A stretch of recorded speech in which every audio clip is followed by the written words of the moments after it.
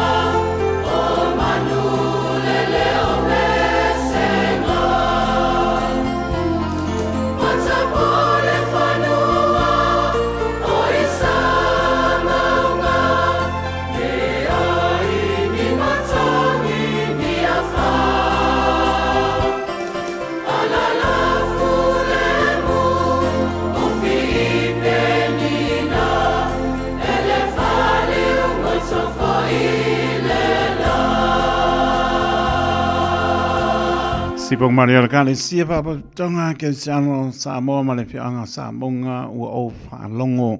Tolu minute ona tāna le tula lima. Tāna lima por kamele fianga le loia whaitua ia leolua i oli o Linda Woodruff. Pasolo po leo tātou por klami o ingaro tātou tua tāne tula e ono. Tātou sauninga notu. Tai o sauninga o le sunga e le... Pai pe au ianto sala, pau tea, mai le Assembly of God i Manurewa. Ian panga sol po leo tato po klame pe ona masani ai po sa. Tai tono lo mrian mano tato tono. Tato iai lona limo aso. Ole masina lona spolo. So 5 Oktober, 2 o 5. Tai tono le alofa maranga leo lo tato tua. Tu aum tu vai mai le masina. Lona spolo. Pai tau masina po ne tau sanga 2 o 5.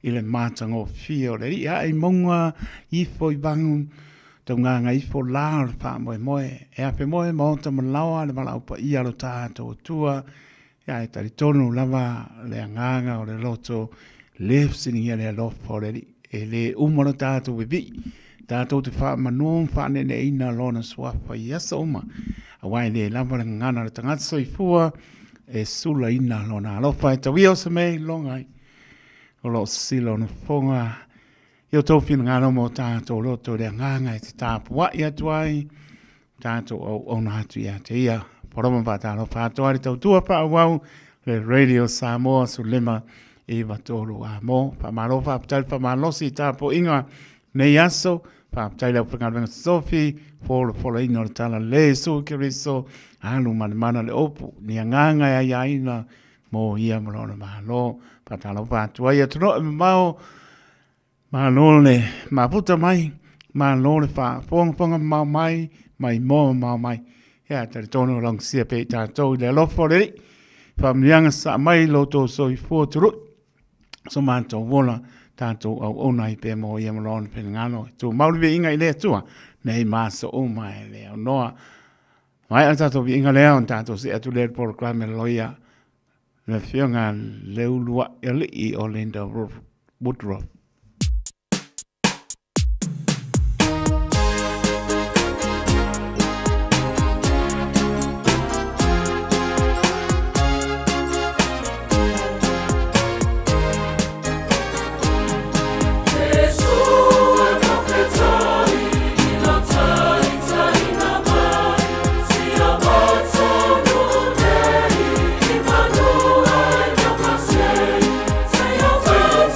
Sudah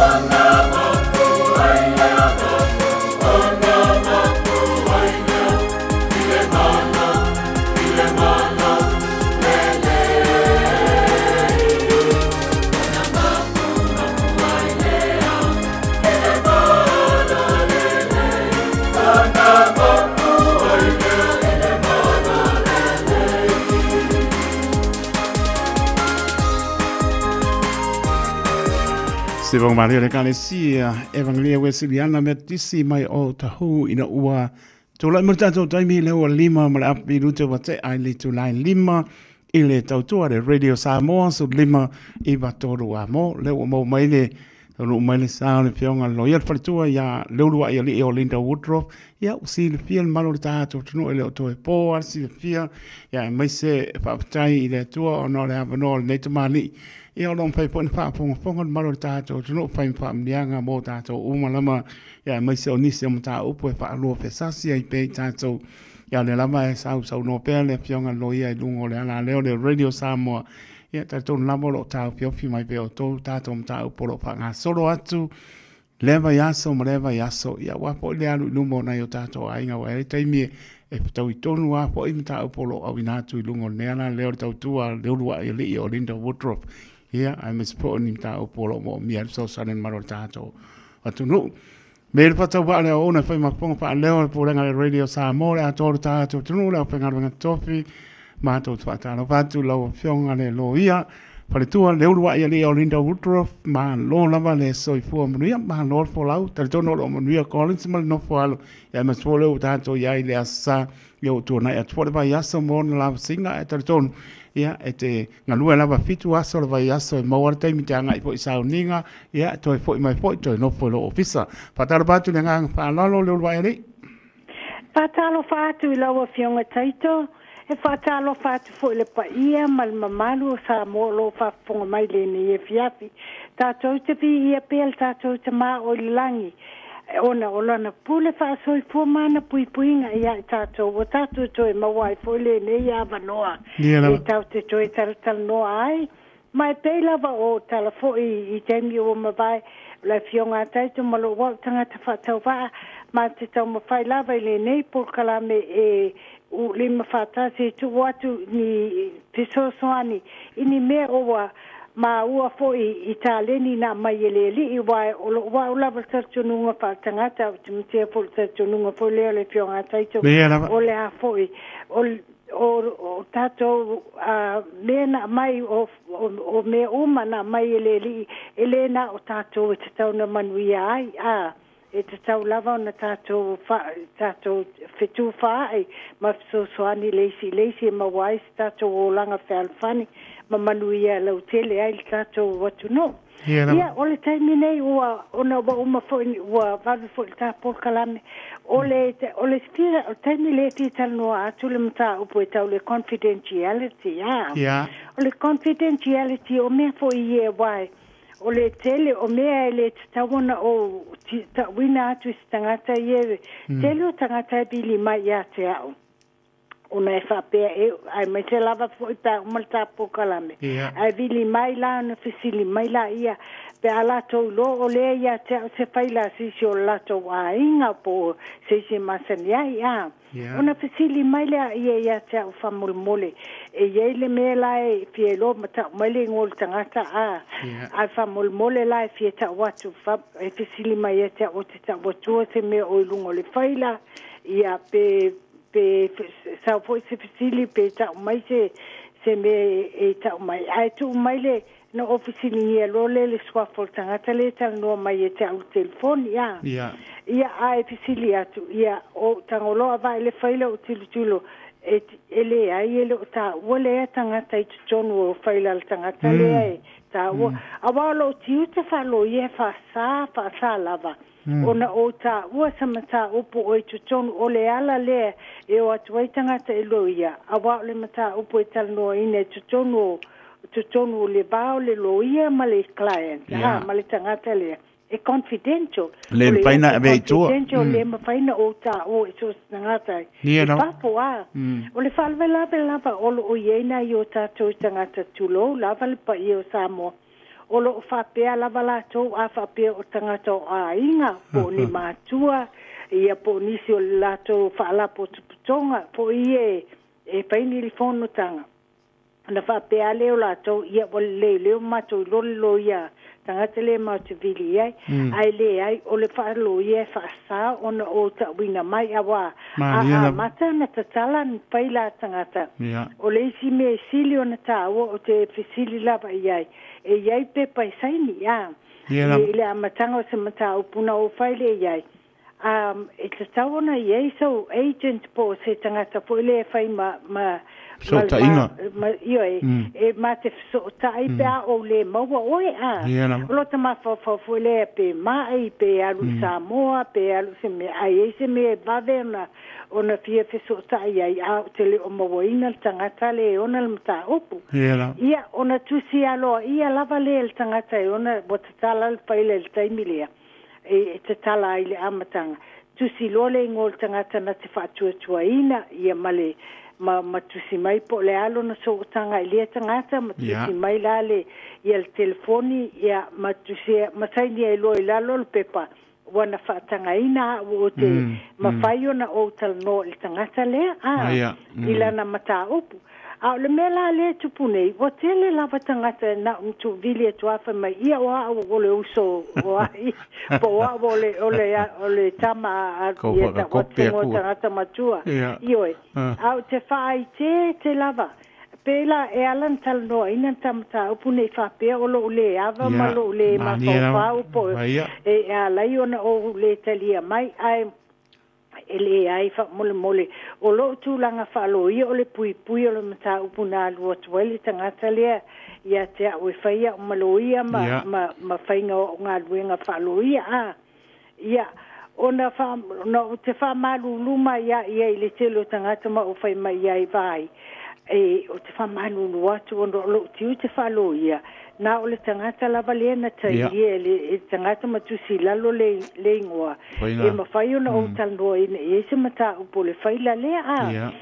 o le suafa la lea ia i tutonu ia tangata e tali atu a whaalo fo i mana ia lava le talo atu papea ia whaftai lava i lawa fionga lo ia mautele e mana malamba ia whapena na pai o le fustata malama ia lava tangata e vili atu fo i lele tu lo lava e whaale ma lava ata whai mai ia lava whai mai ia wala tu se talo o isi tala whai mai tatu pia pala ngi mara whai ngā o ngā luenga ia e whapena ai le ai o te tau o te whai lunga o alau mea ioe ma te tau mo whai mai ai awa e tau tele iloa o le tele sa iei fo ni mena tupu i taimi wa mawai o ni tangata e whita wai fo i wa whai ni misa anga i tutonu whalea inga o le ala na e vili e tuele tangata ma whapea atu te ta oa mai ni me o i tutonu o whaila ai muli ane o ni me e whalea ngai le tangata lena pai te tawa inga i le a inga e me se lava me tau immigration fo lele ia e vili atu na whiwhili atu la ia wa maua mai se pepa ia se pe se visa o le tangata lea ma ia o whai atu whamulmolo te le talia la ofisili ia awa e ala na o le talia mai e le whapea o lo musu i se silava i tu a lo whaaloalo ma lo ui lo fu e lo wau tiu te whaalo ia na o le ta wina mai la ia o whai iai whamulmole e whai li tangata e ona le whai leo tawa mai whai whamulmole e vili mai au ia e tusa fo ia pe vili atu tangata e ona le whai la whalongo mai e se le leo lea pe se le tala le fai atu o tele a mai fo ia se mata po te fai e famul molela va tu te mi lo apoina e te sau ta te tal no ia fai la ia ma awala e ma fai ai ona o vai i falling ma o loa o le tangata le ma te fenga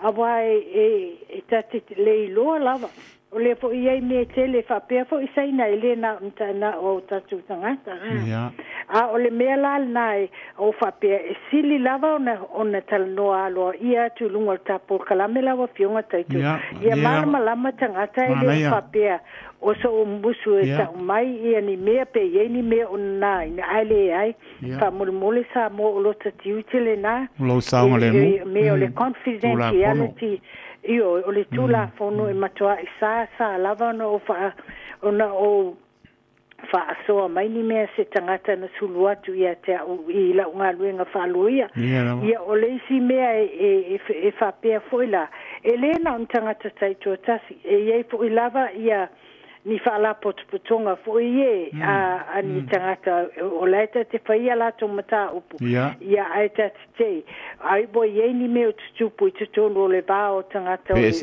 fala potputonga bo fe se ia ia te ilava wala tu telefoni po va se email tangata aita te le lole swa fo le tangata a watu pa mai ia wo fa tonu wa ia mata watu tangata ma walunga a fai fo ni me tau lotu ia ta watu ingo o fai fe au po tangata fa pena ai le ni me le na ni me tau lotu le tala no ina wa e ia lava organizations po nai po fala po putonga o te tu wai ia e vilia tu la fai mai ia o le wo sui wo fai le mato taloanga le to yel tangata nai e yele ngoi tonu o lo faila ai tu mai ta mai ya ta ule me le mai awol to fai le me le ya ha male a foi ia nanu ta wala ta lo tu me yai o te pili mai yai o fai ta mole lava a se vanga na o fai se pono tanga fai alo ia ta te me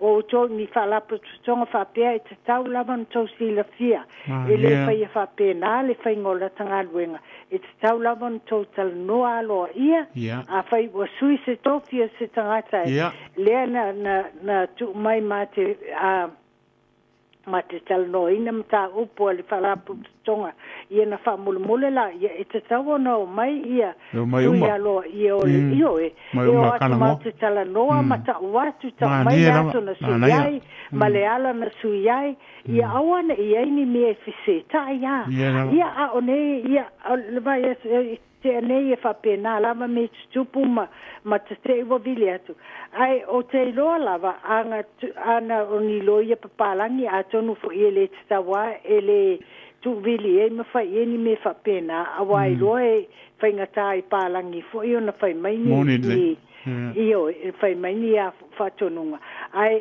le ai e fa mole e ala ona ta na fa pe ai e fa pe ilo wa ital no anga fo ie fai e pe e fa pe ia o ia o lo le Samoa te tawa na ilo le ia me fa le ainga po le ia me fa la potonga e te tawana au mai ia au fisin mai fo ia fa mai ia o tanga tol fala potonga nei ia e te sala po tanga tol fala potonga ele ma fa yo na o mo mai ni me fo ia confidential la fala potonga na ia kele ia fo e tati o po lava ma ia awa le ala le na o tuai o le tal no ma o tu la fono tu sia le malo ele ma fa yo na tsona tal no mai o ni me fa ia se vanga navo o wilo po ai la tal no ia e mo ia e ta watu ma fa mai ia o le la pa wo elo fa tununga wa o sin tangata ai pina watu ia fa mai fa mole awa tele ma fa o le wo elo fa tununga o te vilia ia au te fa malulu mai wala fo ilava la ta un sai ma fa e pe ata tala no mai ai te fa ia tu la vai fa mole e tu la fono e fa sana o ta watu ai ta ula i le tangata le ulu ile pa la tonga mani e fe so tai mai ia no o virtual stay me fa ese appointment e o mai mau te tala no alo i e tono officer ia ma o lo ma fa e lon tai ninga lima o le lei wa sai ni wa suile tangata le e tauna sai ma ai afu e mafaila ona o tala no mai tangata le wasu ia ai le na ona bilia tu fa tonu atu fa pena ia awai le mafai ona o fa ia fa lunga tula fono ia wa le tu io ele ole saunga le mu tato u malama wai ta tele lo foi pe mai ola ia lo tanga ngole ta mai ona so san ia babli ia ai ta tele lo ai me tupu mai si me la ole a fai ma mani va fo i tele lope na ye o tele fisili mai ye pe o le va pe le ai ia le ai o te fa alo ama o fai mai e fa mole lava te fa malulu atu ai fa pe e sili ona ta o le chairperson po le tangata le ulu ia ile to le tai o to fa la po tonga io e vili mai fa mole ia ta mal fai lo tusi se fai se taimi mau te fei lo ai na tal no le a fai foi la bo ye ni swinga o me la fai ele ngatala il tala no tangata mate fe tu fe le mate tala no ma tu ma ia me vili tu ai e sta fo io na o vai lo fa lo ye termina ye ni me bo fe suia e te tau na o longo ia e va ai me fo ye a fa ina ai ele fa la tonga me fa pena ia ona tau mai la ia le fa pena ona o atu se taimi e tal no ina tangata le ai o atu lava ia mau fa ia o ye ni si fisuia inga a fa mo ye ni si inga fa mulmuleta mai ia na o tilo fo la ia wai man tu la fo no e fisuia e la vai pai monile ia ia le fo bota to si la fia le o ye fo ia immigration le o te le lava fisuia inga nei ia ele fa pe a ta fai se meta si e mo lava siaki ia o elo wa tanga ta fa pe fo Colin Marmato officer mo lava siaki tu la fo no le fa nga po tu salava po o awai e ta tele lo lava e mo ia fa saul i le tio ma vatu ia tu si mai le lo society ai ta tele lo i misi se mea ai ta tele lo ia e sia ki mo lava po su ia into la fono a o mela ia fa tawo ina le fa tawo ina mo tanga ta so watu no famol mole e le ma fai tu sa po o se tama po se afine po se ateli o tanga tele o te tu wai ele ma fai ele ma fai on o mai ni fa matalanga ia te o mena na tu se tina ia mai sa tina ma tu pe atu e watu ai pe o fia tal no atu ia te ita wai e pe fai ngo fia wai tal no fa sa mo malai lota te lor fa sa mo male afu le ava fa lo o matu ma fa na me fa pena ia e tal no atu wai la e fa pena fo la ia le tele o tanga tamatu tu ia e tono fa la tonga ai ai lava ia fa ia nisi e ai lava ele fa pe o tanga ta o mai tono fa la tonga ma a inga fa pe a mi o le ai e mana ia lava to tele ai lava tanga ta e se loni me tu po fo ile e mana o lo e vilia tu a tono lava e o te lo lava tono e tanga ta la e vilisa o tu o tal no fo ma se si fa ia tu ia ia pe bilile lo ia fitili ia a le tele lava o le o te lo o te ta o mai po te vili mai i tangata e o nal mata o pa mai oi ole ai o tele lo ma ke de kala ngo la o ke le kala no ai ia o pa fa fetai le li o tele o so vale ma to ta use me ile tangata na vili mai ia fa pena po la fa la po tonga te vili mai ile tangata la fa ulu ia ile mata upuma ma se fai la tu se família le ai ele yes fa tu nunga fa pena fa mole ia o lo fa tai fo i wa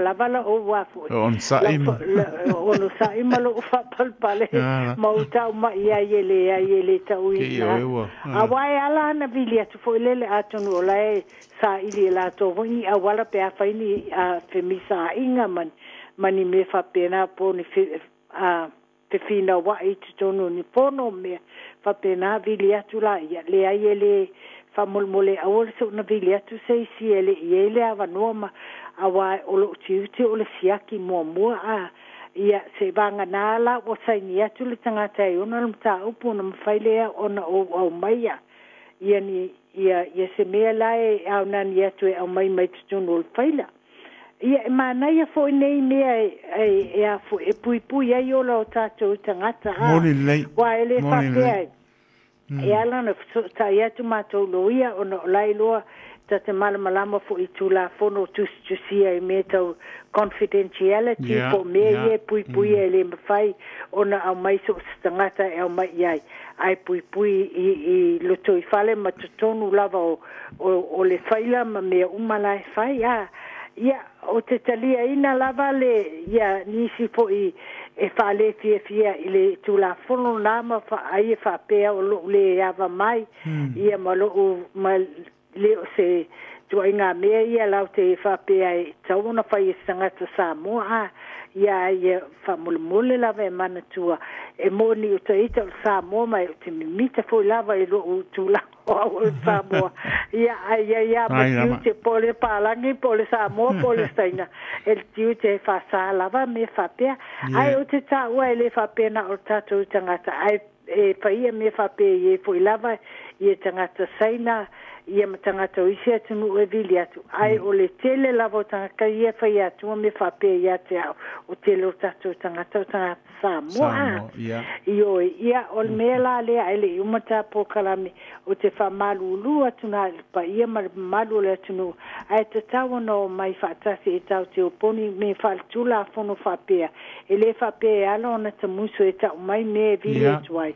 Ona olo oa o mauri ni ma fonga fa le tangata pe whapea o lo fie poto po le me whapea. Ia ai o le tūlanga lava o laita te whaia ona o utiu te whalo ia. Na watu po tangata matala noa au ili atu mata upu ona o laita lau te sila fia. E te leso una whaia ni mata upu I so se tangata. Mata uni I se isi mea na o atu e whai. Awa na o atu o lo tau mawhai e su e se fufo I se mata upu. O lo o whale tonu wai ia ni whalapo tonga po tonu a inga. Ia o le ala lea wo uta uai taito. Whaftaila vai lea wanoa foi. Ai fuo whapea e sile on ta o ta po kalame le neia fiafina mata upu le ona wa whai lava sito tele o tangata e vili atu ma e whaongai pālangi a whai atu ia tamaiti lai lumole o le reception of mai o te demanding information fa tu o vol fa upua le upu o le demand now no tu mai ia te o te tali e fa alo ia le mfaina tato aveina tu le mata upu ia o le mena o mawhai ia o na tal noa tu whaftai fo le ne ia manoa wa leangan me fengta lo talangona fo lea wa le maua ia la wa feitai ma fape ni situ langa ya la yo na le ta wa tuai me la sili mai ai ia al falvala na mai o le tulanga tonu lavna o tiu te falo ia fa sa ona o ta oni me tonu se faila a se tangata po se a fala pustonga se tangata ele o fa tanga ina atu el tangata le ona le faila malmta pulo te tuai ia fa le tangata nai ave eni mta ale o le tangata na ele tau ia ta ona o solia foltu la fono ia ole tal no atu na atono e so ani folta to tunu le mata opu fa faingo fia ia le faingo la tanga luenga ia mamal mala mai fo ia ole to ta mai pe ata tali mai ele mafai ona o mai el mele ele ta sanga tuai awa lo mau o le tele tanga ta mat tuai uma lo telefonia tu sanga ta like ti au vili tanga ta matua fa mai le ai o tele tal no el tamal na le la o te bo vili atu tele lo la poleal le meu vili to o fo e meu o bank accounts man to nga me fa pena me tau tupe vili atu ma fisili atu ia ai o tele ta o mai lava iai semta o panga le tai to bo afa fo le lima e iai si fisili o fisili mai ela o fionga ai le umata por kalame e na le feedback le sa lunga I o le sunga ya so vale fala va au pe mai mantango fiele sa unoanga lo fionga loia mo ua no fale po sa tu ya ma pero pia ma to lato fa ponga mai ua mantango fiu ma malama ma le ma nei o lau sa unoanga o fa ma mai na o le tūlanga po lele o le whaenga tano release pe matu watu ia wa le stangata like hit and run nga sawa pe o like moe pe ango pa ku le sika mo pa nga le pa pe tani be alert la ku le sika mi lai moe de o makana le sia tanto matala tai mi mo a ver pa tau ba la una fai ma fonga pa le po lenga le radio ai mai sala to le atu no tele mai feedback le nunga ka ko Facebook ma nga fa ma lo ma pa chai i lo fa nga loia mo le aba no wa fa no ina te anga i mai lunga le ana leo ia wa be ala a pa tu la o ma tu te le ale mo ma to ai mai sala fa fonga ta po ma lo ta to no la fa nga nga to fi ale tu i le tu langa le o le stanga ta la wo pa fa tonga la ma le pele pe tu lo le ngana na tau pai lo le to ta se anga isa o tu ya te oi ma batu ni tu langa po le ave le anga i nisi o le ma tanga ane te ma o le ma no to ma no le to o linda o le ta fio i mai te mo wai me si mo lo mana i po lo nga venga Collins le o manino ma lama ia au fala tu langa le le ma fai sa mo le no pele o manino mai la o to pa ponga e pa ma lulu o fo la po se sa no nga to le fio nga lo ia pe tani atu o ala o mea le na o ala i ona le fai ona tari atu ia mauti no o linda le i fa matu o atu to nga mo pole ale fai la mana o mai o to matu langa pa pe le ma fai se no o manino ya tia a wa foi a se no fai e alu tu la fono lo lai manino tu sale o le ala o mea lai mana o linda ia manino ma lama me uma ai le fa matu o atu se si fai lo tau pa to ma lo ta to o me le va si ia ala au bane fa ponga le tunu ma pa ia sa mo le tunu pele le ala ma sau pala au atu au tali mai ma fa ma lama mai le fionga lo ia o linda tu langa tali tonu e fa ma dia ina le fionga lo ia ma la so san fo o linda se si tu langa te uia i lo le fa ma tu atu ai popo ngati ai le lo ia no fa pele le o ta fio ia i ona tofi ia mai le o ma lama fo o linda tu la fono au tu la fono na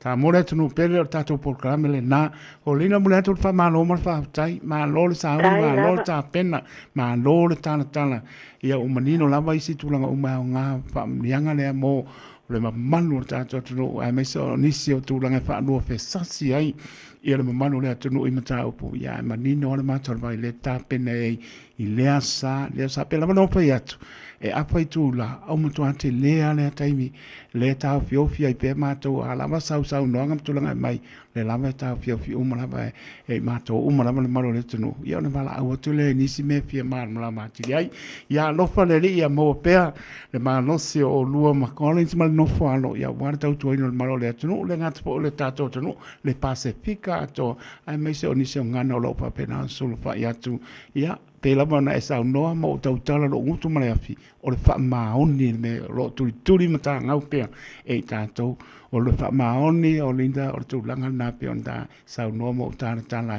i tofi umbo bana a wele ia tato ia fa mnyang po na o lo man no fano mo morin sa fo mo malo le atuno na sa mo mo lo so fo tom fire radio sa mo na tanto ta pa i lungo pe mo ngalo e i lautou tua and sport tom fire radio sa mo no la foto sau no anga muli tata ma vai ai fa tai tele lava o linta le tata la nefia Faftai to lo so san mai folta mtaupu faftai pa yemal mal sa molo fa funga mai pe lava no ta wele amtanga le auna lava le nei po kalame o le fa ngal taleni el nei au na fa ta va i me lo tu puta te lo ina a tonu so soni ile lo te lo tatu tangata ia ma so soni fo ilo tai tangata ile tau mo fainga ngal wenga ia fainga wenga le nganga sa mal me tonu i me tau tu la fono ai mo lava fa sa mo fail me tonu le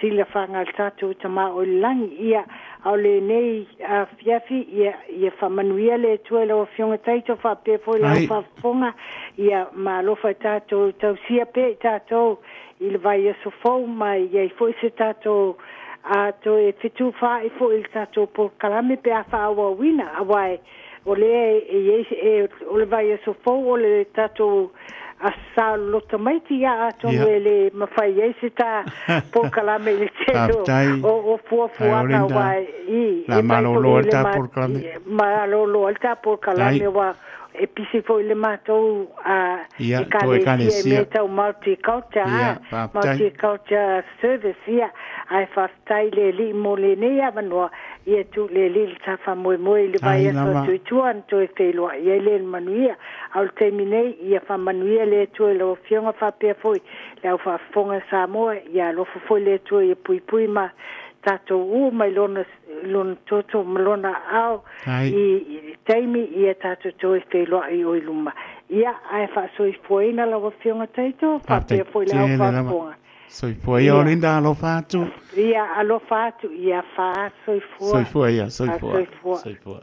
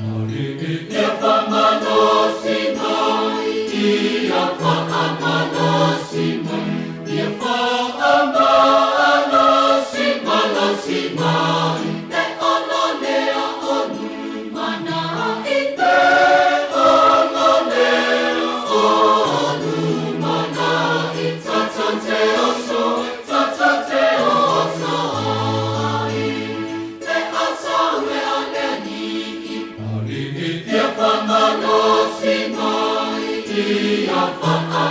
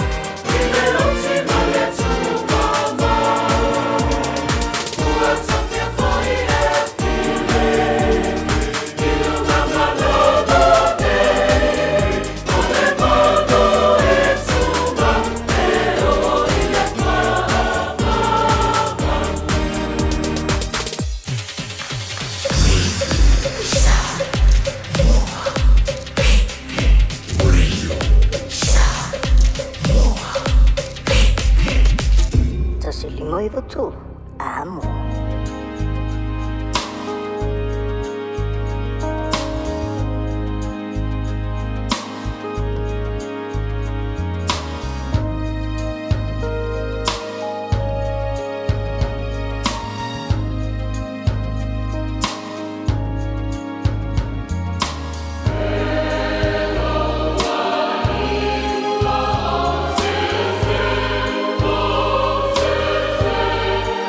Oh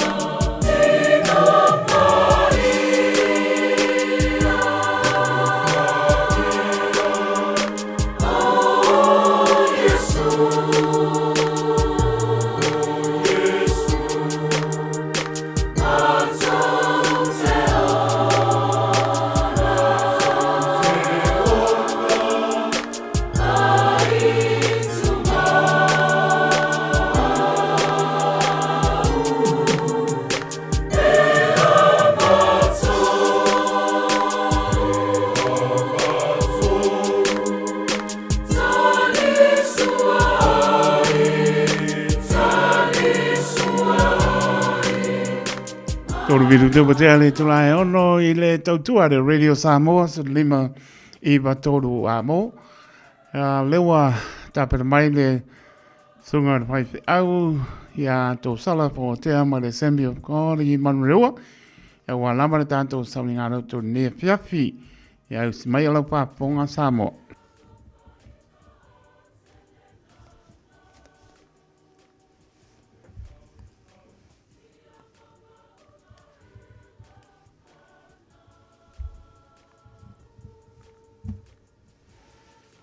Whatarofa atu, le paia ma le mamalu o tātou o tunu u nei tu asu. Ia maalofa tai, maalofa I le onsai. Maalo le ngalulue mo le atua malo na whiri ngalo pe o nei foi asu. Ta tātou atu ai na whatawhai taulau. Ia la tātou atu le tātou sauringa I se viinga.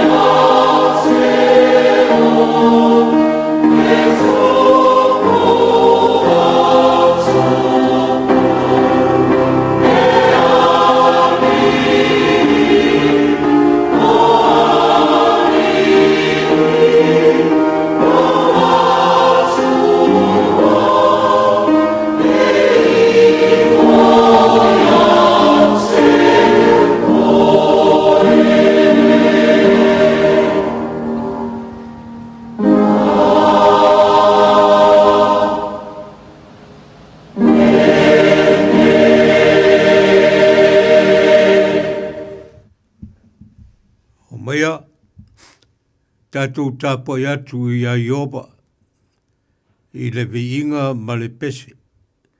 Whamanuina lona suafa pa ia o lona suafa manu malo. Ina ia whapeo na whapoi atu I a te ia I le anganga ma le whamaoni. O le a tātou vi atu se viinga o le tua.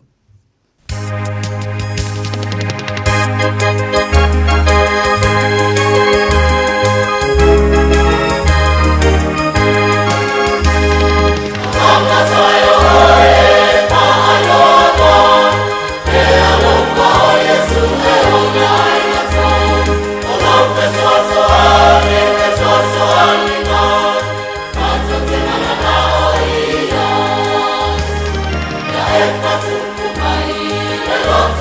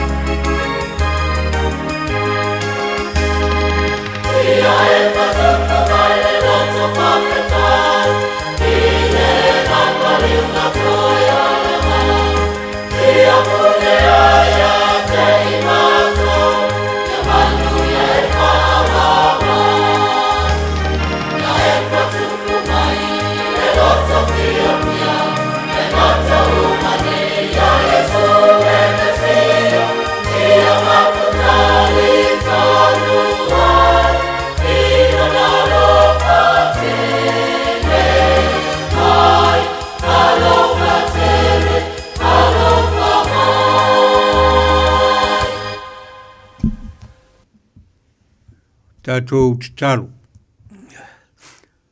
O le viinga I le tua I mea au pito lunga, ma le fina ngalo alofa I tangata. O matou atu le nei piafi mo le nei pō, awa matou te manatua lo walofa ia I matou I teimi uma. I nei fo iaso ma le wai o lau whanau I au sauninga pa ia malo pule whaftai wai ume uma, a o lo lava vi inga E le mawhai o na matou tu ua. O matou te talo le ari ia fio mai lo nganga, a fio mai le mana whaola mo I matou uma. Ina ia whapenao na whamarama maina, whalau te leina lo fina ngalo E ala I lo upu, a o matou whalungo longo atu. I le suafa o Yesu le li ma le whaola. Amen. Amen. La tatou vi atu le vi inga o le tua.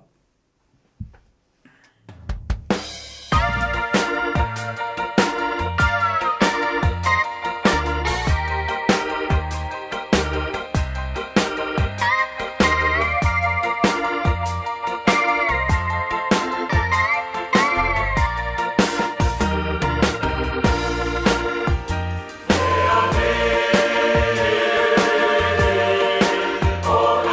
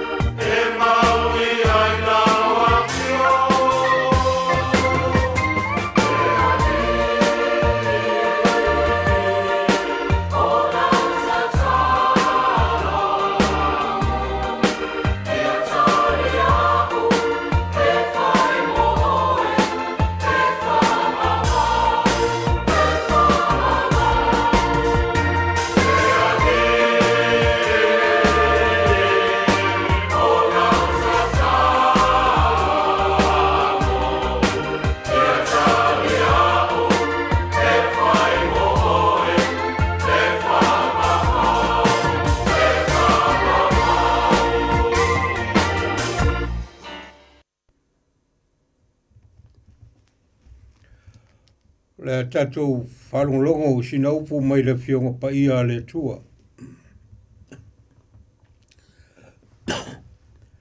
Au te whai atu ia au tau sawa wali i la le nganga, ona le whaia le au tau o le tuina nau o le tino. A wā o le tino o tuina nau lea te atu i le nganga. Wa tuina nau fo i le nganga e te atu i le tino. Wa whetena i fo i a mea, o le mea lea tau te lepa iai, mea tau te loto iai. Ai a whai e taitaina o tau e le nganga, wa le nofo o tau i le tula fonu.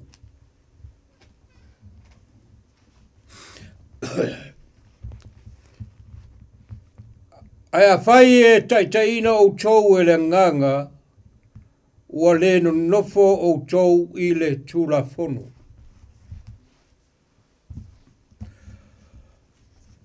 O se upu lea ua mauai se whamalosi mo i tātou ni nei pō. Lo tā ua e kalatia o lona mta upu e 5, a o lona whai upu e se furu mare ono, se furu mare fitu, se furu mare varu. Ai a whai e taitaina o tau e le nganga, wa le nofo o tau i le tula fono.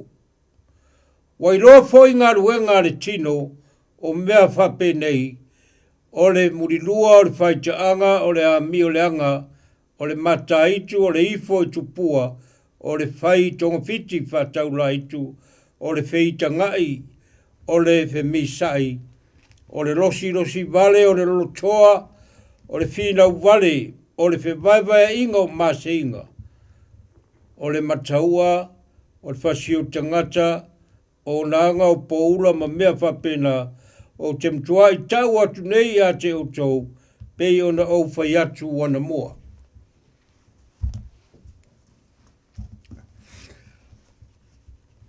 O upu ia o upu mai le fionga pa ia le tua, leo kako whanongongo iai.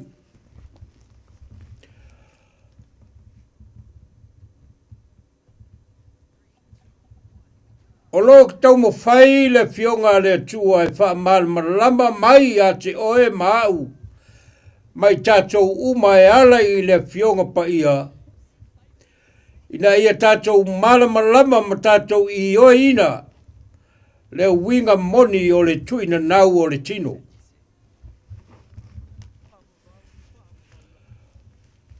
O tasi le mea o tele ina nau iai le tangata i le tino le nei.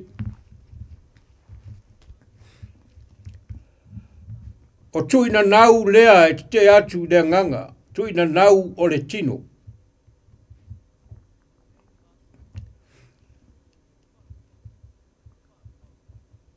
Wa le mawhai e tangata o na tau fia. Lo latou nau ma lo latou fia. E soi fua ma o latou wola i tuina nau o le tino. Aisha. Wai loa le lei tuina nau o le tino, ngā ruenga le tino mea pape nei, o le muri lua, o le whaitaanga, o le ami o le anga, o le mataitu. O le ifo i tupua, o le whaitonga whiti whataula itu, o le whita ngai, o le whemisai, o le losi vale, o le lotoa, o le whina vale, ma whewaiwai inga, ma mase inga. Mataua, whasio tangata, o nanga, poula, ma mea whapenau, te mnuai tau watu nei a te utou, pe o na au whai atu ana mua, o e whaia mea whapena, e le whai le malo le tua, mō la tautofi.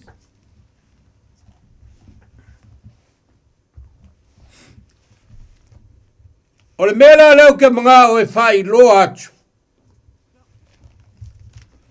Inga ia mawhai o na tātou alo ese mai ai, makako o se mamao mai ai. Inga ia maua e tātou le manuia o le tino a toa maranganga. A wā le tino o tuina nau le te atu i le nganga. Wa tu ina na foi le nganga te atu le tino. Wa fetena I foi ia mea, o le mea lea, tau te le fai ai mea tau te loto iai. Ai a fai tai ina o tau e le nganga, wa le no nofo o tau I le tu la fono. Hallelujah.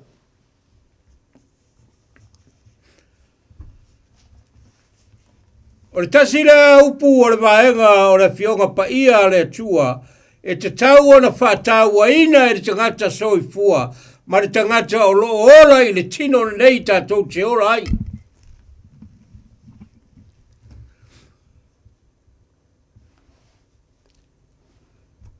O mea ia ua whete nai, e mai ia ua whete nai foi ia mea. O le mea le tau te le whaiso se mea tau te loto iai. Ai a whaitai ta ina o tau e le nganga, ua le no nofo o tau I le tūla fono. Alleluia. A whaitai ta ina o tau e le nganga, ua le no nofo o tau le tūla fono.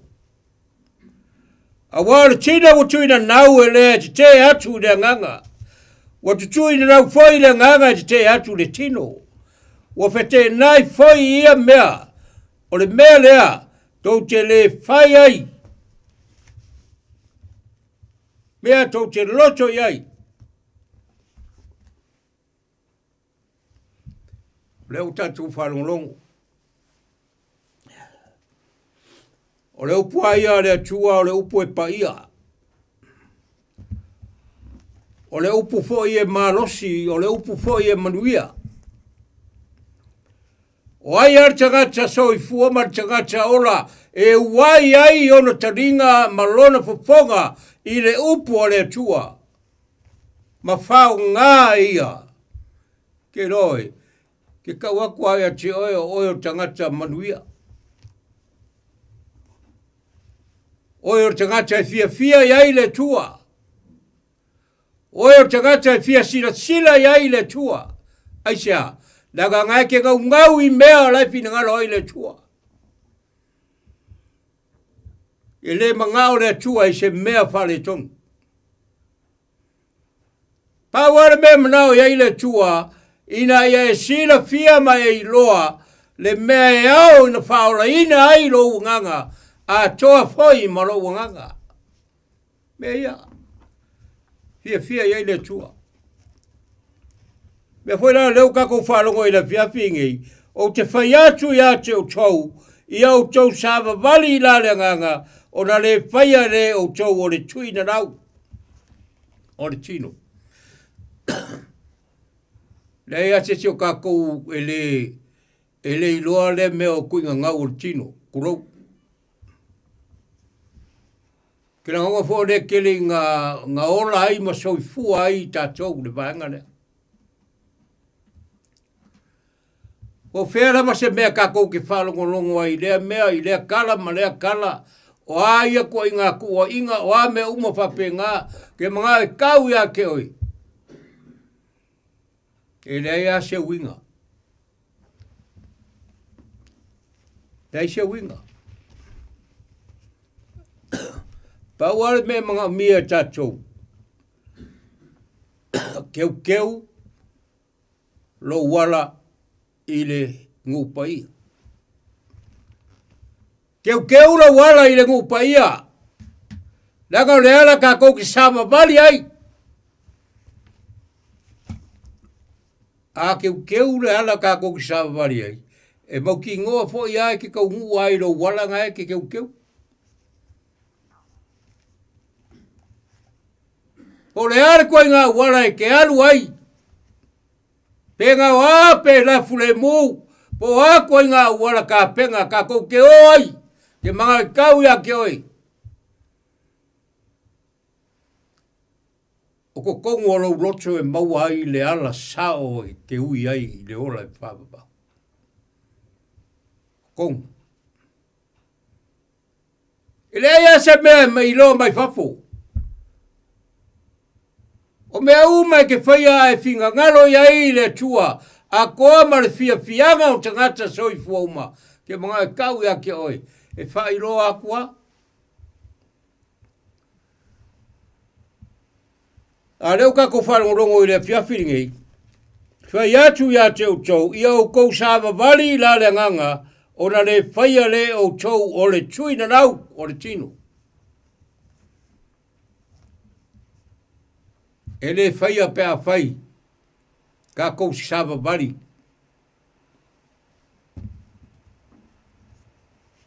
I la le nganga.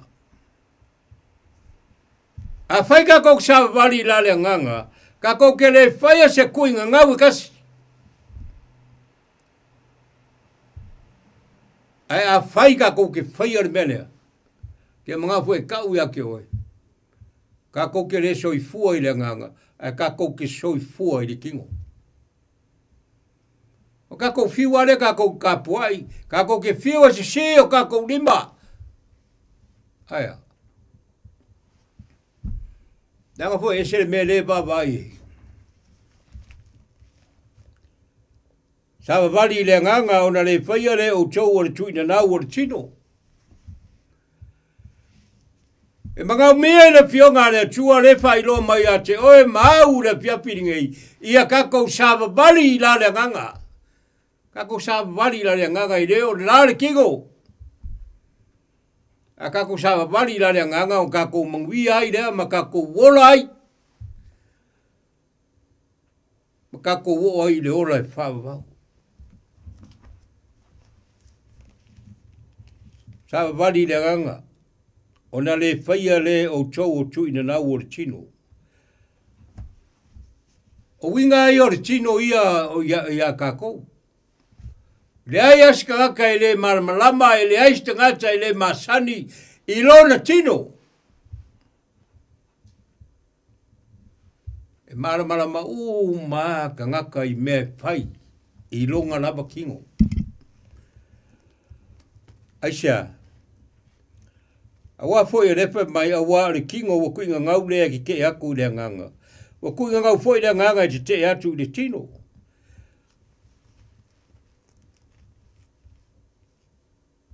E leo le ke la le o le nganga i le tino o nga o sesi mea, ai ke o nga ia manguia i oe. Manguia i oe, manguia i lau wainga, manguia i lau whangau. Manguia i lau wainga lotu. Aisha, wafo ngai ki ke le king. Ai kau ke le king. Aisha, la for king o le ku ngau de nganga. O no como fai le nganga e ku ngau le kingo. I ngau ngai sau fa nga atu te gata. I le mea la ngau i ai e ku ngau de nganga. E fiwa la ku ngau le nganga. Alanga la ku ngau for nganga le kingo. Le la fa bele fionga le tua o te faiatu ya te o tau. Ia sawa wali la le nganga. O na le whaia le o tau o le tui na nau o le tino. Wa i le se me whaia. Pe a sawa wali le nganga. A sawa wali le nganga i le whaia inga i le kingo. Se waga ngā o le sawa wali le nganga.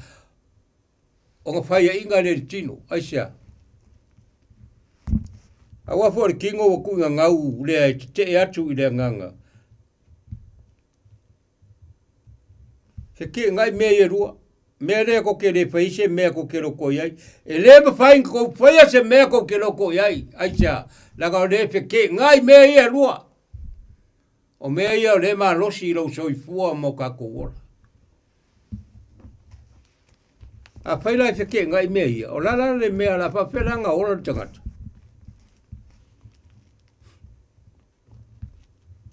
Aora ulu ia malau fa malosi i le fiapingi. Ia kako ki ke aku i le kingo maonga kuinga ngau. Ia kako ngau le nganga. Inga ia ki ke le kingo. A fe ke ngai ia mea. O le mea ko ke le pai eise mea ko ke loko iai.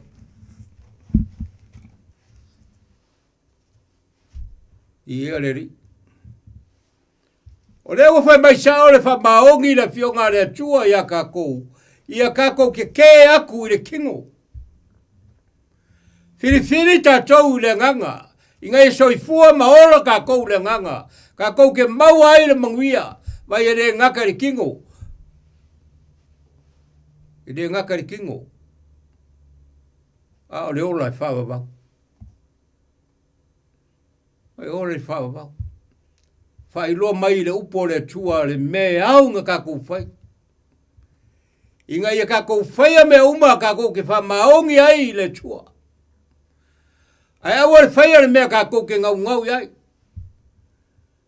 Whai le mea kākou ke iloa lai whina ngalo ai le tua ia ke oe mau. Kākou ke iloa ai e vi ai le tua e so se mea. Lewe kākou ke o kākou ofo ringa yaso. Aver vi inga o le tua kākou wha manguma kākou wha fitai. Aisha. Kākou ke reo vai, kākou ke reo mākikiwa. De aise mea kākou ke polonga ai. Lo kākou wola le manguia o le tua. O lo whai lo mai a le tua ia ke oe whai lo mai a ke au. Lona whina ngaro pa ia. Inga ia kākou wola ai ma kākou sawa le muai. E ai la se si me o le singi o le wha mo ngā mea. O le ola e whawa. E se si e le o ngau le ola e whawa.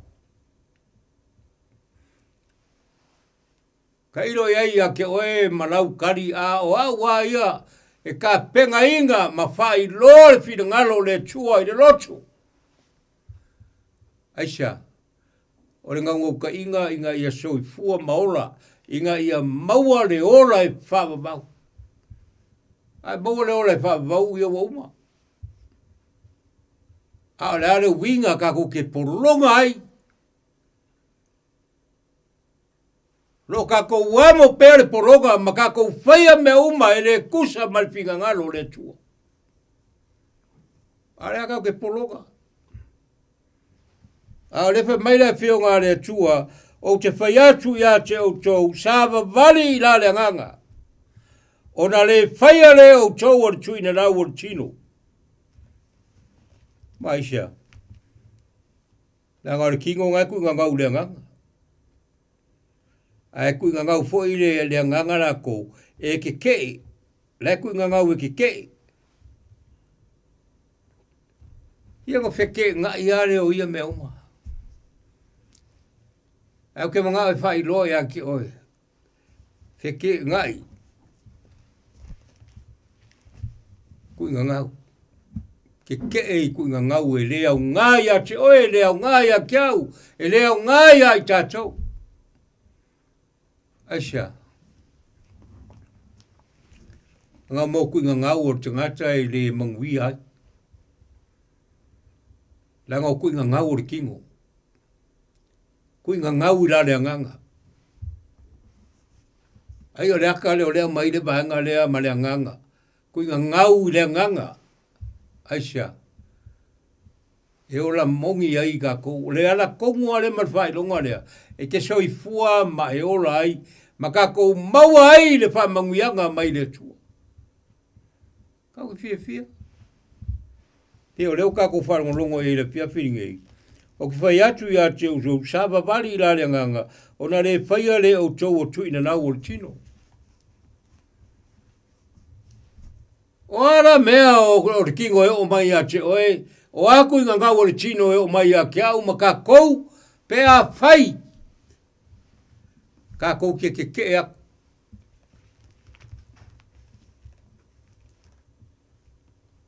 Ia o kou sāwa wari i la le nganga, o na le whaia le o tau o le tui na nau o le tino. Ma o le wha maongi a le whionga le tu.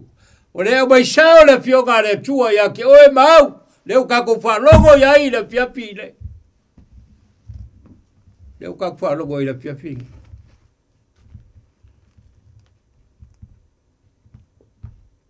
O whai atu i atu o tau sāwa wali la le nganga o na le whaia le o tau o le tui na nau o le tino.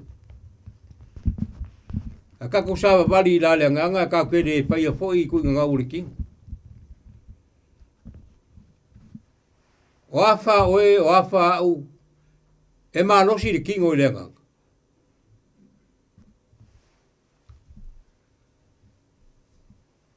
La le nganga. Nga le nganga uma me uma le me se sia me ko ma foi. Ka ko sa vali la le nganga. Ka ko sa vali ba le fa maongi. Ka ko sa vali ma le mauchinoa. Kai ai ro wainga. Ma ka ko uma i le pol nei. O ga i lo le o le manguia o le tua. E waka ko ke kuinga ngau. Kero me le kasi le me le kupu o le whawelevi.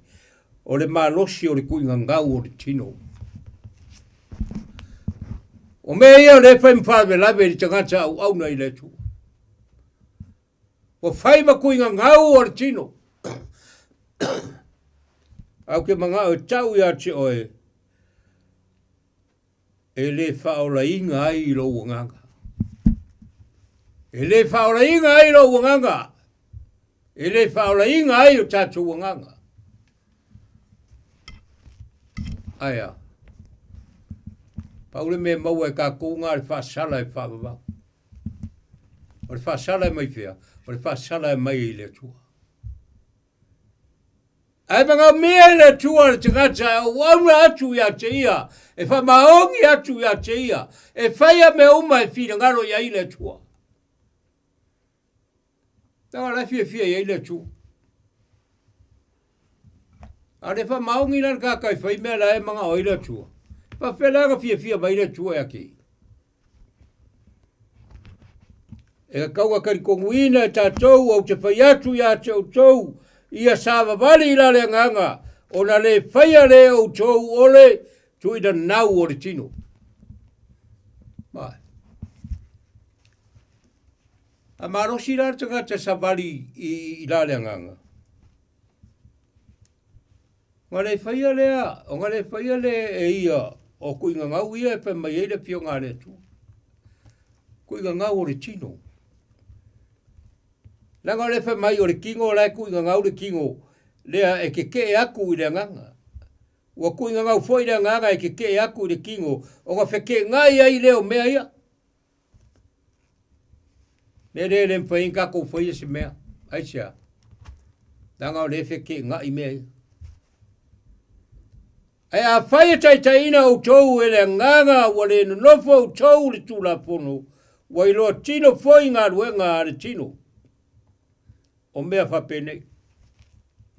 Ia lawa si la fia mea uma. Pea o kako whalongo iai. O le aua ke ngaoi, aua ke murirua. O a mea uma whapenga e leo mga mea le tua. E mga mea le tua lana whanau ina ia o ese mai ai. Ia whakauma mao mai ia mea e le aise winga. E le aise au ngā. Aia. E mai mau ai le ora. Mai mau ai le ora, mai mau ai le tino. Una le ai leo se ava noa. I le malo wa umana saunia e le tu. Ia waka ia kako ke baba iai, ma kako kirkiro iai. Ai a whaita i taina o tau e le nganga. Wane no nofo o tau le tūla fono. Wa iloa fo i ngā ruenga le tino mea whapenei. Ia lea lawa e whai kaura iai. Ia ngā wa si la fia. O mea e le aise au ngā. O mea ngā le poronga ai ma mawhatia ai. Le soi fua ma le ora le tangata. E mawhakia ai lo ora. E mawhakia ai lo soi fua. La mea ringa mawhakia. Ke roa kui ngā umaia mai. E ula ngia ai tangata. Wa peise mea e ula ngia ai tangata e iska ngaka. Ale mana onga le fionga le atua. O te whaiatu ia te outou. Ia sāwa vali i la le nganga. O na le whaia le outou o le tuina nau o le tino. Mai, pawalo la le mea o le ele mwhai ka kome. Tātou sāwa vali i la le nganga. Tātou sāwa vali i la le nganga o na le whaia le outou. O na le whaia le tātou. o ku inga ngau ia. A le wa kau mai le fionga le tua. Langa o le kingo a ia ki ke aku le nganga. Ku inga ngau foi le nganga ki ke aku le kingo. Fi ke nga ia mea. O le mea le ko ke le pai ei mea ko ke loko ia. Aisha. A le a mai le fionga le tua e fi ke nga i ho ia mea. E alu ka ko faia ma le mauchinoa. Le mea o lai fia iai le tua. Wa uma foinga fai lo mai le tua ia ke oi. Ma mea o lai fia iai le tua. O mea ia o lai ka ngau iai le tua i ka ko faia. O ka manguia ai leo tatou o pāpapau. Mea wira lea tatou o tunu ni fia. Ia ka ko faia mea ka ko ke i oe ma ka ko kaliko. Tātou sāwa wari la le nganga o na le faia le o tau o tuina lau. Sāwa wari la le nganga. Te ror ke minga iu ka ko mawai. Ka kere fai aku se si mea e a ka whanongononga ka ika ia ma ka kilo. I meo ka ngaka ma fefi ngā ua inga i vai ke minga. Kwa makau kia. O la ului fwe nei a ke oe. O le are me maua e roa inga pe a whai o la e muri e fo i le mea. O le a fo le mea la maua e roa inga pe a whai o la kaula mua ia kiau. Lo waku i. Vili aku i. Dei ma se me mauai, deu soe, lo waku ue ringi po. Fai le mea lenga ngau ia ile tua ia keoe. Fai le mea lenga ngau ia ile tua, o ke fai atu ia te o tau, ia sawa wali ila le nganga, o na le fai a le o tau, o le tuina nau o le tinu. Sawa wali ila le nganga. Asa wari la ka ko la nganga. E dei la se me ko ya fai ngai tatu. O ka ko faia me uma e fina ngaro i le tua. Wa ka wa ko foi i le tua. Le usikai o le tangata i le tua. Ai a fai ka ko ke le usikai i le tua. O le ala ka ko mea o le ka ko whakarikari. O le nganga ka ko whakarikari le fio mai o Yesu ka ko ri fao. O ka ko sava bari tusa ma le fionga le tua. Ke fa penga fo. Ka ko nguri e fiafi. E le upu. O le upu ai o le upu le tua nga kau ma ka ko fa longo ai.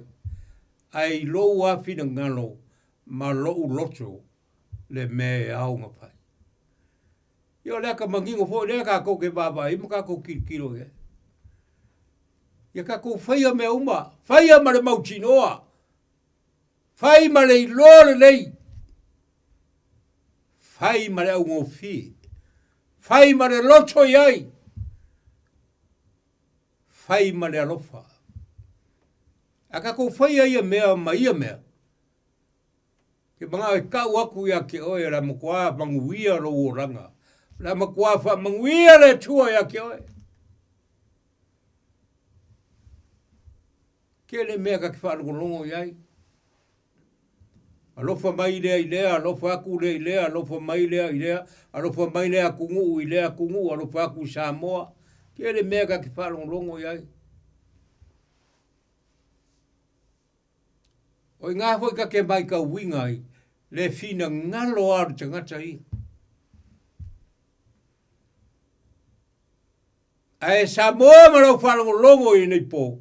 Ke mga e kau ia te oe, e kai ko kasi te ngata ma kūrai luma o le tua. Ma kari aku. La lale me ngau iei, lale me ke mga ngau iei, ke mga oe. Ke fia kūrai ma e kari aku. E i oe makari kongu iei o tātou loto. Nanga koe ko kasi ka kou ma ka ko kukui luma o le tua. Makari aku tangata e kusa. Malanga sa fai. Meia.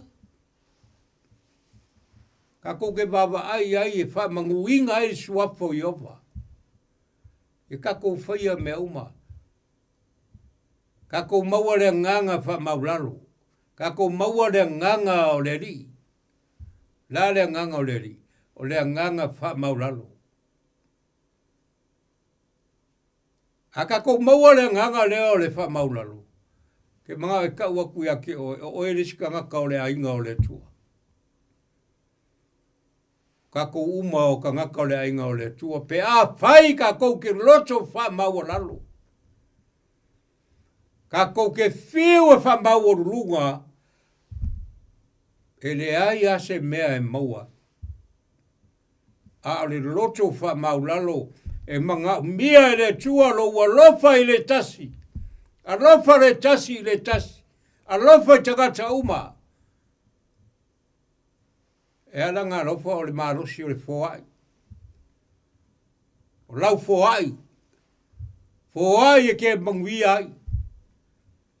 Ai ko anga ke foai. Ke manga fo e kau ia ke oe le piafiringai. O wha manguianga ngā mai le tua e leo i loa stangata. E ke musu e foai a ke leo i loa le manguia e maua. A le wha mai le fionga le tua ia ko anga e foai aku. A lofa atu. O ngai maua leo le manguia ma le fi le mo o le tua. Io mea ka ko ke ilo ma ka ko wabai. Ka ko kau kingo ai. I le ia se le kau kingo i le male mau kingoa i le tua le ka koe ange. A kau kingo i le tua, kau kingo maro mau chinoa. Aisha, langa o le tua lai so i fua. E wha fofonga le tua, wa me uma ka ko kipai. E wha fofonga le tua i me uma. O nga wha manguia leo le tua ia ke oi wha manguia mai atia. Ia. Samoa. Ia le upura le tua mo ka kōngipo. Ka unga ia whamanguia le tua ia ke oe. Whamanguia mo tātou uma. Ia o anga i kakaro. Kakaro reisi mo reisi. Ia o a me uma ka kōki whaia. Whaia o ngā o le vi inga o le tua. A leo se vi inga o tātou. Ia whamanguia mai le tua ia ke oe ringi po. I le suafo Isu. Amen. Oh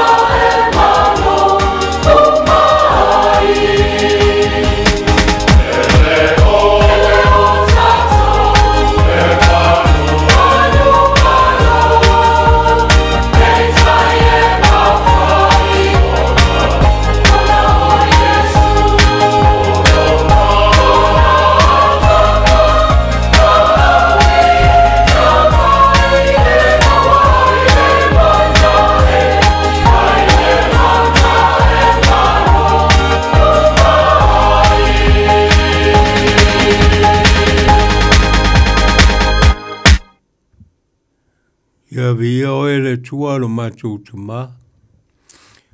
Mātou atu nei fiafi te tere lava I lau fatasi mai. Mātou whanongolongo I lau whina e ala I lau upu. Ia vera upu e whai malu I tau.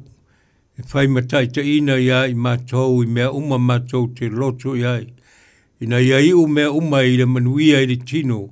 Ai siri lava I le anganga. A fio mai mo I mātou uma whamanuia I lo watunu. Whamanuia foi nei ofisa lo mātou te mā. O I lava o ngā lue ai. Ia e anga le lei whamanuia oe lo mātou ori. Mātou talo e ala I lo suapa Yesu. Amen.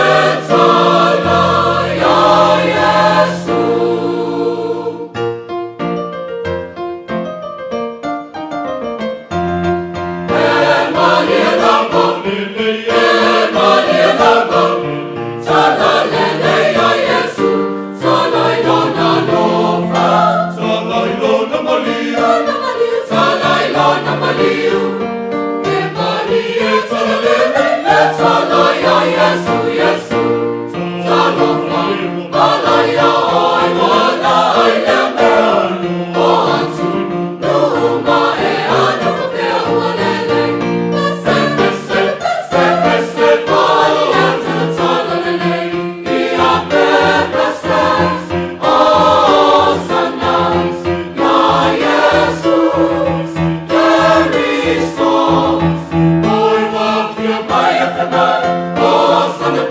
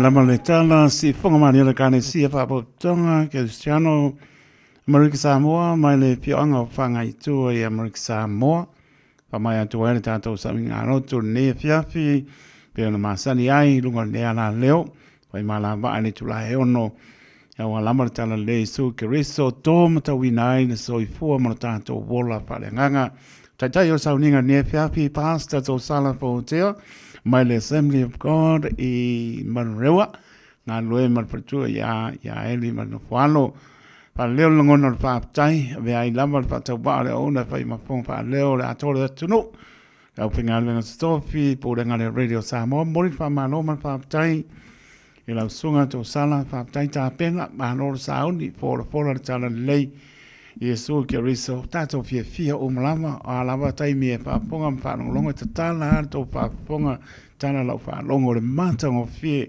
o a fionga pa ia lo tato tua sulu yo tato vai o le mamlamba yo tato wala pa tai ta pena ne fiapi la sunga to sana yanga leleli pa to mulotu mo pe lo mano si tino sili le anga ma pretua ya eli ya ngadu due ai ile ekalesia e o chi i Manurewa po i lungo ala ni fiafi familia ne ni poi lo soifua tonu i monta malawa pe loa i marpretua ma no poano ya me sforta po inga selo ekalesia i o paiva ne fiafi sa unia le li o lao le lei ya me se o taime pa tala ulato ai po i le tautua de Radio Samoa mo mi lava so sanin maro la pinga venga i tātou whai ngā notu i le tula e ono, wha mano wha aftai, ia matu ia nei lao lei, mori ai po i nai alo whaanga, ia nai ainga, ia masoi siro e kāne sia, ia lau whai ngā venga stofi o loa penana, wha ponga mai ne fiafi, ma le nganga, wha alo tau san?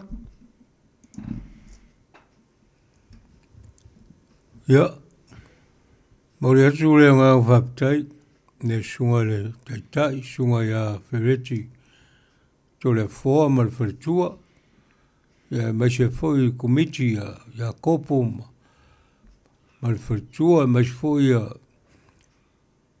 paumui ma le wharitua, ia mai se foi usa au auna uma ma wharitua i nei o Kilangi, ia mai se foi Wellingkonge ma nuu tua oi, ia anga le atu le tua ma whamuni atu mo i tātou o malama, ia nau le pinangalo le tua, ka kou ke maua i le manguia ma le manosi. Ia e fo i eile pi inga ia te ia. Ia wha manguia fo i le tua mo ka kou. Ia wha fo i mo le whaanga mo le tina ma le whanau. O lo wha muri mai ia maise le ainga lotu i Wero Town. Ia wha pe ngao ngā mako ka po iai le tua maronga whinga ngaro, ia whamanguia mai mo i tātou umalawa i ngei pō, ia maise o kāre sia ma au aunga, ia anga le atu le tua whamanguia. Whamanguia fo i le ri ia, siri ngō whamanguia i le pule o ngei ofisa, ia kusai fo i mangeia vangoa o lo maua pea, ia anga le atu le tua ma whamanguia atu i lau sunga, ia mai se foi lau foi ngā ruenga, sunga foi a taito ro mama fukari ngai pō, ia anga le atu le tua ma whamanui atu, ia o le karango aku lea ma le awa ma lo whaalo alo kele, ia whamangui tele le tua mo tātou. Maro whātai sauroa to sala, a pena no whai whāsui whaia.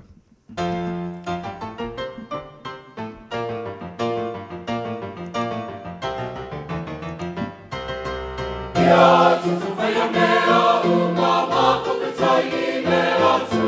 Ia tutu whaia mea uma mako pe tai I mea tu.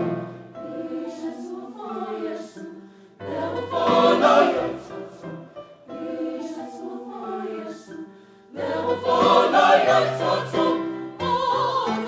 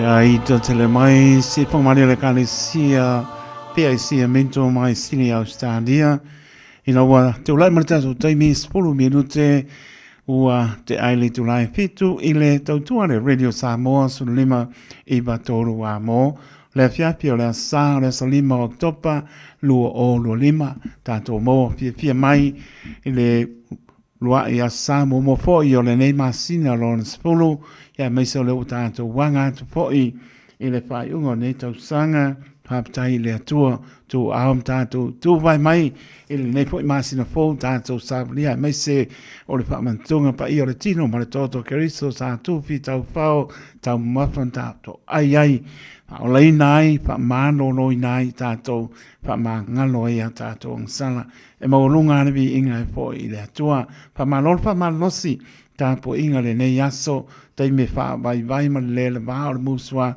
ya tato manato na es sta tali atu i le lofa sisi ese o tato tua tato manato ya Yesu Keriso e mama e le pona nei lunga sa taulo ono le lofa ya te o ma o mai tato umana le loa le lofa le na le tua tato te mana tu natu file mu pe i aso umalo to soi fu mo tato wola le ase me a tato tawi ai le anga le lei e ngata le ngana le ngata soi fu e le sulaina le mata go fie o le lofa o le tua au poni a rio o ia lea tawi o se me e longai po ia le vi inga le tua pa tai lau pengar ben stofi ne aso to vine fia sa tu la ai po le fola tu le tala le lei a wala vani nganga ia ina mo ia malona mano pa mano fa tai mo pelo to mano si tino fa sili le nganga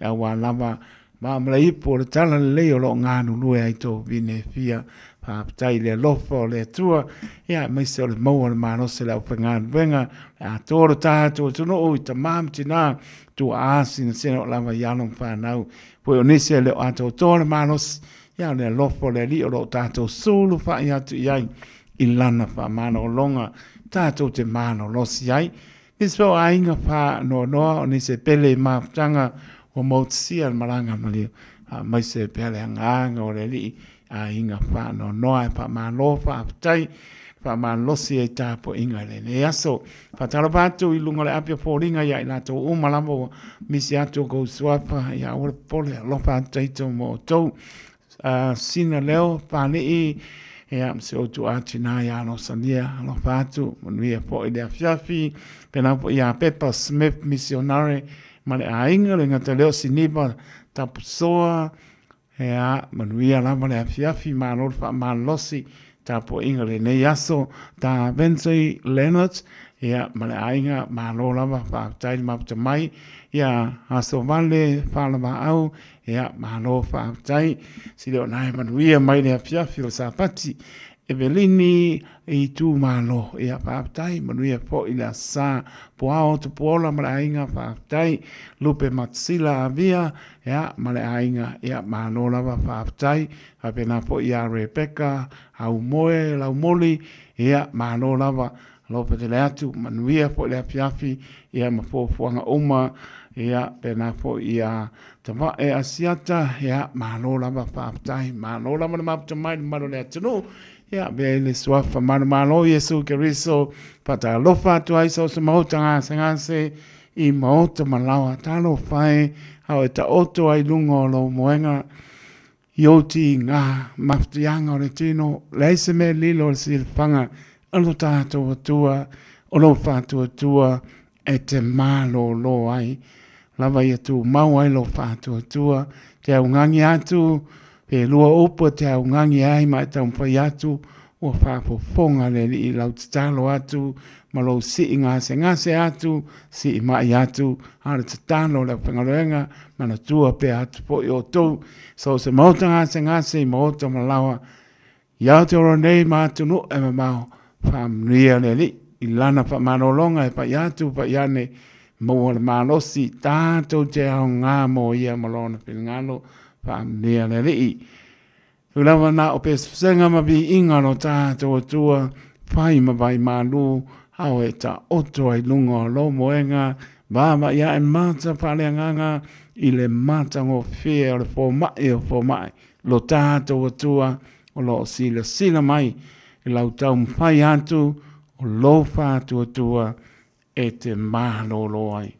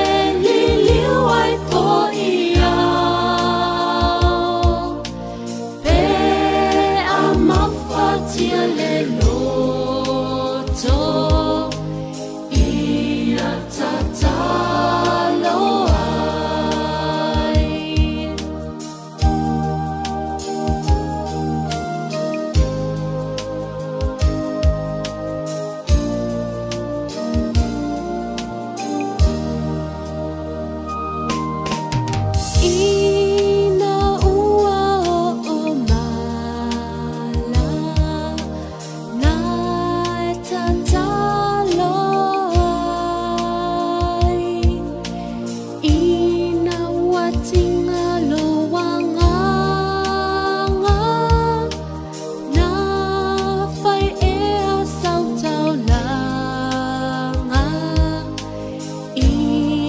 le tai ane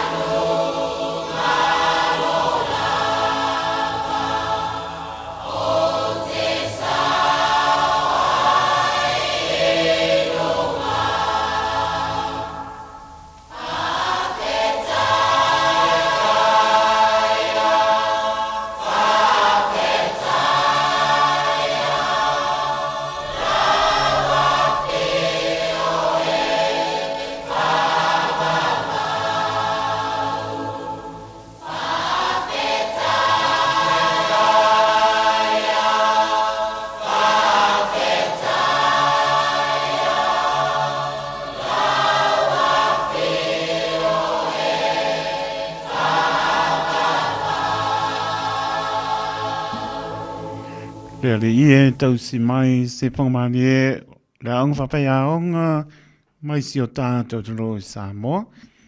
Mai atu ai le tātou proklame a si singa i mautanga sengase mai ia bibi inga ro tātou atua pai ma vai marua e ta oto i lungo lo moenga a le whamalolonga lo tātou atua ia lava le fō mai o fō mai.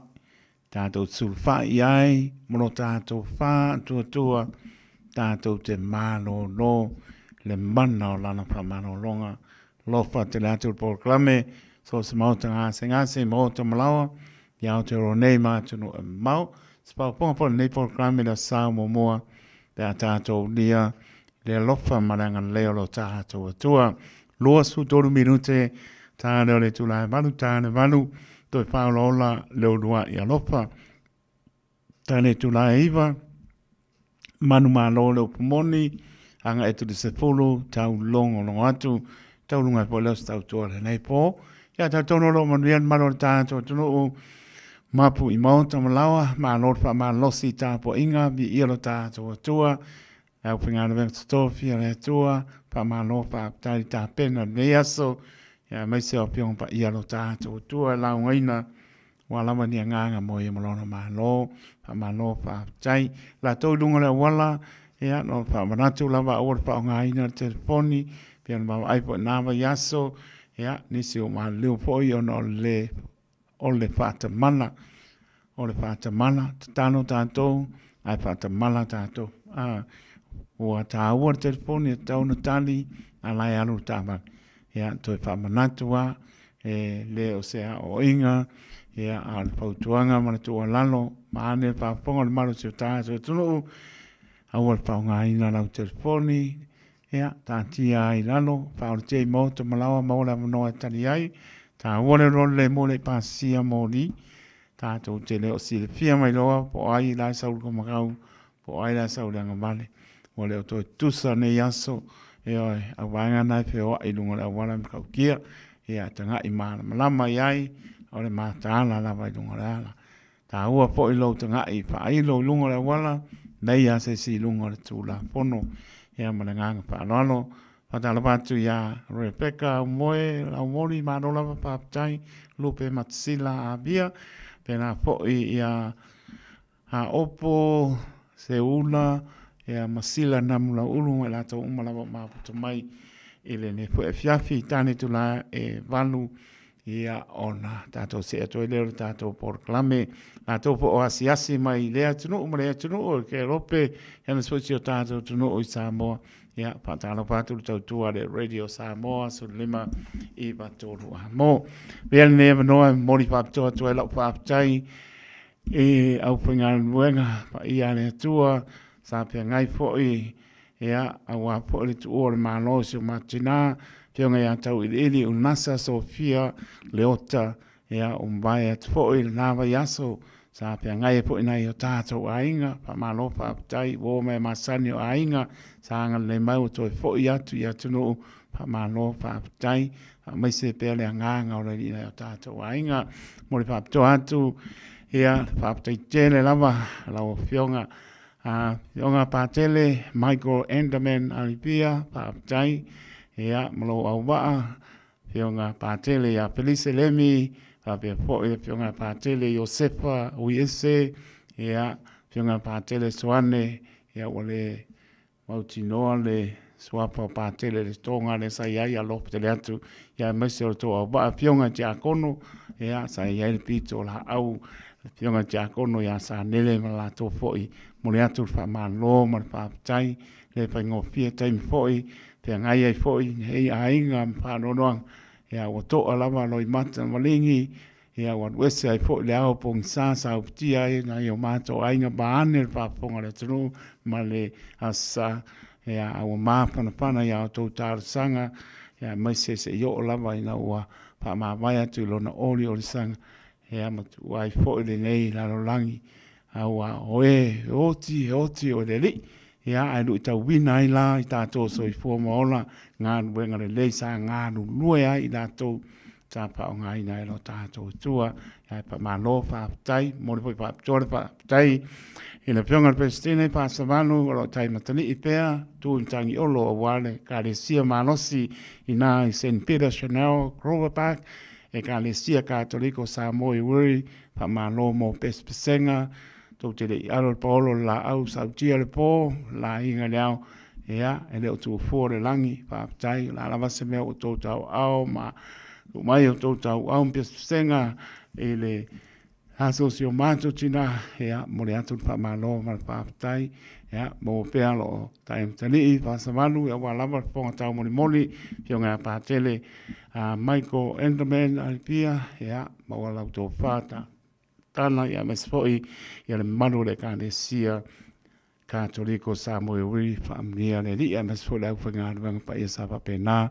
un tātou maputai whaamnia le li wo mai masani o ainga le anga le lei ia whaamnia le li me umo pa ngau no lo tō wanga le lei mai tu ua le manosi o mata tina ia ngai atau ili unasa Sofia le ota ia ua po ia tu oia e o e talato le tunga mau o lo iai le oli mal fia vai lei lalo langi a tato whaia pēr lon whingalo a talabat hoi ia sila na mo lei whaptai malo lava a e anu lokua ia malo o le malo si lava ia o me tāwana a talabat hoi e le sunga le whapengainga ia John marpatua Victoria taito whano ia lo maputa mai shalai ka le sia e pa ka asai pangaitua e America Samoa manuia luanga luenga loto te tele tu watu ileli pesili ileli manuia luanga luenga papai maputa mai lo manuia foi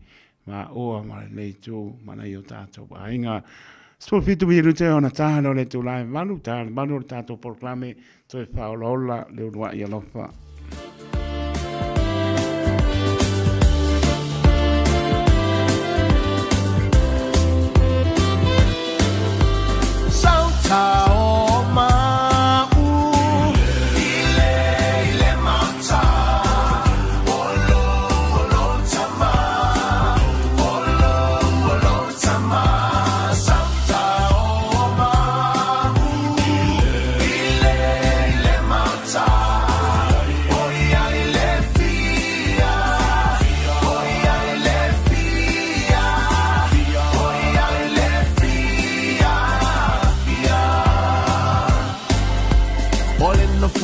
Fio le tala le lei Salta o ai nei Ole no foa fio le tala le lei Salta o ai nei Alleluia Ole no foa fio le tala le lei Salta o ai nei Salta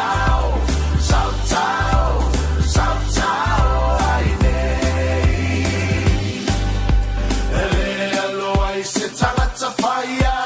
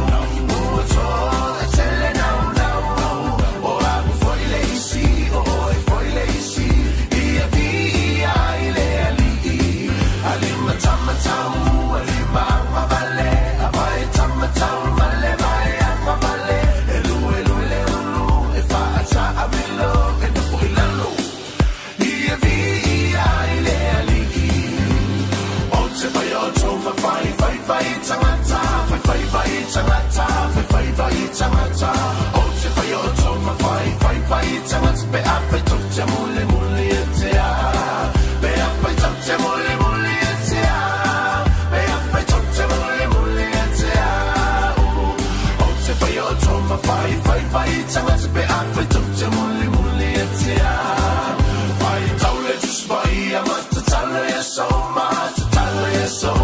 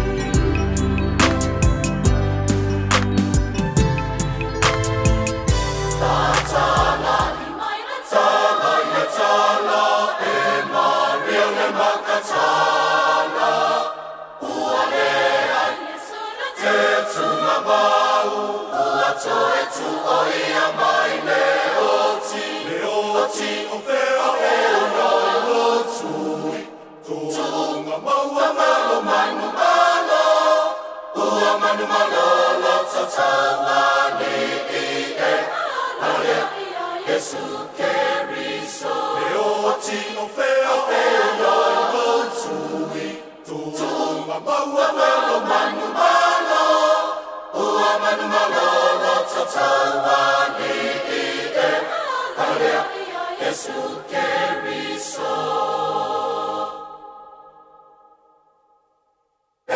Sema, Alleluia, awa ua toe tu le Mesia, le tama imamun, nafasia o ia le olai le tamata, le oti o fea lai o tui, tunga maua malo manu malo, ua manu malo lo tatawa ni i e, ale Yesu Keriso le oti o fea lai o tui tunga maua malo manu malo ua manu malo lo tatawa ni i e ale Yesu Keriso le tamao e fulafalanga sabalo ia e perofeta e afia mai e maliu o ia e tuetu mai la tato paseka le oti o fea lai lo tui tunga maua malo manu malo ua manu malo lo tatawa ni i e ale Yesu Keriso le oti o fea lai lo tui tunga maua malo manu malo ua manu malo lo tatawa ni i e ale Yesu Keriso Sepong mali le kane se ka triko mai le pianga sa potu ina ua tulai moni tanto tai vele ua lua minute ona tana o nei tu lai manu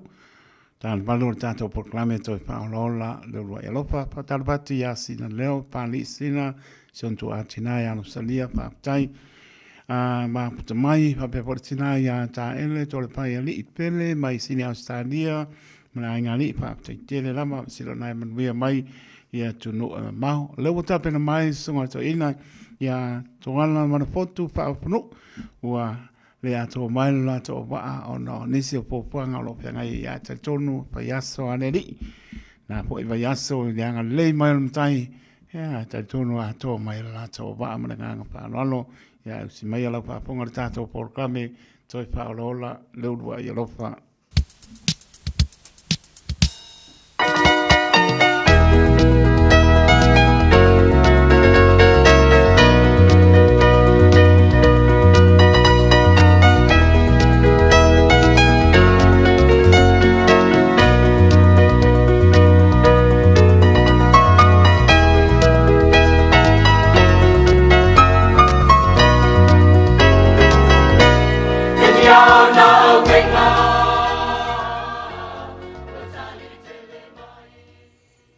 e o folo fon fa felo ia tu sa mo i le ava mani minga i te tauai au mai fo ini nai nati fa le nganga mai fiongo pa ia le tuai to mo i nai fo se fa felo inga ni tu la fia filo to pa ia mlo to malu sa mo i tu li manu mata fa fio le la lolangi fa male fa ta oto le lusu male fitu alo na fa u po se fulu male fitu e ma ai le u mea le u mea e fa pe foi ona fa mafana fana le tangata ila na wo fata o to elus malfitu anona fa ipusu malfitu as iron sharpens iron so one man sharpens another e ma ai le u mea e fa pe foi ona fa mafana fana le tangata ila na wo e yaile langona sa Fea ngai fo i matapo inga maosi ngā taulanga i malu ma maota tapua i o le tua ia mai te leo e kālesia i le ngāte tutonu o Aotearoa i New Zealand nei o si tete fia ia e mese foi Australia ia manisi o atunu e taimi tutusa i New Zealand ia le ulua ia sa ole nei foi masina o ke topa o lo mai foi le aso sa eta o le aso pa e mona yo tatu fa now langona I lava le nganga fa afitai wa le aso sa foi wa ma vai atu le malama o tuana ia sa fita tunga I foi sunga I fa fiangainga ia ole fa manatunga ia a mese foi o fa unga o nai fa now I pepe mea tu tonu a inga e kalesia vi ia I lava le alofa malanga leo le tua o fo lofa la fa filo e atu le nofo fa fiangainga ia ele ngata I New Zealand nei sa mo sifo Australia Hawaii ma America ma so sa tu motu tetele atu nu tetele o le laulang e o lava ia tu motu le Pasifika ma lo le so I fu le lei au fiangai ai ma nopia I mata se ai fa tuna paulia ia ona o le fi au mare ngā le atua tūlanga tō e kālesia ese mai se foi sunga ia oha o mo fale tua nisi foi o oha o tawina mo le avea malupe whaalele ma taulanga soifua o ona tofi e le atua tauna ianga le lei le atua ia tini il wha moe moe e ia fo i alevi inga I le atua sa mo foi o lo tapua I mai mongo te te leo o I mongo iti te inane foi o le malosio a inga nu mai kālesia I au manga ta mai tai o sa o ao o luma ia e mese fo ia na ia tātou whanau pele le whangaloina ia nai tua mātutua ia I maota malawa no fuanga whaapitoa I tūri manu I fio le lalolangi ia e mese fo o sa moe pe manatua I fo I mapu I whangalele o lo iai fo ina yo tātou ta mamati nā so I fua mātutua yo tono to ese o lo iai whaasalanga o no o afianga I tori ngā tūla fono talo lava ia malama se tae au ma I whapena na tongo malama lelei to I fōtua I ma fou le langona whaatuanai ia leo langa whaia ina ia talia le malama lama le ola fo ia tua I ainga ia watangata fou ai leo toi avea matangata tua I ala I le whaunga mana le nganga o le tua ia tatalo la piona ia I fo le matanga ne nitu la fiafi ia o le lava mai fo ila au vao no tua noa ia a mese fo niso a fia ia I pesia I wha mai ia te talo lava ia o lotu mai o tau loto foi ia o wale tātou wha soa le ne tula fiafi te talo wha manuia atu le atua ia te o tau a uso mo whale tua me se foi o a inga ma wo o lo ma to lua male ma tua tau langi nei sunga le awa o ia taito o lo tu le foi le tātou por kalame tamua le nei tula fiafi le nei foi a sa mo o ke topa ia o lo va ai o lo a so I fua manuia lavalana o na ia teito e le teito nunga fa pena foi o na langi maina le fale tua le no fua alo tūlanga to le kalesia ia mese foi so lato o na tofi ma le fale tua ma le no fua alo e vi ia I lava le tua ia a vea le nei avanoa tātou te tala noa I sanga fa o popo a tili pei manuia o le tua I fe au na fa pena o na sunga pa u ia ila ufai ngā ruenga ia I le malama o mawatu ma tātou te momoe ma toi ala whai mai ia ai ola pefe au whauina o a fionga pa ia le tua I o tau so I fua ma so tātou ola pa anga masani a toi whaola le rua I alofa o mai moa sila mai I te wha maturi manu I fia le laulangi ia o atu iai le a awa lofa le wha malolonga ia ma le wha unga le tua nei lai tūla ia o lau saunia se te talo ia o na tātou anga I lo le tātou wha soa lo mātou tamai o I le langi wha manuina o wha aftaia lo wanga le leima lo walofa le ngata o le taimi o le lau o le avanoa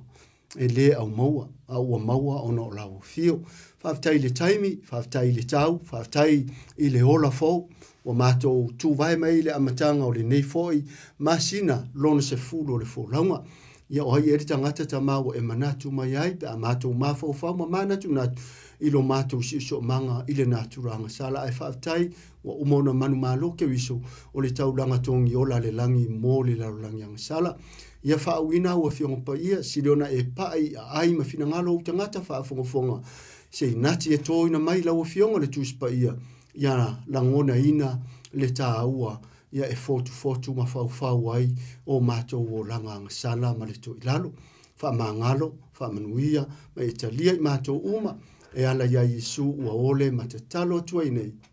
Amen.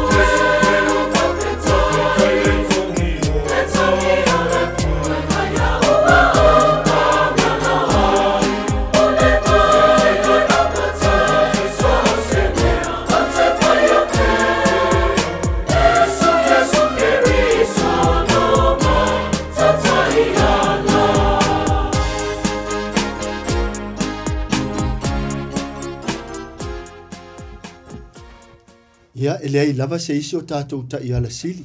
O Iesu lava lo tātou ta iala. Wa o ia o le ala, male upumoni, male hola. Ia, e whaafe mai fo i le ai ngā tua le ta male alu male ngā ngasai, lau whaafonga e mamana ai, mamanui ai lo loto. E ala fo i le tātou whaasoa i le nei fo ia samo mua o le nei masina. Ia, tā lofa le ta male alu male ngā ngasai, lo tātou tua tu taspe ia. Ia, ngalo ya te oe maa umai tātou uma ai le ngalo i tātou le atua. Tātou te mamau fo i ma le atua. Ai o le atua fo mai e ya te oe maa mua au muri au luso i fuamalo uola na te leo ma tausi i tātou. Ia o ne nei latu la fiafi o le fo i la ngona lava le lotu tele. Ia i wha manuianga o lo tau te talo mai fo i ma manatua lo te whatau waa.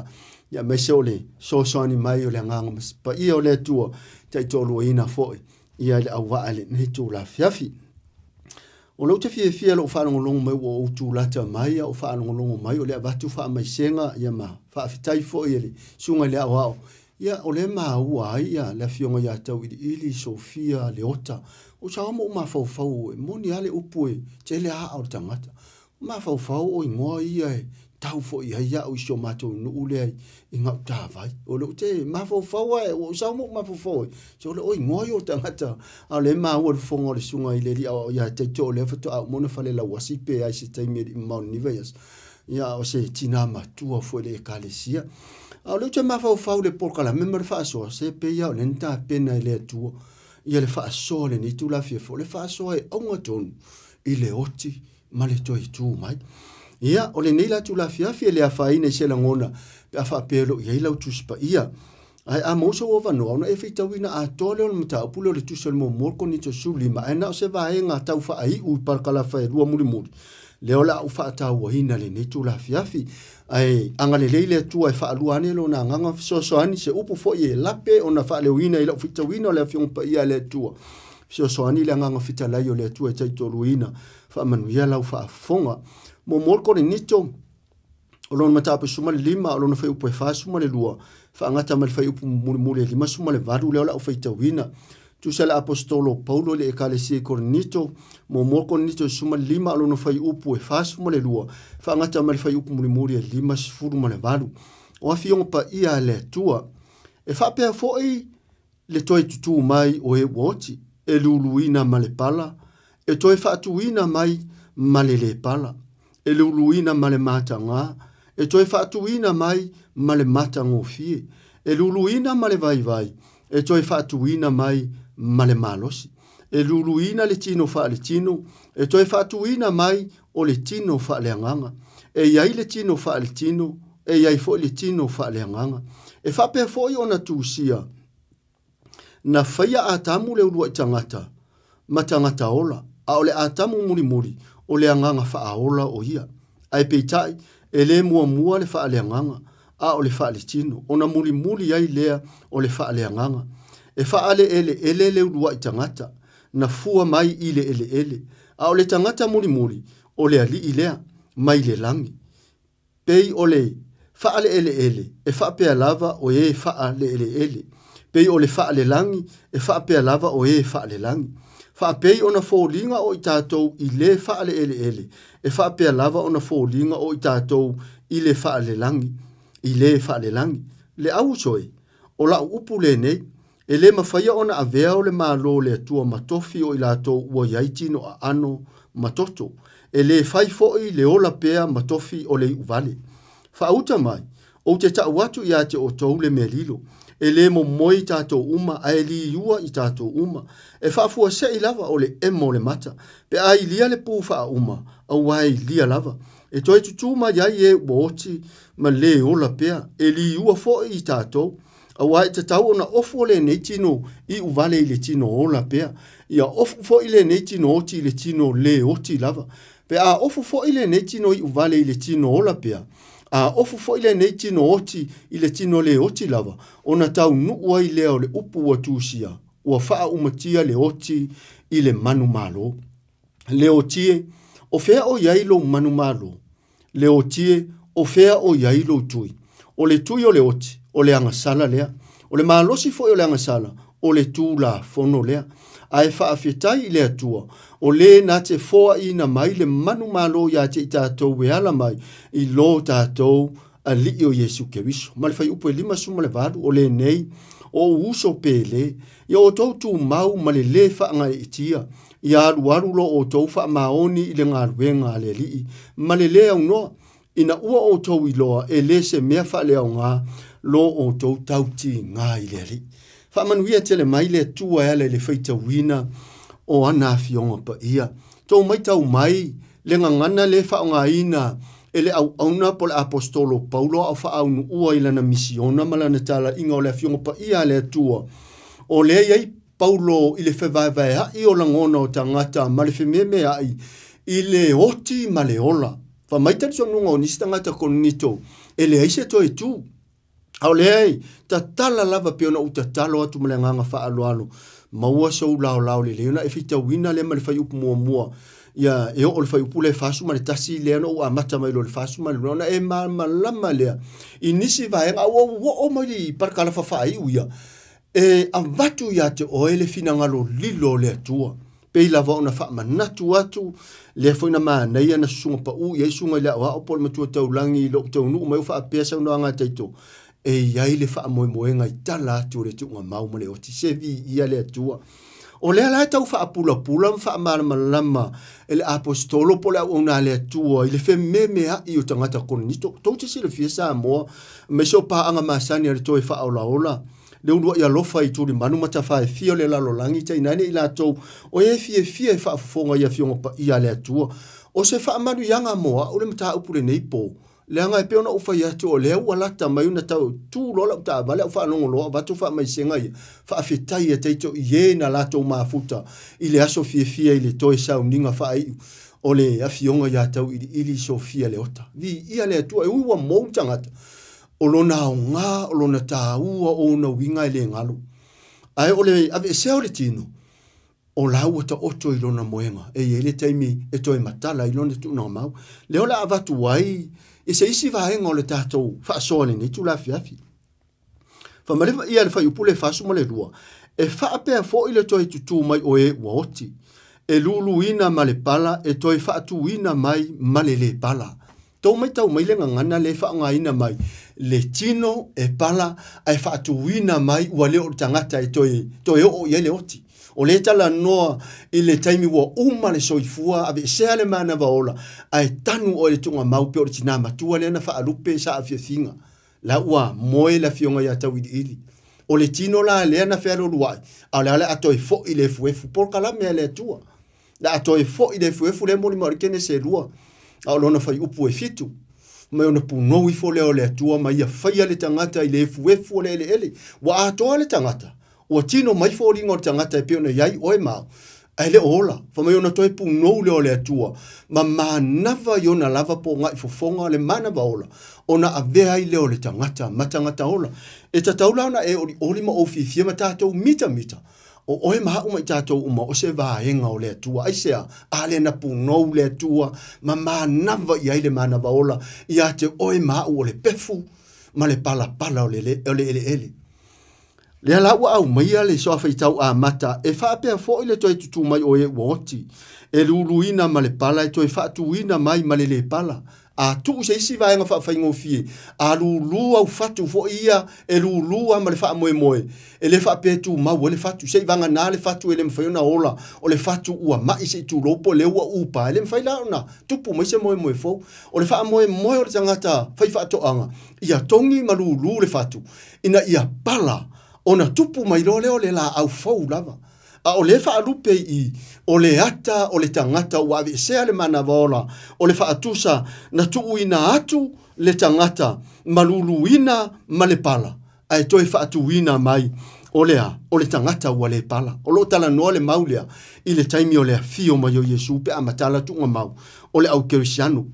Fa mari fai upo e fasu ma le toru, e luluina ma le matanga, e toi whaatuina mai ma le matango fie, e luluina ma le vai, e toi whaatuina mai ma le malosi. Lulu ma le matanga, whaatuina mai ma le matango fie, lulu ma le vai, whaatuina mai ma le malosi. La he tala noa e winga tutu salava, i le wha moe moe o le tino e ngata le tunga mau. A o le wha moe moe ngā o le toi tutu mai e wha vavau. O le te soi fuoma o wola i se lalo langi e pule sa wai le oti. Le anga o le totongi o le anga sala o le oti lea le wha le roma na e ono a lona whai upo e lusu ma le tolu. Totongi o le oti o le anga sala o le oti lea. Lea lai e se le matanga o fie fo o le wha asone ne fiafi. E avatu ia te oe e te soi fuama e manantunatu ma o la ngona ina. O le amaili fe au mo i tātou e le tu mau o tātou tino. O tātou tino le tau teu. Tau tuu iai tau talinga, tau whaatumutumu nei vaenga fo i leo vai atua, wahalu atu lava le maalosi wa tau whai ifole, ia le toi ina mane lo matua tau mawhai loe, e tau lulu, iai nisi vaenga e whaapopo peo foundation, ia a umato e o esa mena toi ta atia me afo ringu, a o lela esa le matango fie o le vaenga le ua, lulu ima iai tātou le neitu la fiafi.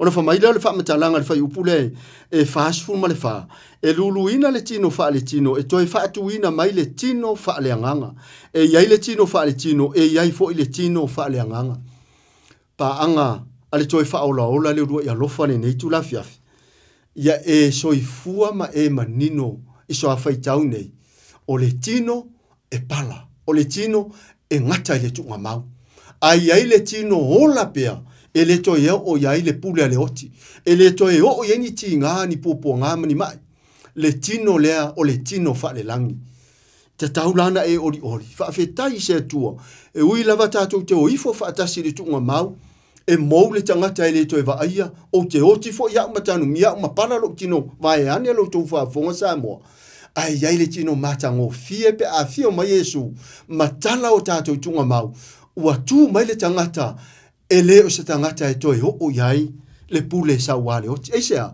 le anga o leo o uma na toi tu Yesu tunga mau le oti o ia o le faawa o nga o le manu maloa iai ia satani male oti ona fa mai le ole fa upo e fa suma le lima e fa pe foi ona tu sia na faia atamu le ulu tangata matangata ola a ole atamu muri o le anganga fa ola lea lewa au maia ele anganga o le tua e ala i feta lainga masaunoanga le apostolo Paulo i tangata whaafonga i koronito le tava vaina ma le tu ina o le urua i atamu le urua i atamu i le whaatoanga i etena o le whaatusa o le urua i tangata o le urua i atamu le naua mabai ua oti a o lea i aile le atamu muri le whai maia e whaata lea ia Yesu le ata leo atamu muri na whaia atamu le urua i tangata matangata ola a o le atamu muri o le anganga whaaola o ia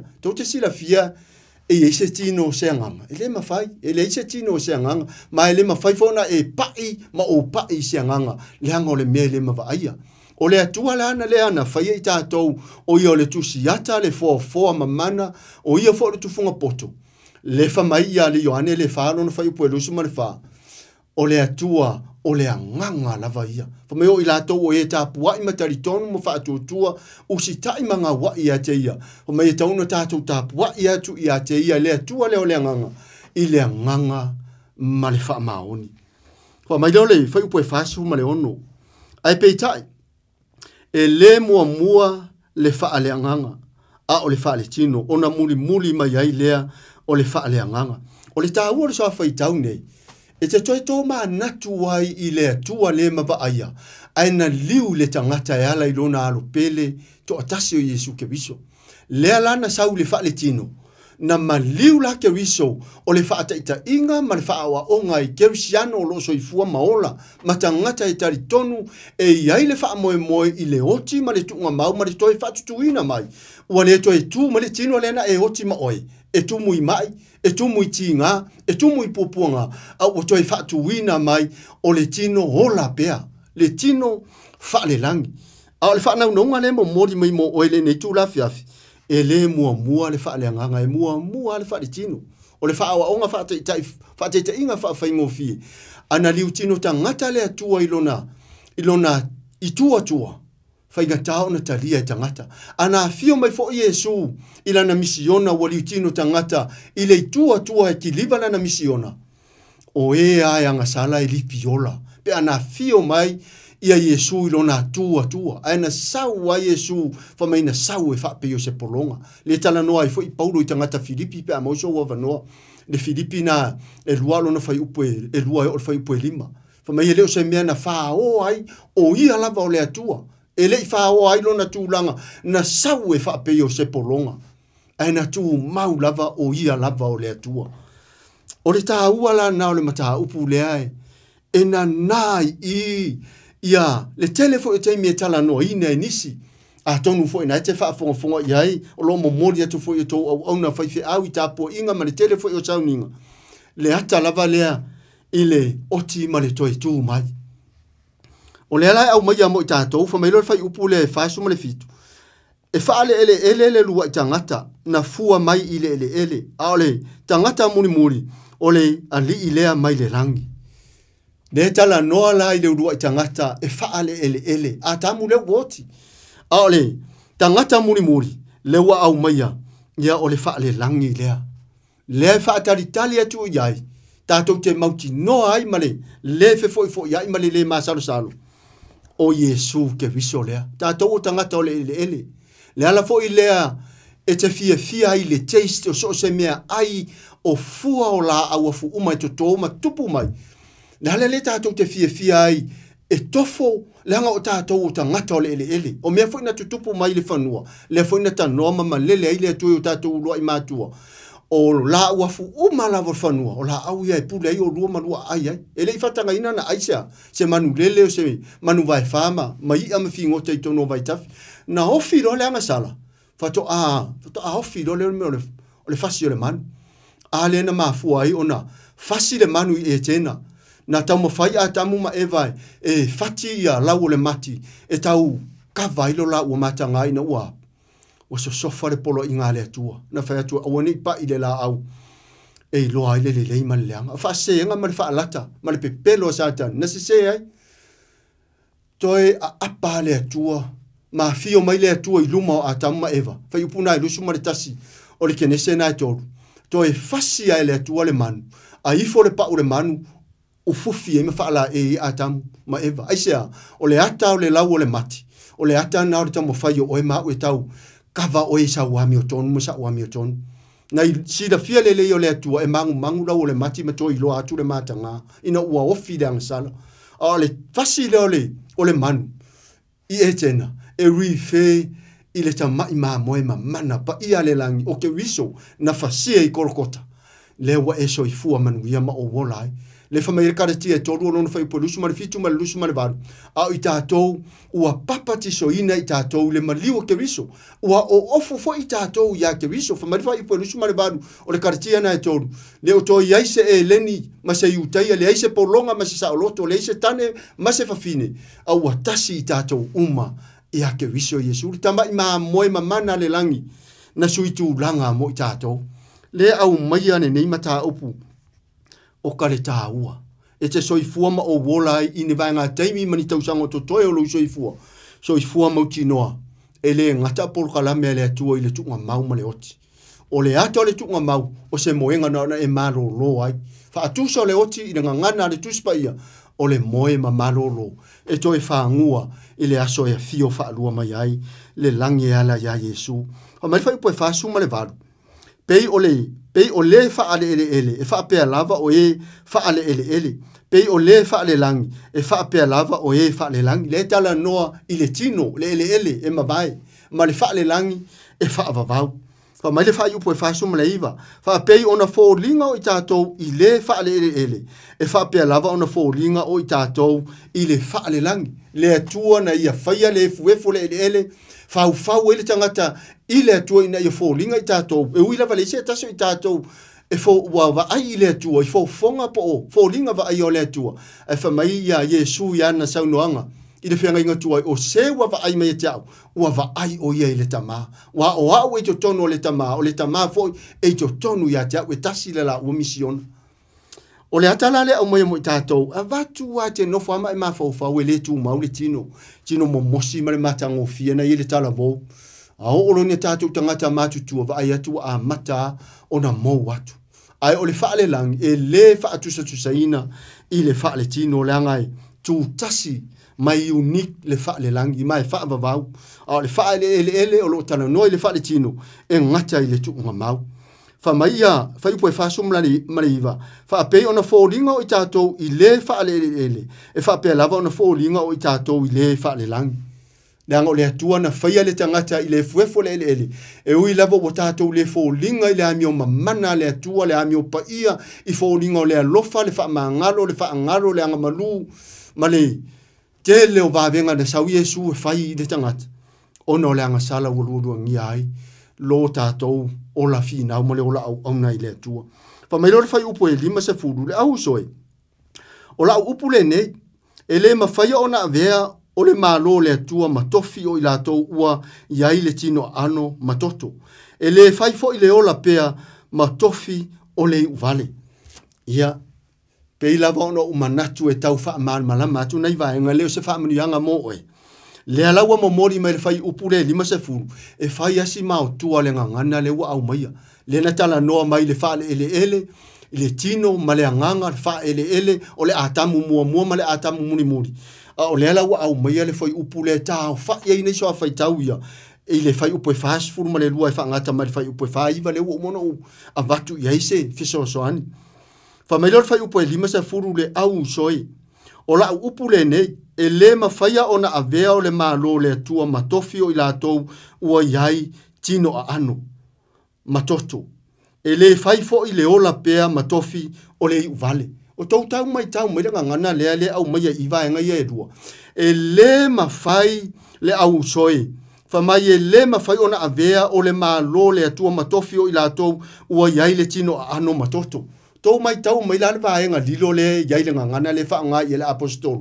e ala fa o sofia le nganga le tua ile fenumia I o tanto nunga o tangata korinito le uma tua ta tino le apostolo o le fa le langi e le to ye ni tino a ano nei mani toto tau mai le ngana le fa nga ina le tino fa le langi e le to ye ni a ano mani toto ia mai tau mai le vaenga le ua ngata le tino ta ngata I le tunga mau pe atoi fatu ina mai a le matua fa soa mai lava le fai upule ni mese furu le au soi o la upule nei e le mawhaia ona a vea o le malo le atua matofi o ila tau ua iai tino a ano matoto e le to e o le tino a ano le te iai ma le tino a ano le te iai ma le toto le te so I fumaola I le malo fa le langi o le atua o ila a e fesiri ai sea ele mo foi ona tatou talina polo kalame mamana le atua o le tangata fa le langi ua e soifua ma o wola fa le nganga fa mai le vaenga muri na fa upule lima se furu ele fai fo ile ola pea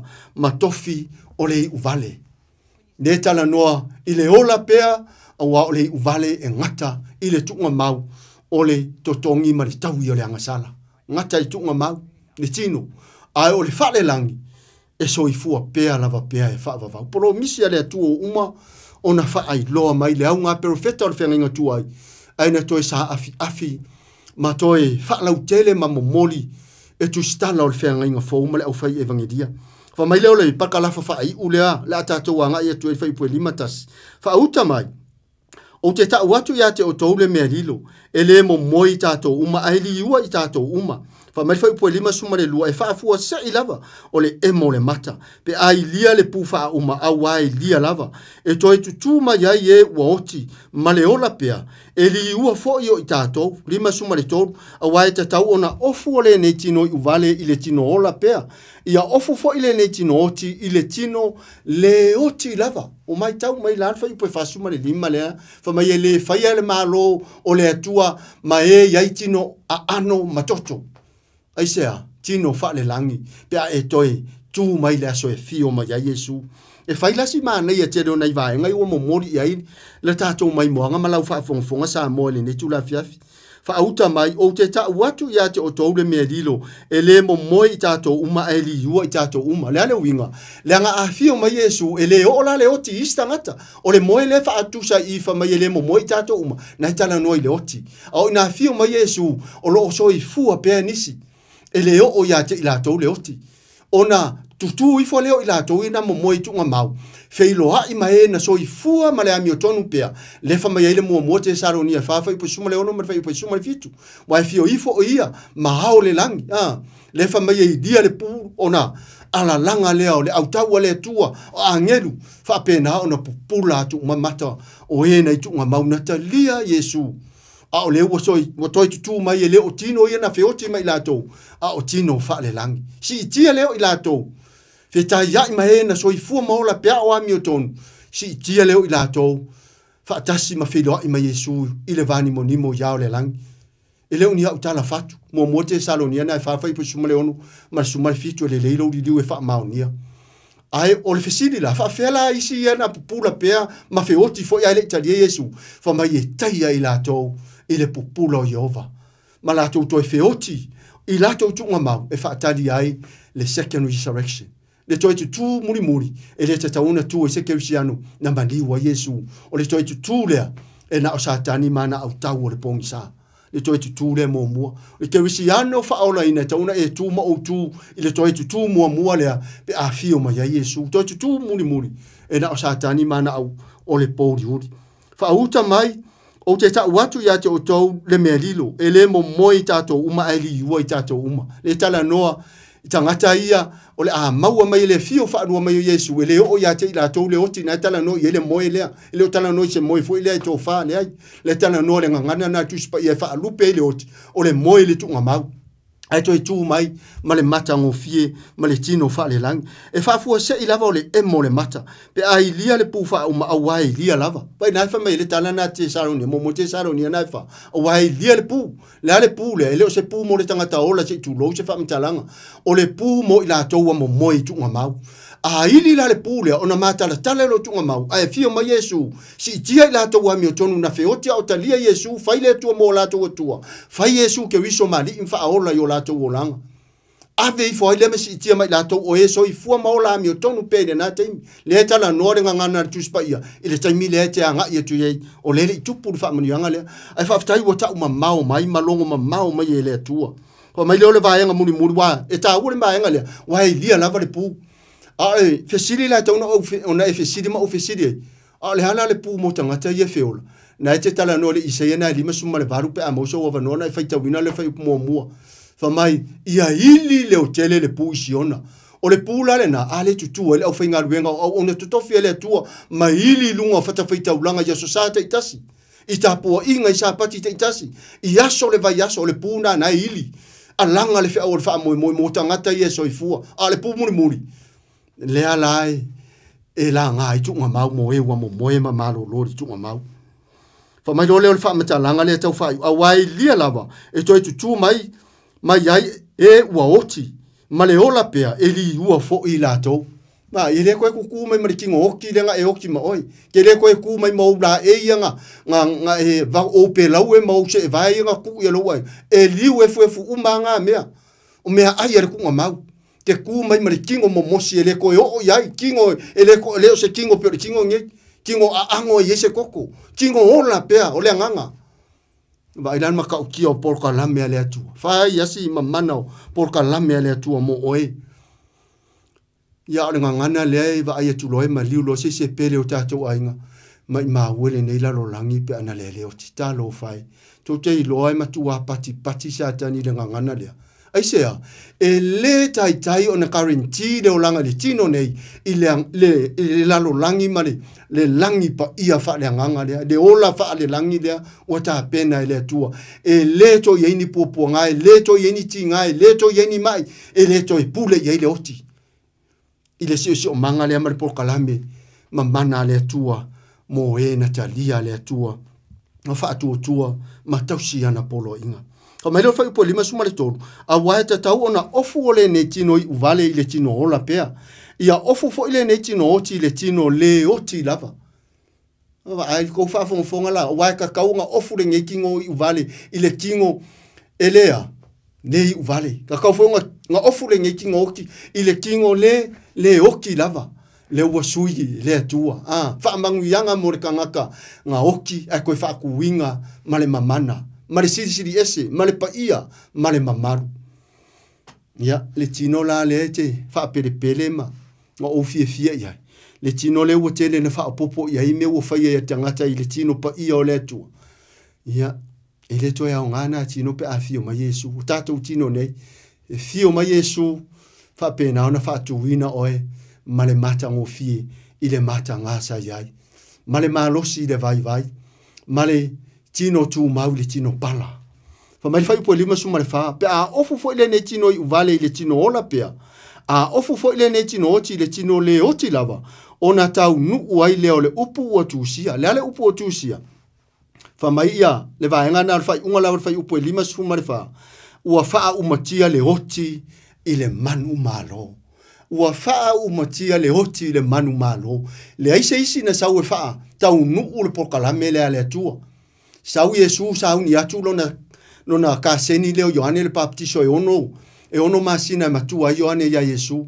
a o tu Yohane tutono le vai o yoritana ia ile taimi leo le baptiso a o te Yohane vai tu savali ma Yesu te mauna le Yohane na mo mo lon fai po lusu maliva Yohane evangelia na mo fai po lusu maliva pe amo so va no fa melo le Yohane fa auta ile ta ma moya le tua na te ave seina le angsala le lalang sa wa Yesu sa tutono le vai ala fai baptiso nga a Yohane tutono le vai parpalale e tau papatiso ato fa ma Yesu ma Yohane ya Yesu ele tau no papatiso ina o ma Yesu e te tau na fa tau nu o me tonu uma sa ole le Yohane le tau no papatiso na tanga to le atali o le tu le sanga san a ole ata ole fa ita ingo le papatiso nga ile tangata ile tino ele ole fa turu a le lo ma le tanu mia ato le tino ele ole ave se ole pefu ma le pala tu lo le ngana fa tu wina ma le tangata tu wai wa avea ma tangata fo le tu nga mau sua vai fa pena fo ilale le ata ole oti le fo o to sau Yesu na oti le na matua fefe satani ina wa fuli fo le ma pupuni ele nguto tunga ma to te sele fia le ma le na fuli ile le oti fo ile ola salo to lu tane le ma mafo le ma ale na ai le ma ale na fuli ina fo i de tunga ma wo Yesu ele ma faye nisio na fuli ese ina ai watu tina ai le tayo sing wa vanoa to te sila fia la oto na matua ata fa maela satani ma fia satani mana au ina o pupuni le tunga mau male manatu satani e ngata ile pawa o Yesu le alo le atua ina o toi tu Yesu le la wori li va o satani le ai mori mau ele mata upu le mo ko nito le suma lima lo no fa pu lu su ma le ono pe amoso o vano a le toi fili muri e fa o matia o le oti de o ile satani le la utato va ba ai umatua fefe a satani ala fo ile lili va uma no fa ingale wo ui mai fa mai fa popole le la rolangi wo ui mai taua wo ui mai yongi wo ui mai mise tu tonu a inga inda ya awane mo sa va no eta pena ma sa uni ai oi fa popole me fa fie oi me oritino ngata le tunga mau ale ai so wa va no fa apisi oi telefoni o ta alonga ale so wa va no ai fa tanga ile tu ai lau tu spa ia na te mal malama ile fa mo mo ngai le langi male hola e fa va le alawa toi tu Yesu o le tala o le manu maloa iai o le tu ainga o faatusa ia Yesu o le tu ainga o le leona ta anoli tu ainga o yuta o manu malo Yesu le tu nga mau mo le oti fa pea satan e ngata le malosi o Yesu i le tu nga mau po le atua le te au ona mo utari tonu iai fa male le vaenga le au mai pise fesidi fa ngole fa po lima fa o fa umatia le oti i le manu malo o le oti e ngata le tunga mau o le tino e ngata le tunga mau o le anga sala e ngata le tunga mau a le manu malo e fa vavau o le manu malo e te tauna e manu malo ai le ana fa o Yesu e hala le tunga mau to e tu mo le oti fa mai lo fa upo liba suma le lima tato wanga e tau fa unga nei so fa tau o toi ma na yo fesidi mata te tele ye ya fa upo lima suma le lima fa mai le fesidi mo le oti o fea o iai lo manu malo. Leoti, o fea o iai lo tui. Lua fesiri ala fesiri le manu malo. Leoti, o fea o iai lo manu malo. Leoti, o fea o iai lo tui. Fa fefela na tari fesiri lea. Ana to e tari el fai upuna e lima suma leonu. Fa fonga la el fai upu e lima suma leonu. O le tui o leoti o le anga sala lea. O le malosi fo o le anga sala o le tu la fono lea. o le tui, o le oti, o le angasala. Nea ua au mai amo o ele ne tu la fiafi. Nea ua toi wha manatu mai mo i tātou, lau wha fonga mamana sa moa. Lau tāpua inga maua sa moa le ne tu la fiafi. Wha awhetai le manu maloa ia i o ke riso Yesu. O lau angasala ma lau angasala sa tau ni tātou woti ai. Au asau e whai tātou. Maona sui. Wasau e avea Yesu mo tātou sui. Le upu le tā ua o le atonement. O le tongi sala, po le tongi ola. Vea le soifua alai ola. E le mawhai oi. Le ala nere whamai Yesu. O le tangata e moni le alofa. E to e ofo ina atu foi o ialo na soifua. E la vea iai. Isi ona uso a tangata. E pe ona whaawa o Yesu. E te tau foi ona tātou whaawa o inisi. Sea. Ona maawani keusiano e pe o Yesu. Tonu foi o tāpo inga male neila lo langi. Ua to a tele keusiano. Ai la iti keusiano e pe o Yesu. Whamailole. Whamatalanga le whai upo e lima sifuma le ono. O le tui o le oti o le angasala lea. O le maalosi fo o le angasala o le tu la fono lea. Le ala le na au mai ai e le atua polo inga se fulu. Matapa pa maa matu inatu ya mose. Polo inga mo mua e o le polo inga e faa. O le vaa o le tangata soifua ma le atua le mawaia. Polo inga e lima e taulu polo inga se fulu vaenga lona lua le papa maa. O le vaa o hau ma oe mo tātou tua o ipo tātou uso a tangata. Le amata i tula fono e lima, ia e ava i luta mama lutina.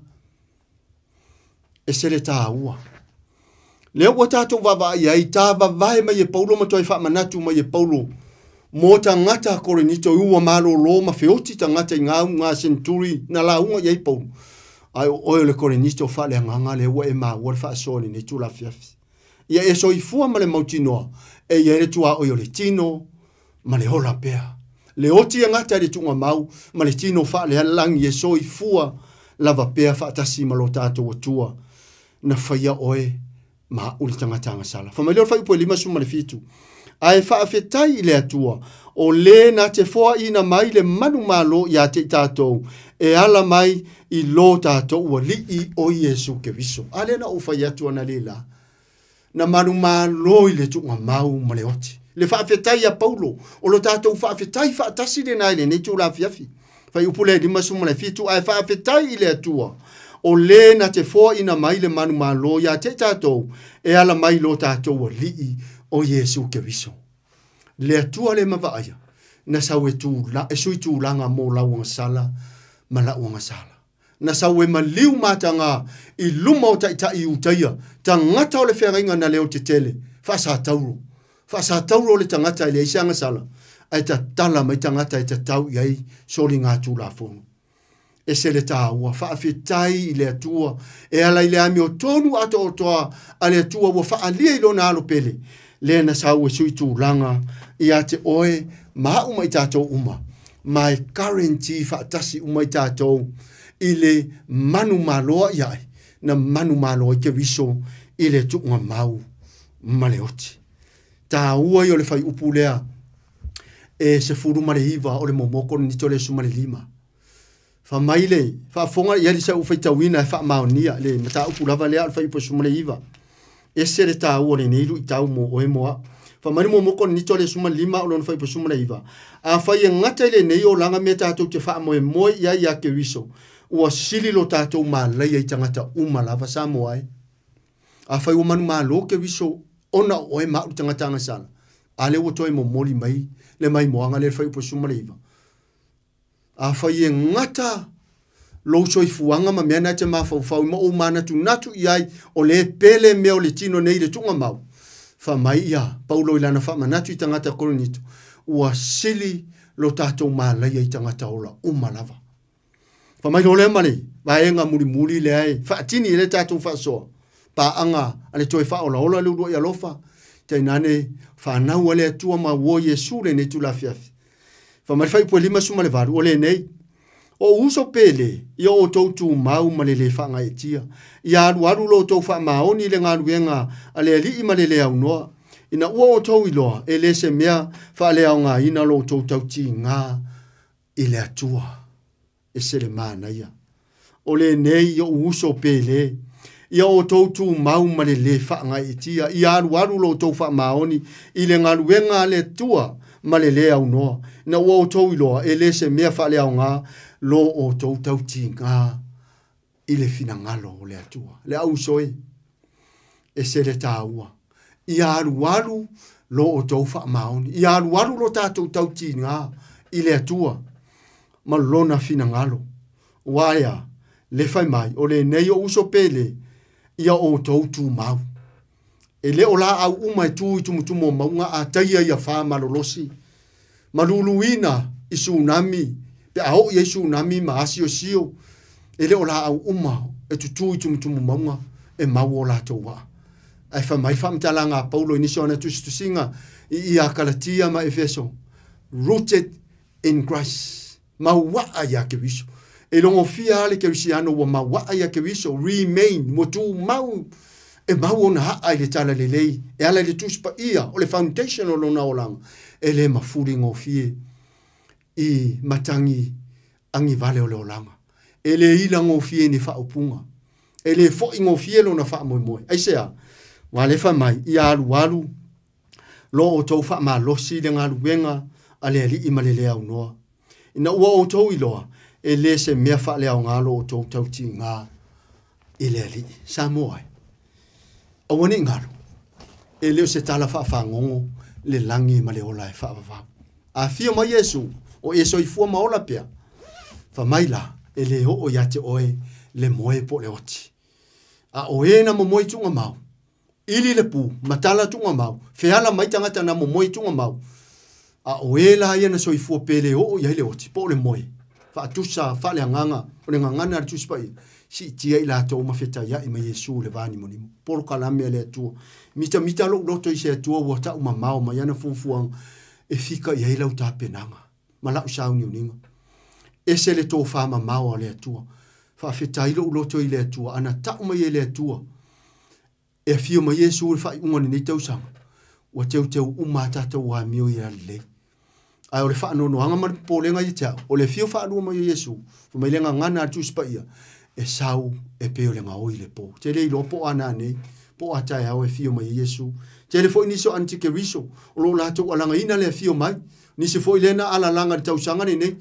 Are nga ngana tuspa ia e lei loa se tas. Fa mai Yesu e o lava se angel, ma te yona e lusu marfafa i po tolu su maleon. E o lava se angel e tasi, na te lei loa le atai mi male aso. Na o lona ta malava. Toi fa ola le urua ia lofa. Awane ngalo, o Yesu, o le ami o tonu, o Yesu, o le tātou paseka, o Yesu, o le tino ola pea, mo o he mau, le tangata, o lo ola i le tino oti ma le tino angasala. Ta una tātou oli mawhiawhia, i le wha moe moenga ma, porka lame a le atua, e le ngata, i le tunga mau ma le oti. Samoa, i le awa marimi ngā tau waisa upu alape lau wha fonga wa atele, mai matua atu ina le tō wha le langi, tō wha le atua. Te talo e tau nia ma, ta pena ina wha tasi tātou a hinga nuu manai whanau pele. O wai le tū mau, le nei tino i vale, e ngata le tunga mau. Tātou, tā pena uma, ia tātou iai, i le tino e hola pea, le tino e whaavavau, o le tino wha le langi, tātou te mafuta e whaavavau, ma le atua o le so i fua e whaavavau. Tātou whai ule talo.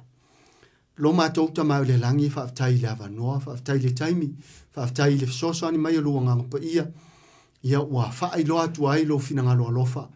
O lo ngangana lava lau a fionga le tuspa ia, e tali le isi mau e wha mamala mau a fionga, e leo ni o mawhau whaunga fo. Ai te talo e longo atu e o lo so i fua mai, mātou folo i eile ola. Nei te wa amia i mātou ana ni e loti. A o pupuma popole o mātou ola, i mea e le isa o ngā. Ia mātou tausini o, i le langi e whaavavau, mai tū mau, o lo a fio i lo mātou, atua na whaia i mātou.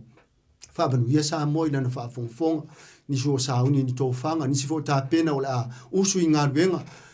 Au se tā lia foi a Amerika sa moa ma, le United States, sauni foi lato aso sa taia, whaamanu ia lau fio, o ni tofi punonga mai kālesia, no whaato e kālesia iau au, ia mai se foi o tūlanga maururunga i e kālesia o sa moi ta mamatina, mai se foi tūpulanga lalo vawa sa moa, fa manu ia tu sa lau fio ni se o ia le longo le fe au le ni tu la fia a veo se fa manu anga tape na ina ila to ia ta mai la to I fale pui ni so fa ta to li mota ngase tono mota malawa mai tu mau me se ni so fa ta ngai ne che mon o lo suafa o lau tala le o lau tuspa ia e fefe ia isa tani wa manu malo ke viso le tu mau mo le oti io lo mato talo lea tu mau mai ta mai o mato lungo malava le lofa tu no lau fio le file mu Yesu ke viso fa manu ia le tapu inga mai mo mana sa mo tu li manu mata fa fia fa manu ia foi lau ona ia te to mo tiu te fai o le nei po a uso fo mato le mafuta o no maftianga mama i le tino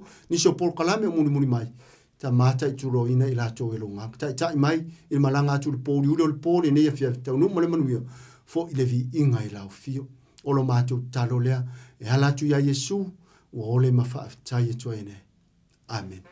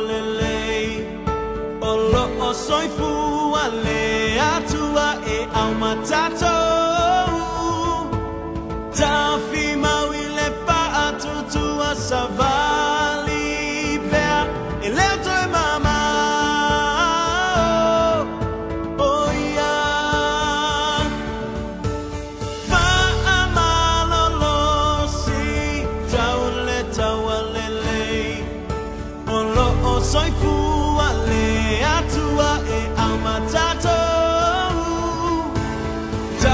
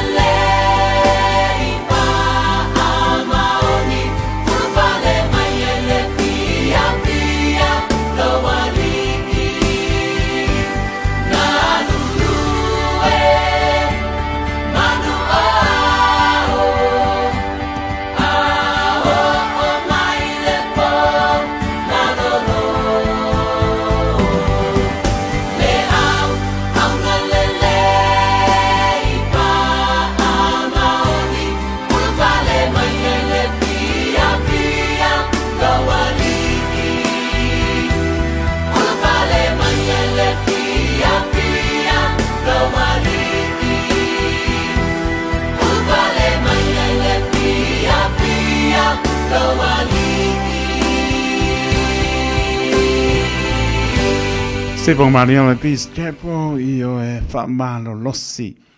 O mai to el tato proclame to parola le ua I lofa nei pot pene le sunga to ina to ala man fotu fa no to tono ni spoil au pinga benga a to man lava yaso le lofa maranga le tai ni fo ya tu lungo ala sunga to ina to ala spa ponga po na proclame le sa mo Lua minuto în tāna le tula iwa, tau tua le Radio Samoa, so lima iwa tōru amo. Manato mano le ilau tā po inga Samoa I mōta manaua, ya mesa nau sauni fo I mano longa le lei pō, ya iarpi le mōre li mōta manaua, pui pui le soifua, ngai mano longa I le mōre aso a tai au, I lona anga le lei, la tōrungo le ala, ya alofa ngia le li pui pui lo tō soifua, tau nu I mōta manaua, le alofa malanga leo lo tātou atua.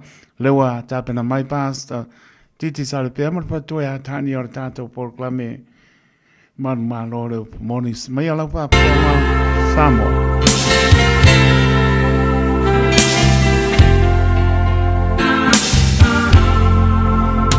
Nearly ia tachala laufa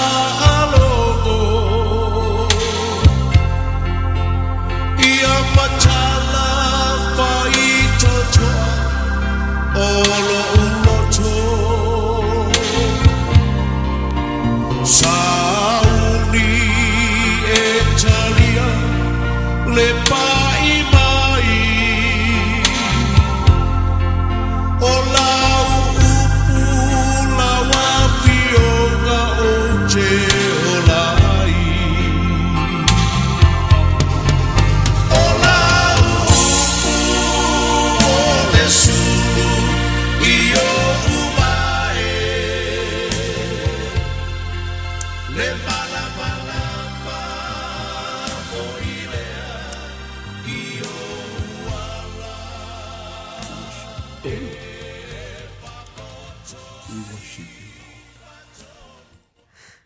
We worship you, Lord. Hallelujah. Hallelujah, hallelujah, hallelujah. You are worthy to be praised. Hallelujah. Praise God. Hallelujah. Hallelujah. Hallelujah. I don't if you after your bella will feel tomorrow. Ma tau te fia whawhetai a bela wa whio e leo noa. Amen. E le ngata le nea fiafi, ma te ngō fia te mā. Au le ni fo iaso, ma te ngō fia. Mo atu le mā lama te mā. Sa tau fulitanga te malana sai whai. Au si mā lama fo I sa mā futa I o e o salamo moni ma whatua tua I ate vai. Iha via o e whawawau. Praise God. Whawhitai, whawhitai, whawhitai, whawhitai tiale. Hallelujah. Siri nganga whawhitai o no lua lofa tuno. Hallelujah. Whawhitai a laua fio no lau upolo o ola, o lo unga lue le foi fua e whawawau. Praise God. A mātou whawhitai a lua nganga pa I o le so swansili. O e fua I mouta nganta. Praise God. O e tāpua I le nganga e whawai le memoni. Amen. O e o sala momoni ma whatua tua I ate o Yesu Keriso. Hallelujah. O le whaunga mātou te malolosia I leo noa. O wha mau whailonga inai fo I o te ngata. Mo lawa fio tama. Ia vi ia oe. Anga le leila mataina so lawa ina whaiwina. Ngā tia lo mātou whatau wāua naun ia wauna. Hallelujah. O whaunga ina molo malo molo vinga o vem whamanianga mo Samoa. Praise God. Le nea fiafi tama. Ma pui e leo no iau aolofa. Tu mauia te olavi. Nei maso oma. Praise God. Ala ia Yesu le whawhitai. Amene mamene. Hallelujah. Praise God. Hallelujah. Ia vi ia le li le nei foi tu la le fiafi. Ia fatalo fatu, fa felo ia tu tatu por kalame le nei foi ia fiafi. E manu malo le upumoni si o tatu atunu pele o Samoa e le swafa fa pele o Yesu Kiriso. Fatalo fatu. Fatalo fatu foi, so se Samoa lava, ia sunga fa feangainga mo la tau fatua, o le no fa pena o na fola le upa le atua. Ia ngata lea ia o sinsina o Samoa tamama tina matua, se ia o lava ialo mawhanau, fatalo fatu. Fatalo fatu foi tatu paanga masani, no fa pena o na tapua i mano fatalo a wale ne po kalame fa o ngai na lau au na fatau va. Fatalo fatu.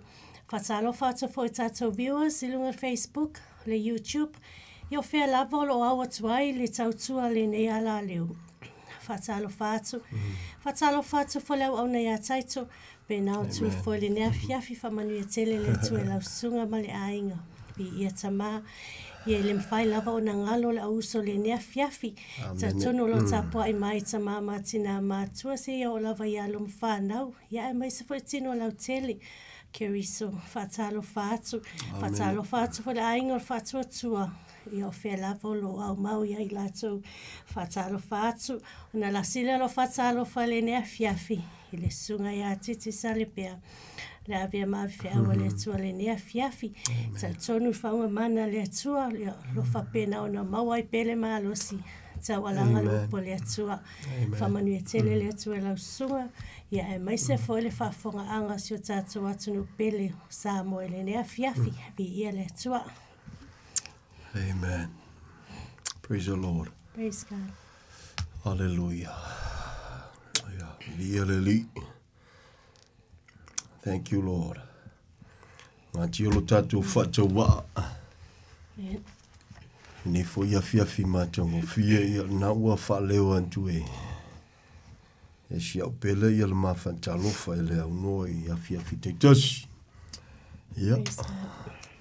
Ia le li ngā tiolo whātou wā. Amen. Ia le sisi sua whae. Sidi atuna tā ua mai mawhaiona tātou manui aima. O le suafa wha pele o Yesu Kiriso.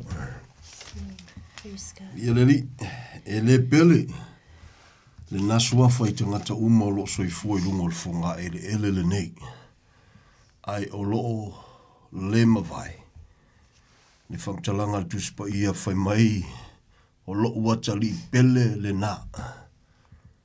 O te fia ia jeia. Hallelujah. Ia o tau whalongo ia jeia. Ja, o le winga o le whamtalanga, e nā te sila fia, tō tele tangata e lea mana ia, le Yesu le nā. Ia e lea whaina e te walanga pēa, whamanatu pēa. Hallelujah. So i fumanuia le lofo le tua, so tātou atunu pele, ia iona vaenga i sese. Tolu fitu te silima i watolu le numera. E mawhai ona e feso o tai mai ai pe a e mana o mia se feso soani. I so se vaenga o le tuspa ia le tua malkinesi o le whalinga i te mana o mia le feso soani.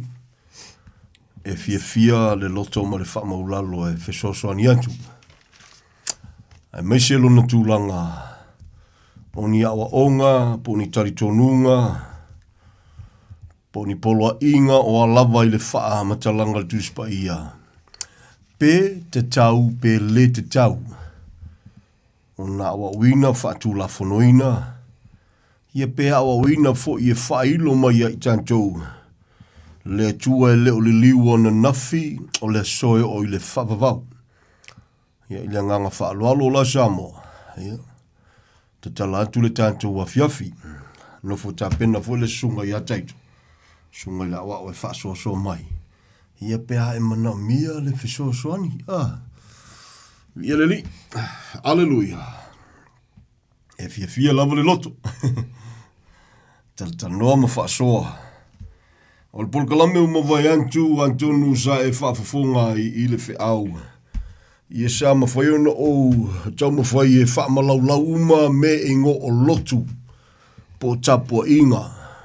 Po fea lava le tāpua inga o lo e soifua ma e tāpua iai.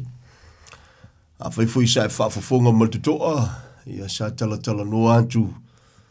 Ia ma whamanatu ma whailoa i so se tāpua inga. O Yesu ke riso lona suafa. E alofa ia i tātou uma. O fea lava, o ai fo'i lo tangata. Ia o le whamtalanga na tuspa. Ia o nā lae le mawhai o nā fo'i lae li lifa ia i le whasoa.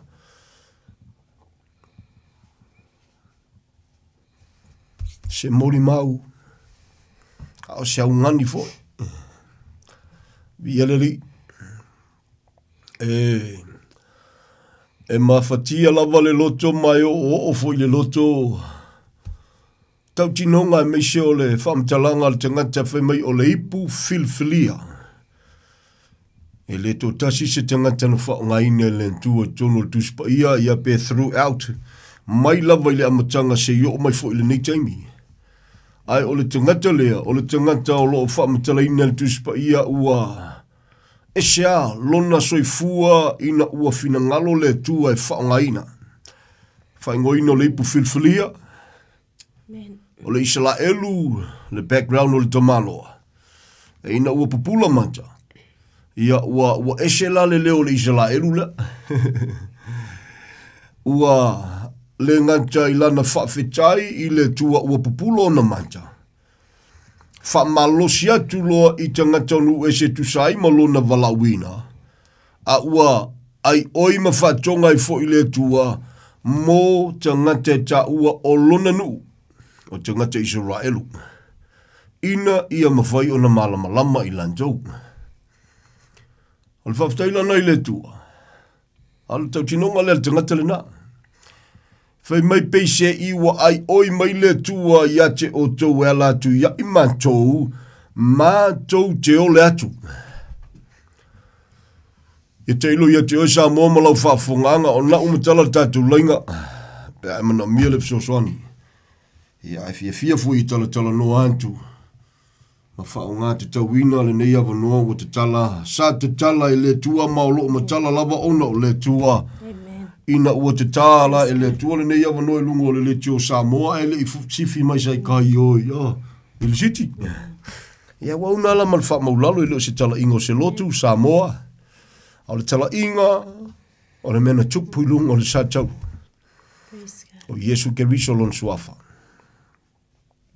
O le nala e lango na iale o tio le loto. Tau mawhaifo ia e kao fiofilo i maka i le ngata le teimi o Pokalame, mostly i al teimi tati toa tudi e tai ai lumo le tua. Ono ram tau tia le upu leo tau tino manga ngana i le tangata le neo Paulo. Ma whapea mai, peise i ua ai oi mai le tua. I le tangata. Al tangata le anga i le whiau, o le tangata anga sala. Ai kalangoa mai le tu, ai kalangoa mai wale kalangoa mai o le tu e pa ia. Wale tala noa mai lona matau tia. Wale tala noa mai lona le fia feilo, ima le fia whaafisanga, ima le tangata anga sala. Awa tala noa mai, o le tangata tonu wale o le sau le tu he sa ili ina ia whaasa loto. Le tangata anga sala. O se whamanianga tele le loto. Ia peana whaasoa ta tele i loa i le Samoa, ta tele i loa i tele foi au na ma te itai ma whaiwhi au. Ia po la foi se la tūla ngona i lea whamtalanga. Ai o lata nāli i whaasoa. Pa kau kia. Lea tua e pa ia. Lea tua e mamalu. Lea tua e sili ese. Ai kalangoa mai i le kangakanga sala. Ai whe mai se ua ai oi mai oia. Aleluia. Kau kia sori. Ma kau kia. Wow. Ia leli. Whaingo fia na tala noa e le itu ma tau tia o le tua ilo nei tu pa ia ilo nei tu e le ulangia ilo nei tu a whekalaya wa ia kua emo mai le wila. A lewa kalangoa mai wa whaakonga mai pise iwa ai ohi mai la te ohe Samoa. Vi ia le li. Praise the Lord. Na o le whaafetai au le loto ma le whaamaulalo. Na o le whaafetai au ma le whaamaulalo sa moa. Leo se tala ingo se lotu. Au le tala ingo le mentupu ilunga o le Santauru. Lea o le alua fetau sanga.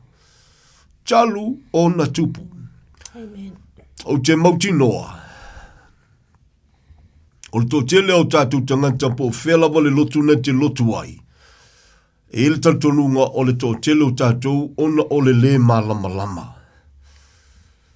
Ia po le soifua fwoi, soifua mai ai tutonu o le tāpua inga ia ona e alua ia le ile awa onga le tāpua inga ma le tāpua inga.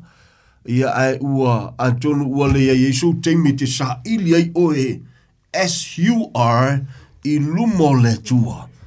E ala i lana upu le fisosani o lona nganga pa ia e whaamalama lama ina i tantou. Vi ia le li. Praise the Lord. Tau tia o luna upu sori. Le tua pa ia. Le tua mamalu o le tua foi. E le sao ai se kanga sala. E pupula mantal tamalo paulo fai mai o woka. Peise iwa ai oi mai le tua iate o tau e ala atu ia i mantou. Tau tino ngā paulo ua tau tino o le tangata ua lave ina ma ua pupula o na mata ma tau tia. Saulo malana whamtalanga. Ngā saua o le tua ua sau whape ngei whai mai lo ma paulo ma tau te o le atu. Ina ia o tau le lei ma ia. Sorry. Mana tual temi na tau mawhai eisi ko ingo o Mose fia maka le mamalu o le tua. Ia ai ngau ngau wakua whai mai lupa le tua Mose. Ia ngau lo papa kua le a ewa ai eipe ki sila iai. E leise si mawhaina wa ai le tua maola pea. Ai fuafua la mai e sila iai le nasau nuanga po le tua ua whetalai. Wow. Ale o sau.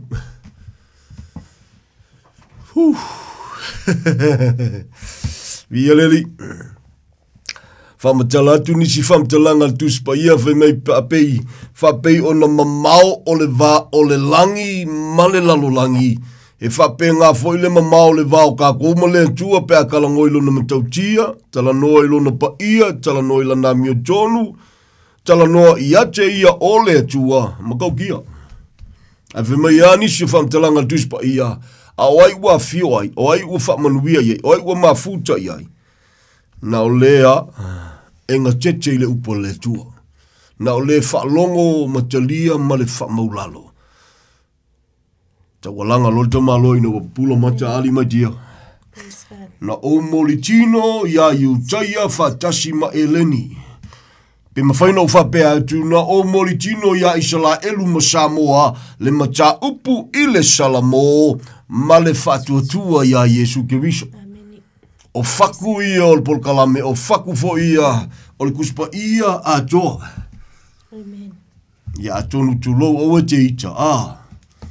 Wale keimi o isi tapua inga ma isi fo i ia po a foi po tau o a onga kusipa ia po Bible College e whamakalai le ama. Ala lava le oa, la lava whatuatua na i le whatu atoa le tuspa ia. O la le whatu atoa o Yesu e le isianga sala e le isi pepelo i ona fofonga au e tau aveina o tātou whale tonu ona o lona alofa. Ona o lona fina ngalo i awane i whano setasi. Praise God. Ia leri. Ia e uia i lea. A tonu e mwhaina whapea atu sa moa lea tunu pele ma le whamaulalo nefi afi. E uia i lea. E mawhaifo whapea atu mai maue. Mai maue pea no tau i loa. Praise God. Ai, o le saunuanga na lafo Yesu, tu words i ona tangata po tangata Israelu, e mawhaifo no whapea atu ia Samoa. Mai tum o maunga se o lava yalo ma whanau pele. Se o tātou watunu pele o Samoa. I ona whainga malo, i ona taitai, Iona tangata nu. Ta mama tina uso ma tua whawhine si o lawa ialo ma whanau pele. Le whangaloina so se au nai so se kalesia. Mai mau. Mai mau pēna o tau iloa. Mai mau pēna o i o tau loto e tā uol maliwa Yesu. Ai el tantonu mai. O loo whengao yo iai le nganga pa i o le tua. E el tantonunga o alawa fi tā o a loto whainga tau tangata matali tonunga pe o tā ofi ma mauail to tele o loo whengao yo iai le nganga pa i o le tua at this very moment. Amen. Leo si kala ingo se lotu. Al whamanatu ia Samoa. Samoa i el tangata e lofa ia te oe whamauni luna lofa. Praise God. O Yesu ke riso lon suafa. Amen. Yeleli. Praise the Lord, praise the Lord, praise the Lord. Aolo fole li e whaloloa si o tatu atinu pele o Samoa.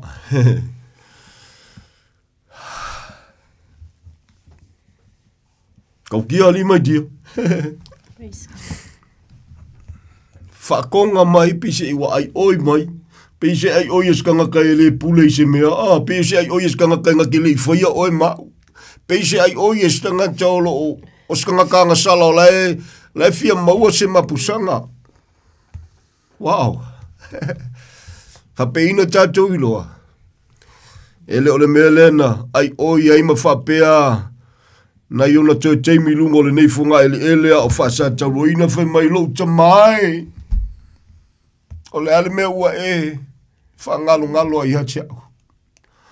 A ole ai oi ma le leo a le alo e to tasi o le tua e leisi anga sala e leisi pepelo iona fafonga. Wow. Samoa malielo lotu e tele sao se ngo se lotu. Samoa malielo lotu e tele sao se ngo se lotu au se tapua inga.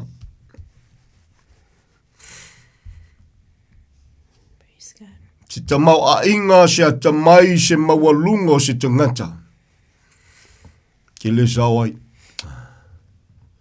Nau Yesu lava. Amen. O lena whasa taruina. Praise the Lord. Praise God. Hallelujah. Ngā tielo tātou whatau a. Amen. E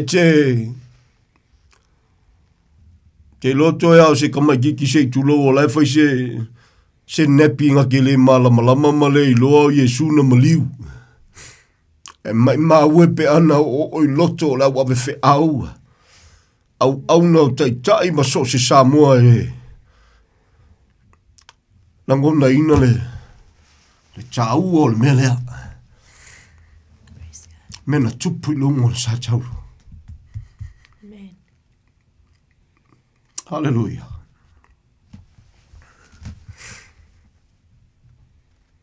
Lafo ia isa la elu se leo e whapea malo latou leiloa. Nako ki le lava kia le mea wala ko latou lafo ai le whamtalanga. Fe mai e lunga o i matou whanau. Simply because e leo malama le awali ia. O la lava manantu ia e leo le mesia le na lantou whatali ai. Ke le lopo whenga kami mai ai sa wai leo whai mai oi o le mesia oi o le tupu. Awane ngalo Samoa.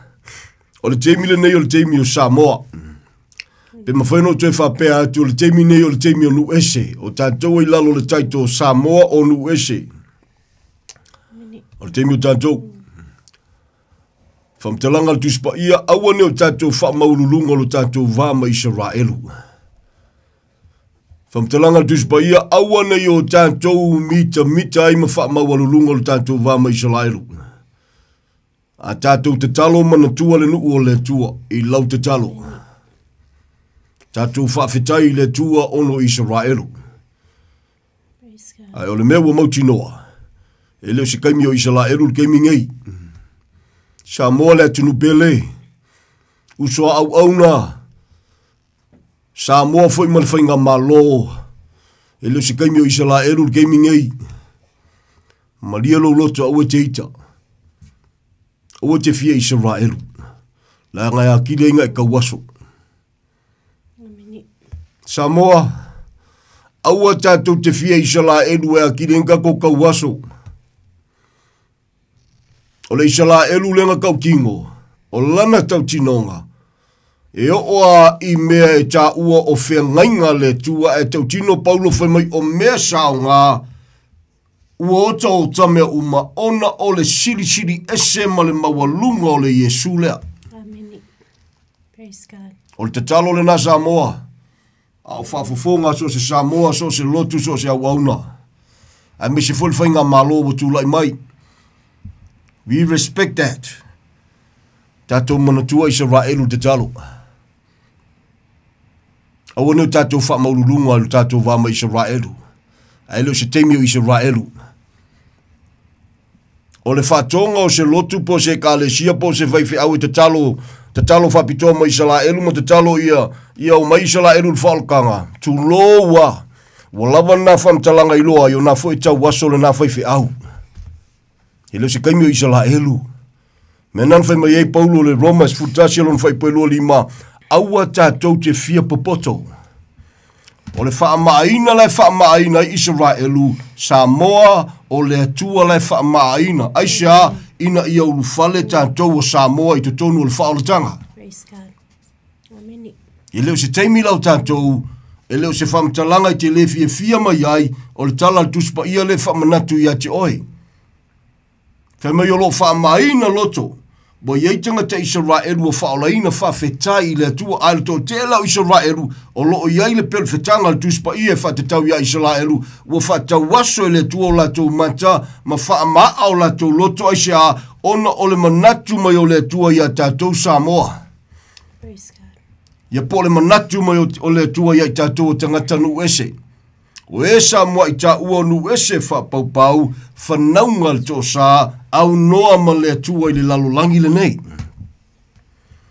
Maria lau tātou loto. Au kako ke fia Israelu. Na ngai adi elu kako lea mga ia o Yesu malo na maliu. Vi ia le li. Aleluia.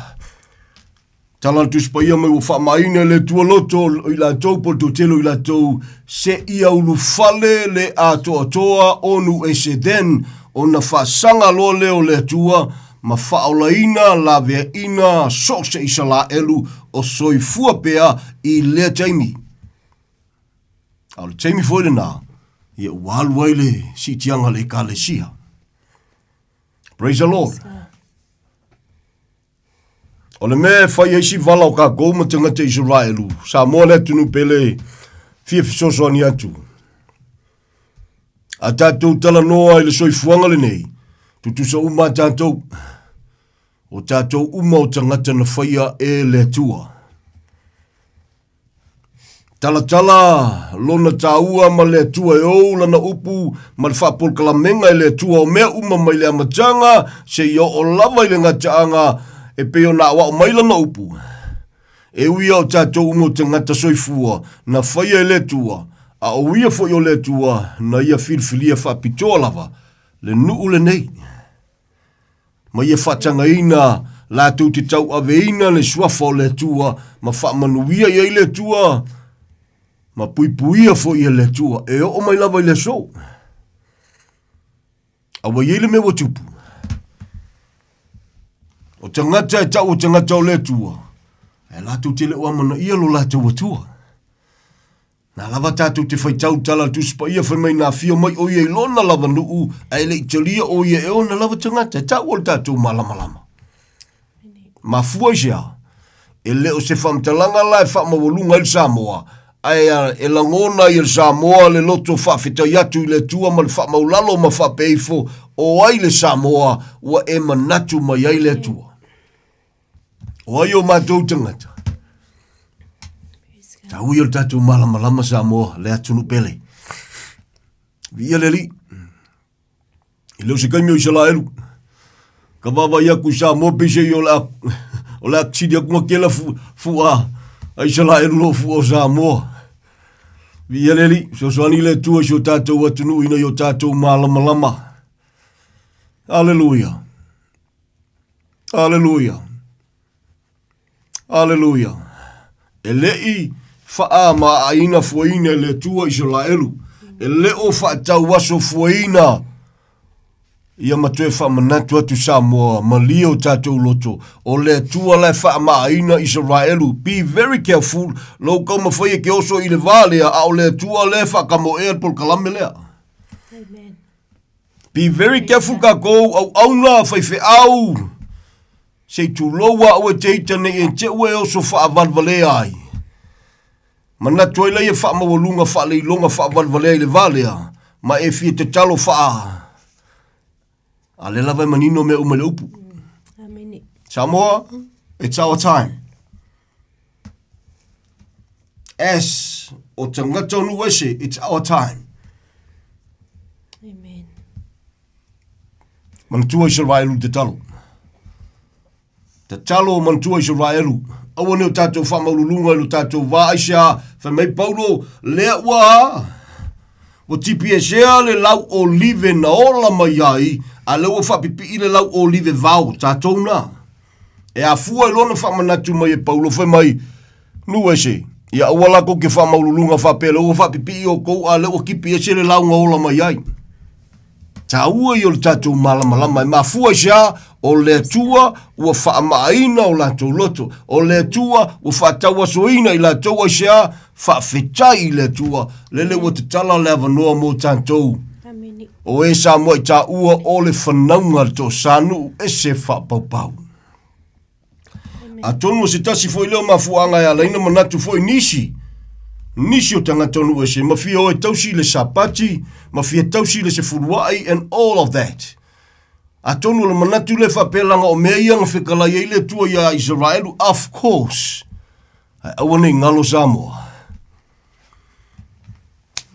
O le maliwa Yesu. Si al whianga inga ngā marikele o whianga inga le tua.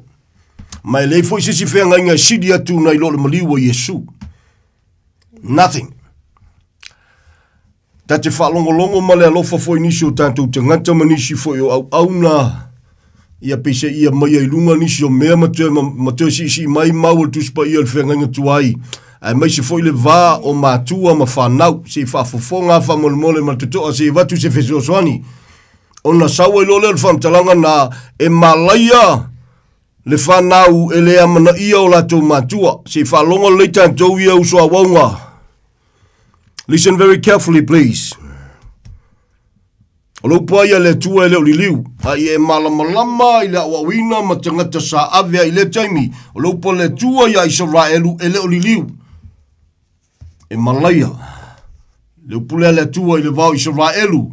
Ma le tua e whatetau i mātua ma whanau. Ina ua fio mai Yesu. Whafafonga whamolmole o Yesu ana whetalai. O te le isau e watu le file mu. E na usau e watu le pelu. O le pelu e prefer le upo le tua. O le upu la le tua. Whaimelo le upo Yesu. O le almeo le tupu le pelu lea. O le avai. E o lava i lea i le vā lea. Le so tanga lea o mātua ma whanau.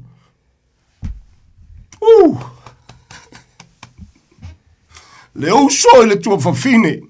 E se le vala e vai sa mo su e ngau mea se tu lou. O su e whanua. Manga o siri lo ngai ngoa. Manga o siri. E le o le vanga le kano ngai kuspa ia. O le vale e vai le tuspa ia. Le whailo le tuspa ia. O le whiriwhiri o le stangata e whaasili e su na maliu. E whiriwhiri le stangata le ai. Ka awhi mai e su ngā se umang whaimean mako wainga. That is different. Samoa. Uso au au na foi o lo folo ina ia fe au. E lo foi Yesu ia te o uso. E leo tō tele. O na pese ile wa sa o ile fe au na te tau walanga ina. Ma lio tātou loto lupuna Yesu. Ai se fai mai a lofa ia jau. Ai siri le tama. Siri le tina. Siri le tō lua. Siri le tali. Siri le whawhine. Ai whatua tua na Yesu na maliu. Talo fai. E malamalama le lei Samoa. E le ai ma se mea koe whakusainga le alofo le tua le wasa sailo nalo pele. O le whamtalanga tuspa ia ai fiawa tama ava ya Yesu. Ai fiau sita tama usita ya Yesu. A ele amana ia fo ilal tama. Lona winga. O lo le amana ia o Yesu le walainga le amana ia le tama. Taua tele lo tatou malama lama wha mana mole. Whalonga tuni si usua whaife au. Ia, whesosoani atu. Owe te ita wha mana mole leo se tala ingo se lotu. Se kaku wa mionga alu se sei. Ele onga tasi matuspa ia le na whe au. Le upula Yesu. Ai se whai mai alofa ia jau ai sidi le tama. Sidi le tina. Whanau maso se tasi le to'olua. Whai mai lupa Yesu. Wa lea o ngala lea tangata o na au nei le tua sia. Langa le langu me la lua Yesu ai mua matua. O e malama le tala tuspa ia mana ia toe whamal mole a. You know what really happened in telo tau tātou ia lotu whaoleinga. O lele o amana ia o tōlunga lua o le nganga pa ia. Au le whaingo fie ia te o tōna claim o le ngalua le nganga pa ia. It is so easy for you to declare le nganga pa ia. Anai tau ti tau pepeloina. Le nganga pa ia o le tua malia lo loto o le tala le tuspa ia. Angalua le nganga pa ia. O le nganga pa ia le tupu mai le mea moni. Na te tai tātou i mea moni uma. Wherever the Spirit of the Lord is, there is a freedom, liberty. Manu malo sa loto fa maoni. E leo toe mai e le nganga o le tua se mea toe fa matauai, toe fetuuai. Si fa fafonga fa malmole. E lea mai e le nganga o le tua, e leo se nganga e fa matauai. Au le nganga ya lofa ai e wha malosi ai ma pulea ai o tātou loto se wha fonga le wha molmole tātou la wawe au. Whai au kai ka iso se ka le sia o le ai oi le nā. O le whesoasoani le nā. Tātou te le tau waso le tuspa ia le tua. Tātou wha maulalo i lumo le li. Praise the Lord, praise the Lord. Mana ia na lau puntau tino i Paulo. Ua te janga me uma ai le mawhangawhanga me uma. Ua te janga me uma ai le au ngā me uma. Saulo ma le si. Whama losi o te ngata o le tua. Ua te janga me uma au o te leto i lalo i se me tasi. Lale winga o le whamtalanga so se meu te whaia. E vi ia i le tua le ngata i lea. E vi ia i le tua e ala ilo uamana ia ino Yesu na maliu. Praise the Lord. Ale te ofai maritau tinonga le tustala i belu. A fai o le oti lei unga o te ngata na ia soli tula fono na watu ia Mose tala no ia Israelu. Moli mawina le tōlua pol tōlu tala no ia Israelu. Fai mailo le a si mailo Yesu wa afia i makakongu ese mai e sidi atu le mamafa o le sala e tau salaina le te ngata ua soli le alo le tua Yesu. Mo te ngata uma. Tau le pa ia ina le toto na malingi, upu fai le nganga o le alofa tunoa. Wha mole mana mia tātou malama lama le upu moni. A tātou le matala. A tātou le matala sa moa e meise lava uso au na mataitai o telo lotu whaola ina. Wha pea o e le te o le liu tangata i le whaola tanga. A tātou le malama lama ma le matala. E yele mengo le Yesu ese, e yele mengo le tala le leie ese, e yele mengo o le anganga ese. Amen. Ni e mangaku e piua le tala leia e awhaia le tala lei. Be very careful.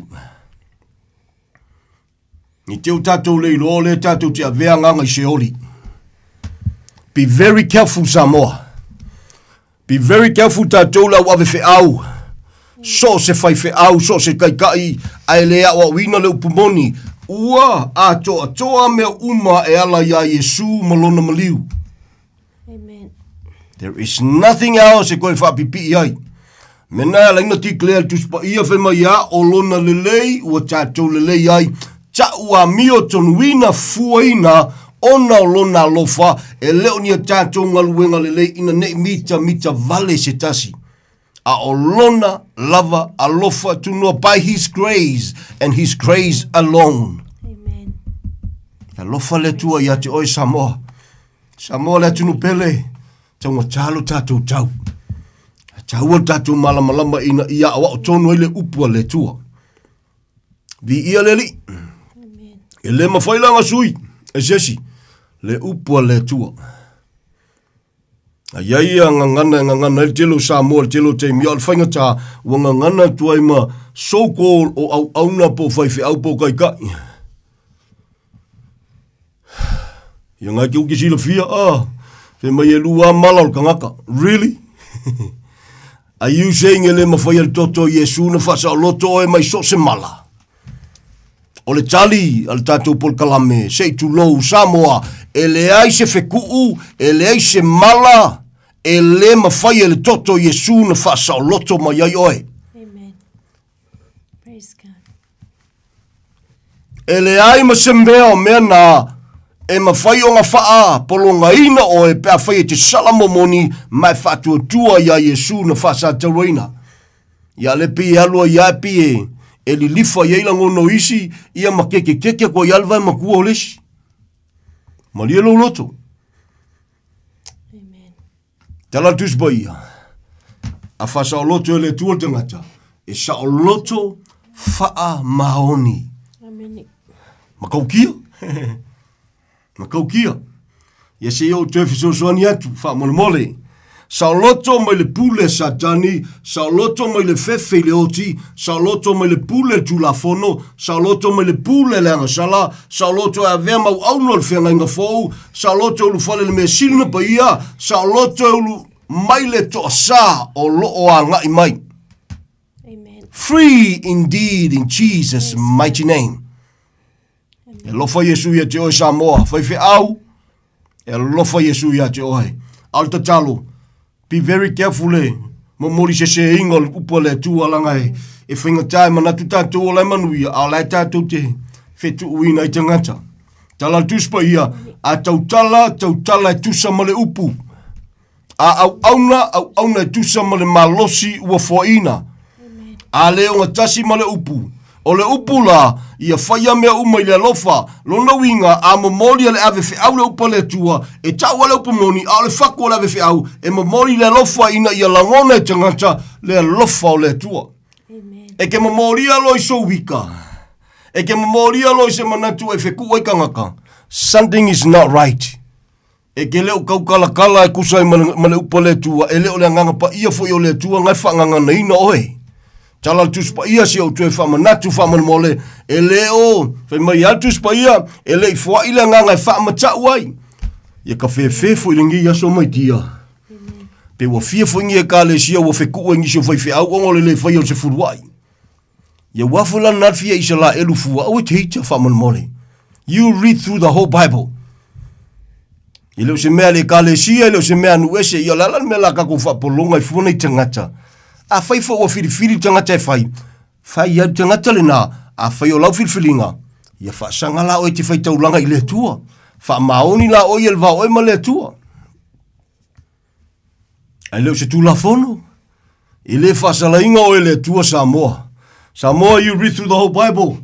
E ui lava o lai whai mai le tua e lona ti ngā. I longa mai alta ngaka solia sa paki and all that. O le vao le tua ma te ngata Israelu. Tau tino Paulo whai mai a o aso ma tau sanga le toi au ngā isa. O le aso le tua e sili ese. E le ngata mua a o tau oia i lungo le san tau lo lea o le alua fe tau sanga lua. O le aso e sili le tapena e avese ai oi mau. Le tangata o salamo moni ma fatua tua i le tua. Ma sitia e tātou whailoa i ma Yesu le vani monimo ai whakamo el whainga maloa le mangwhi ai i le fitu tau sanga i lungo le whonga ele nei. Tā ua le tātou malama lama whamole mole. Alleluia. Tā lofa ia te oepe, tā lofa i se Samoa. E fulfio lo le upulena. E kulai lo le whainga maloa le mangwhi ai, ka lofa. Tā lofa. Tā lofa. Talua i nei alino mata tua iri mai dia. So le tā lofa le telo nei tangata mea uria. E na oa, si ma whātaritari atu ma vivi atu i le tua ma wawai atu le langi whai mai wo. Lasa, Sa predicte le lako whaiwhi au le aso le fio mai a Yesu e lo siki anga. Whawhetai ai le tua Samoa. Samoa le atunu pele. Whawhetai le tua tātou te le tau aso i lana upu. Amen. E mana mia le ngalua le ngangau le tua e whaamala malamaina i lana upu. Manuia le tua ia te ore ne fiafi. Le te umi se tātou taimi. Hallelujah. E ia ia o le whai o te isa o whamtalanga le ne fiafi.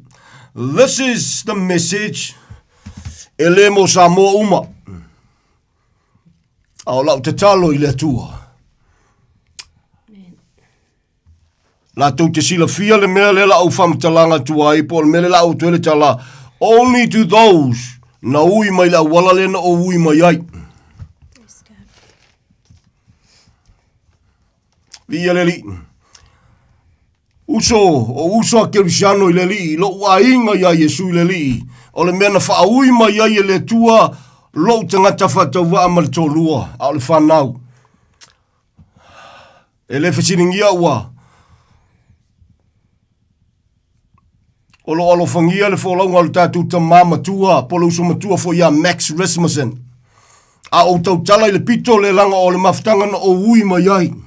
E leo tusi lalo o lima i sesi e kalesia. O lo te tau tino le mena o ui mai ai. O uso whaafafonga le nea fiafi.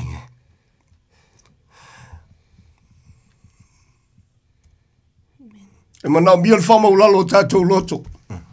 A tonu o le matala si o tātou uso matua po le tama matua ia Max Rasmussen o maliu. E le whasiningia le taunu unga ao le mea lofa ai. A tonu o le matala o si uso matua po si tama. Na ia le amana ia mawa wina ai mea lofa le nganga pa ia o le tua. E te tauna operator tonu o le maftanga. O le anme le tupu e o mal temine wa fai tau fia tau sanga. Ngar bevesi, mafua isia, o loo whamatala ina le tuspa ia, e le mawhainga lima uma, e le mawhainga vae uma, e le mawhainga linga uma. E leo ana inga e tātou mea lofa le nganga pa ia, e ele mengo le whaiwhi au, e ele mengo o le awa, o ele mengo le tiakono. Vaenga isi esel nga luenga le tua peo na awa o mai paulo, e le lima uma, e le vae uma, e le talinga uma.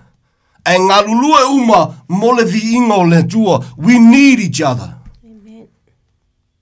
You guys know what I'm talking about. E le malamalama le si Samoa e melo ki kalongo kwai o le wheau e direct i le auso. Sa o ui mai ai. E le o ngalo o tolu te talo. O uso pele. E le whesiringia le lofo le tua pe atala noi le upu. Ia nalawa tau te sila fia. E le ngā tio lo whafafonga le tua. E ma ai le upu. A le malosi ia o le whekui ai. O le malosi o le tūlanga le nā. A o wina le upu e whaingo fia i o sa mala o le stangata. Ai whasanga kulo le upu whainga kālonga e whamaulalo. Ia e peno tau e le mala malamal ke lo sa mo me lo o kalango kwai. A o le whi au direct for le auso. O mena o ui mai ai e lofa Yesu i tātou. Imagine, I can imagine. I believe e leise e kalesia e tumu mato tele. Pe ana whape tātou te usita ia le upo le tua. E le ngato Yesu na maliu le tali, ai au na tātou amana ia mea lofa le nganga pa ia. Yeah, what happened? E taua tātou umo tai uma, ia a lima uma lao wherewai. Ia a vai uma lao wherkalinga. And that's the reason e lenga whingatana le alolua. Whewahai. Kuso le opposite kongol kako auso. Le mea whekalai a Yesu. O la whekalai ngā Yesu. E loa o tau ele lalolangi. O tātou ona somoni. Pe a tātou whealofangi. What's happening in India? It's opposite. E fusi mai e lesi. So le. Ai au mai le kua. Ia le ngā. E lofa Yesu. Le uso. E le sisi mea. Mana mia le tātou whamaulalo i le tua. O lo matala le lofa tu no le tua. Brothers, o te whawhitai atu nisi o tau o lo mantua nei por kalame i lau te talo. And I also believe e fo nisi o tau e pise i e. kusi lima. Tātou le auso pe se ia kalu ese pe alu ese skanga mai kongol kako auso. E wanse alu ese mai kongol kako auso. Pe se iwa ai pe iwa e alu le lalolangi. I know what I'm talking about. I came through it. Amen. Witnessing a lot of things. At the end of the day, Samoa, le auso. Ako au ngama le whamaulalo. Tātou whamaulalo masila tangata ia po lalo oe wala wina o lalo menga lue le tue whaonga oi po le lima, po le vai, po le kalinga. Langa le mawhainga lima uma. E le mawhainga vai uma. Amen. The worst of all, o lo tātou lea mana ia o le ngalua le nganga pa ia na whawai. E upa Yesu, tau te mana mia le nganga pa ia na whai atua Yesu ia na so, awane o tau tu ua Yerusalema, se i tau maua le mana mai lungai tala noi le nganga pa ia, e sau le nganga pa ia, na sau ma mai mea lofo le nganga pa ia, whai mai a Efeso, e equip te le kalesia. E ati a e le tino ke riso, e lor ko kele a kia e ai, e a kia e mea lofo le nganga pa ia. Hallelujah. Vi ia le li, whamanuia le tua brothers, tala noa tu mai lo loto. E leo tusia so lima jesi pe afai le mam la mal samo me lo ki kalongo kwai ia ki kalongo ile me ngo nga fa hui mai ia o le tua o le tasi vai na lave ina ile tua lo ulanga through the ministry. I am so thankful. E leo ngalo o tou ta chalo e ia ni show tou la tu te sila fia lo tanga ta fa ta va amal tolua some of you sto te le sila fia o le mata chalo. E leo ngalo o tau le uso te talo whamalolosi. Tātou whamaulalo ma tātou a apa i le upo le tua whawai e le tātou a waunanga. Whai asa kangi kako ke le vale ia na tonga fiti. E o olo i o tātou loto le mawalungo le maliwa Yesu. Le uso lo te tala noa atua le nefi afi. Te lole mea tupu i lo loto. E o olo i lo loto. E le na lo launga mai whaimeo Yesu na maliwa Yesu. E o olo i lo loto. You know what's gonna happen? Po ai lava ele fifia ke o ngalo fia fusia iai. Po ai ele fifia te o ngalo te talo mamana tua ila toa sia o le mena na tafe mai lungo sa taulo. It's real. Na laina fai mai Yesu lo ta mai. E fa mangalo atu no wala tau le ilo le me wala tau faya. Fa malolosi la uso. Amen. Fa malolosi. Praise God. Tele ne o tatu tangata sa ui me te tono le ministry to ina. La wa esel me wangai. So swani le tua wherever they are, wherever. Awane mai maua le tātou tau tinga. Whawhitai tele i le tua i la naupu. Tala tuspa ia. A tau tala e tusa ma le upu. Au auna e tusa ma le malosi ua foina. Whawhitai atu once again. Ia te oe lo uso lo tua whawhina lo mantua lo wola whatau waa mo matangata. I lau te talo e tusai ma le avanoa wa whaonga ine le tua. E a veilo tō uso whatau wa nei. E mori molia le whi au mo Samoa. E leo se tala ingo se lotu. O le tala inga o le maua lungo o le maliwa Yesu. Le uso. Anga le lei le tua. Anga le lei atu tama. Via le li. E leo ngalo tō te talo. O le ai oile na. Sila le upo le tua. Amana ia mea lofa na fo ai ma mori mai ele nganga pa ia o le tua. Tātou manino ma malam la mo Yesu ele o liliu. A iei mea na whetala Yesu ele i maliu. Ina ua maliu ua toe iei le fesu ia inga. O Yesu lava ilana pule tō tasi. E pule lava o ia. O tātou ua naoni au auna faa tau waa. Whamanuia le tua la uso. O ai lava nisho i lato whaafonga nei polkalame mai mantua. Nei au nanga man whaamaulalo, whaamalo whaafitai.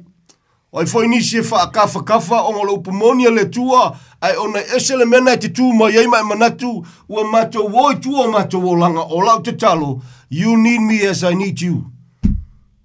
Amen. E leo se vi ingo stangata. Le tala ingo Yesu malona maliu. E o olo ilo loto. Le maua lungo le maliwa Yesu. O lau tau tinonga le na. O ai lava ika ia ke o ai ele fia ai alu whai aukala. Ngā o loua lofa. Ngā lo fia fusi ai. E te manatua te talo. O le teimi nei. That's not happening. Whainga tā. Anga le leile tua ia te o Samoa le tunu pele. Ka kele son kaukala se mea o mea longa lua ile tua ma fe au. O le polkalame o mawai atu le so mawai atu ia na. Mo Samoa wau, as well as tonight, ia wa iei se tasi waianga o loo. Anga iei mawhai ui e polkalame le nefiafi. O uso ia te au. Nga luenga le tua sa whaui ma iei, lota ola whatau wai le tua. Ia, e leo pepelo a le tua i whalinga na ia whaali. O le lawai, operate mo le lawai. Mole malo le tua molona viinga. It's an honor to serve him under his grace and his grace alone. Whamanuia le tua le uso. I love you, brothers. Even though I don't know a lot of yous. Whamanuia le tua whaftainu of te talo mai. There's tala ingo se lotu. Al tala inga o le mena tupu lungo sa taulu. Wa fua ina mauso tatou wawano tatou o tangata nu ese. Tala tuspa ia sa mua i ta ua i tatou nu ese whapaupau. Whanaungal to sa. Ai ono le lofo le tua la maliu o Yesu. O esa vava mamau. Ua whalata lata ina mai. Ona o le toto Yesu. Tu mau alofa tama. I lungo o na tangata. I lungo lana whanau. So se sa mo wa salamo moni ma whatuatua ia Yesu Keriso. O e tapua i le nganga e whaavai le mea moni. Le uso, pe na whasone fiafi. Ang le le tua. E le ngalo tau te talo. Whamanuia le tua. Sa mo le tunu pele. Whaftaima lo teimi whaavanoina. Bia leli. What's coming? E le eise se lava kia ko saulo angai mai. No one. E le i whaia fo i le tua lona to sa mo stangata soifua peita iane, a le amana ia tangata Yesu na maliu. Ia o le ale meo le awhai. Pe awhai le o al soifua o Yesu e foai, a whaia le langona tangata. Too bad, too sad. A ke le lava kia. Sa mo le tunu pele, toi whai o to nefiafi. Na whaina o whaupuina tu spa ia atoa ni vanga se lua e whaamanatu ia te oe Samoa e taunga talo tau.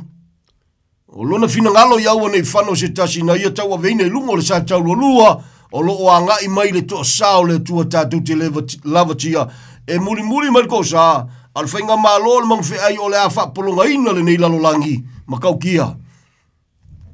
A lo whapalipale le lo whatuno le tua ina ia aua nei whano se tase i o tangata uman salamo. Whaftai tele malo teimi whaavanoina. Amen. Ang le leile tua ia te ohe Samoa le atinu pele. Le uso martapo inga. Praise God. Whaftai le nofta talo. Uso a wauna. Nei foi pito nga luenga o lo ngā lulue tuai. Whamalo nofta talo. Fo ia le vi inga i le tua ngā tia lo tātou whatau waa. Ia vea pero tātou whatau waa ma whamanianga mo Samoa. Au.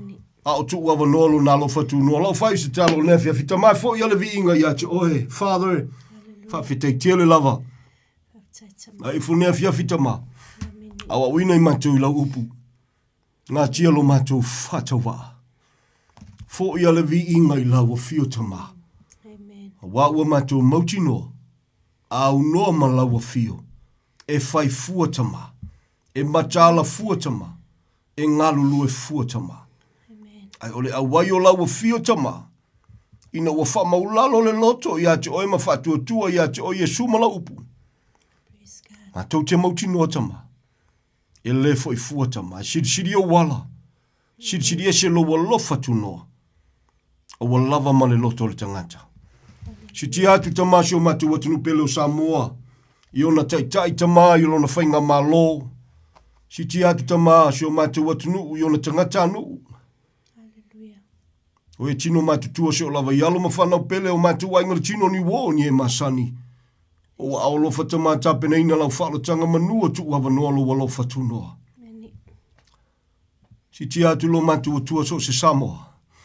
O aini o le fia tama, o no se le malamalama i la upamoni. O le te talo whamale mole, ngā lue atu ngā lue ifolo wanganga pa ia. Whamanatu tama whamalama. Ina ia mawhai ona filifili whatasi malaua fio. E tusai malau upu. Mo lou lava malo e leo noa. Whamanuia fo iso se Samoa manatua nei pol kalame i lau te talo. I le lātou te talo tama. Wa nauni au nei whatau waa. A o le vi inga o lau wa fio ia whatele ina tama. E pulenga o le tio e le whaangalo ina te talo. Le au no lo tiutia ma le a inga tamau au lo fai whaalo loe le au noa. Le au so ma le tapo inga tama. E ngati Samoa, Australia o New Zealand nei. Ua au lo fai whaalo loe le au noa tama. Au so tama pe o na ta ua i la tau le nea fiafi. The whole ministry tama. E sila fio la tau ngol te talo tama. Fa mole mole lo matu o tua o te tu la foi nei la tau. La ingol fatu tua lau tele i so se ngangana i so se lanu. Ua ao lo fai whaalo loa tu sai mala upu tamai le whangaloina i Israel ua lonu. Ua ao lo fai whaalo loa tamai tu sai mala upu tu sai malo lava taimi. I au pel whetanga tama. O maola whatau wa amal tolua le whanau. Father, it's an honor to serve you under your grace and your grace alone. Tu mauia tu ole vi inga nei masa uma. Ni so au auna tama, ni so pol kalame mulmuli mai. Ngā tia le whatau wa awanau ni au no matu tangata. Whamalo si au ia Samoa ma whamanatu. Ne mawalunga, ma le siri asio lo walo whatu noa. E ala ilo maliu Yesu. Tu mauia te ole vi inga whawtei tele me uma. Whawhetai. Ala ia Yesu te talo le whawtei tele. Amen and amen. Thank you so much, Father. Amen. Wonderful Savior. Wonderful Jesus. Hallelujah. Hallelujah.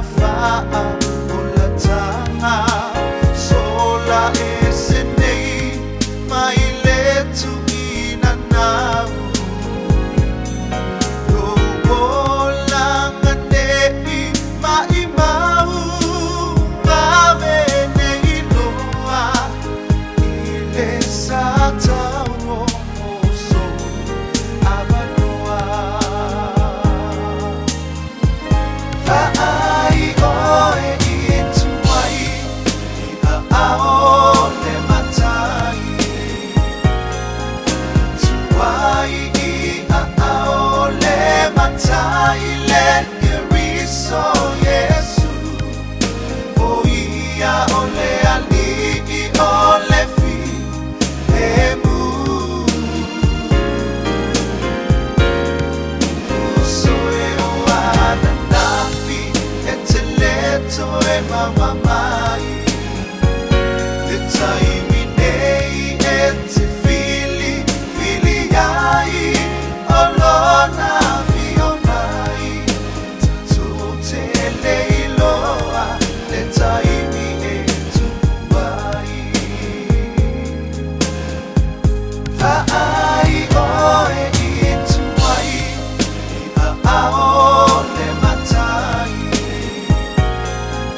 tu ai i a o le matai le iriso Sipo Mario pena nai o e tuai, mai tuai le tato proclame o mai atu manu mano le upomoni te pena le pasta titi salpea pal tua ya Tania.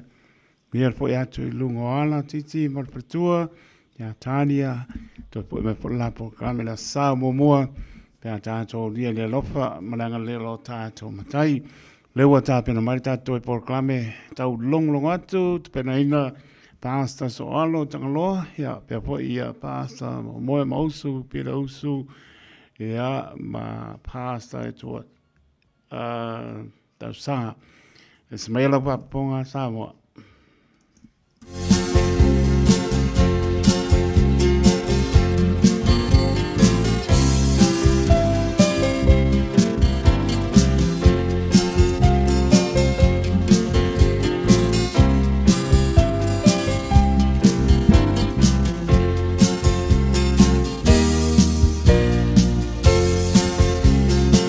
Matu te longo atu te alama Lele tala lele Le tala winga ile pa ahola Awina mai le tua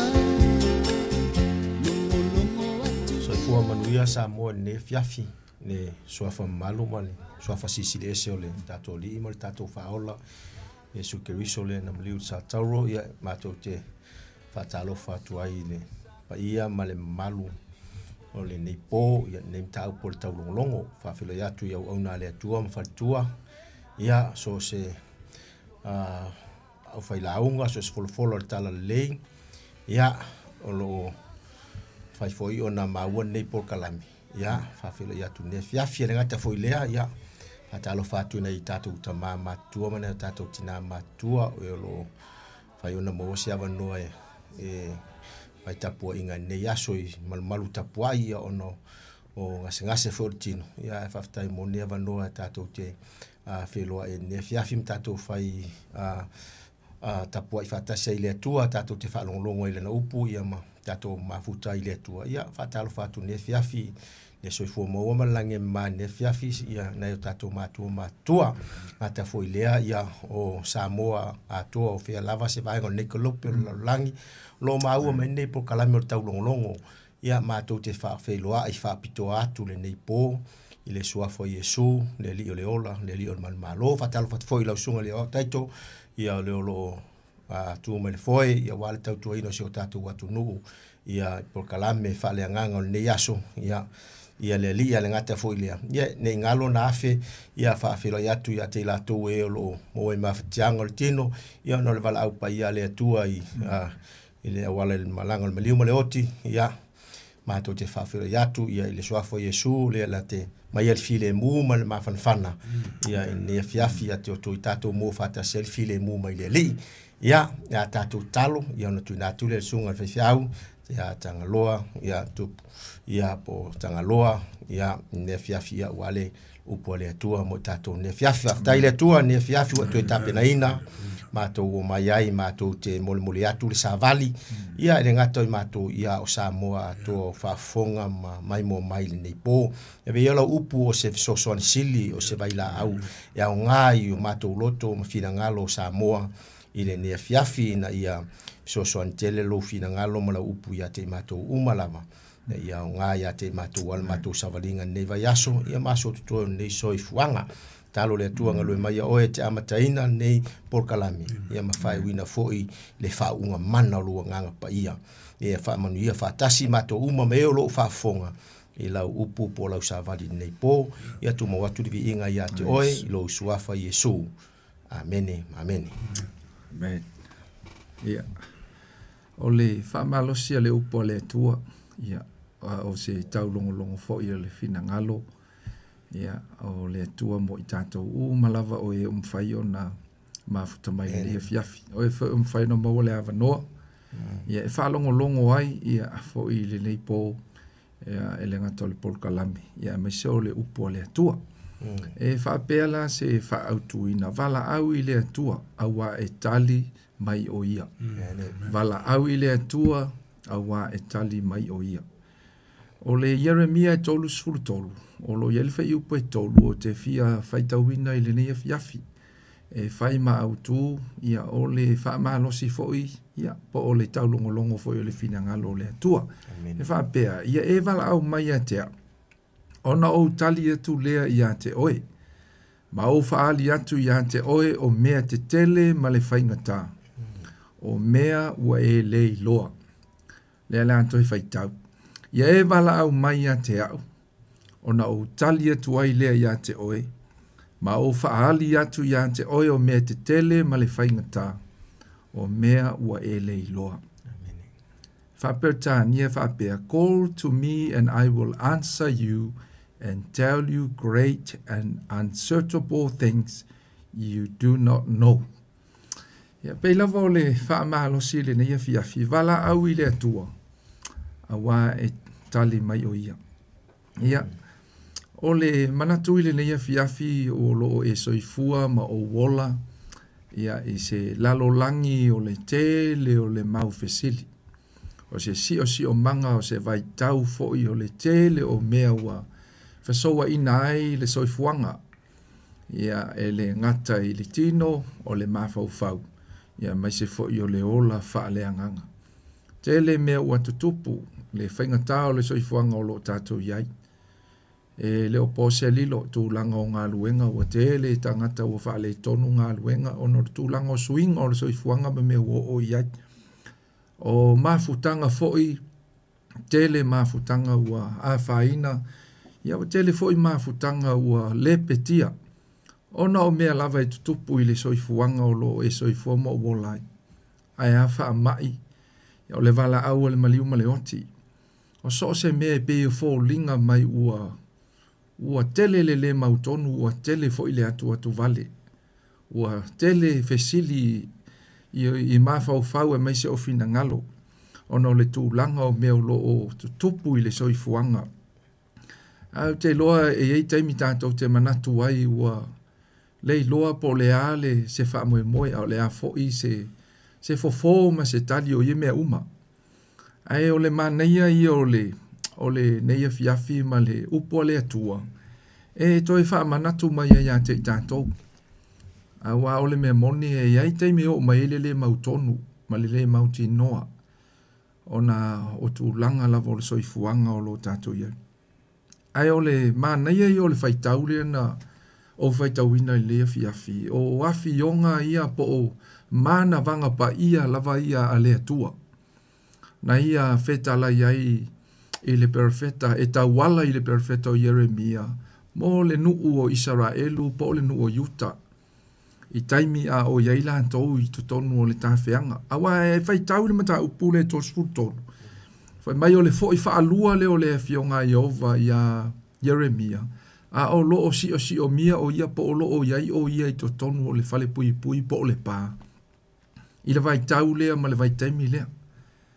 O lo o whaai loa atu ai le finangalo le atua. Ina ia tau atu ia Israelu po o Utah.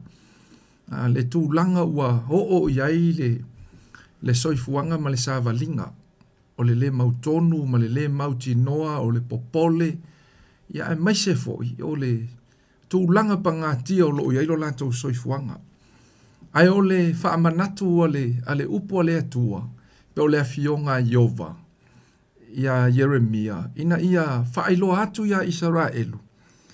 Vala au mai ia te au, ona o tali atu lea ia te oi.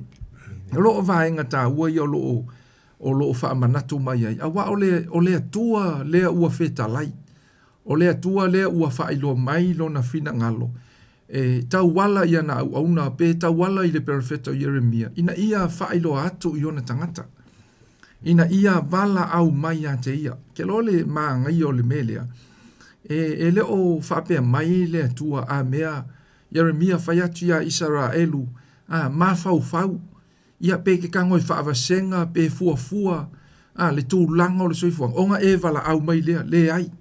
Pe whapea mai fo i le atua. Jeremia ia whaiatu ia Israelu.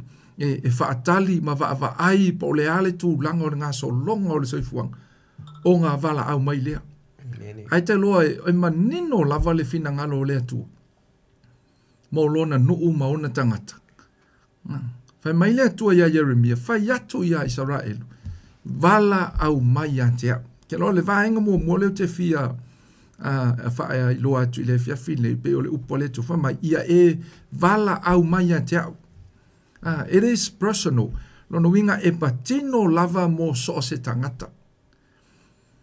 E pe ona whaamala malama i le fionga le atua, le vai tau ma le taimi leo Israelu, o iai le tāwheanga, o iai le taimi whainga tā, ma le mawhatianga ma me ua o iai.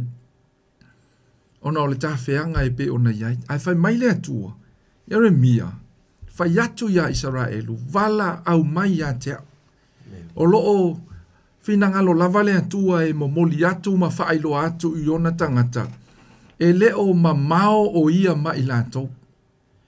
E loa e ei teime o le soifuanga e fōlinga mai ua mamao le atua mai tātou. Ona o le tele o whawhita uli, o le tele o whaingata, kele fo i mea tātou te hui ai. E tau wawa i nga ngalo ia te tātou, e leo mamao le atua. O lea ua feta lai le atua, o le atua na te sila fia mea uma. O le atua na ia whaia mea uma. A le ua whetalai mai le atua pe tala no mai le atua e ala ia Jeremia. Whai atu ia Israelu. Wala au mai ia te au. Wala au mai ia te au. Te lo o le wha maa losi fo i lea o le upo le atua. Po le taulongo longo fo i lea o le finangalo le atua. Sa moa mai tātou umai nei pou.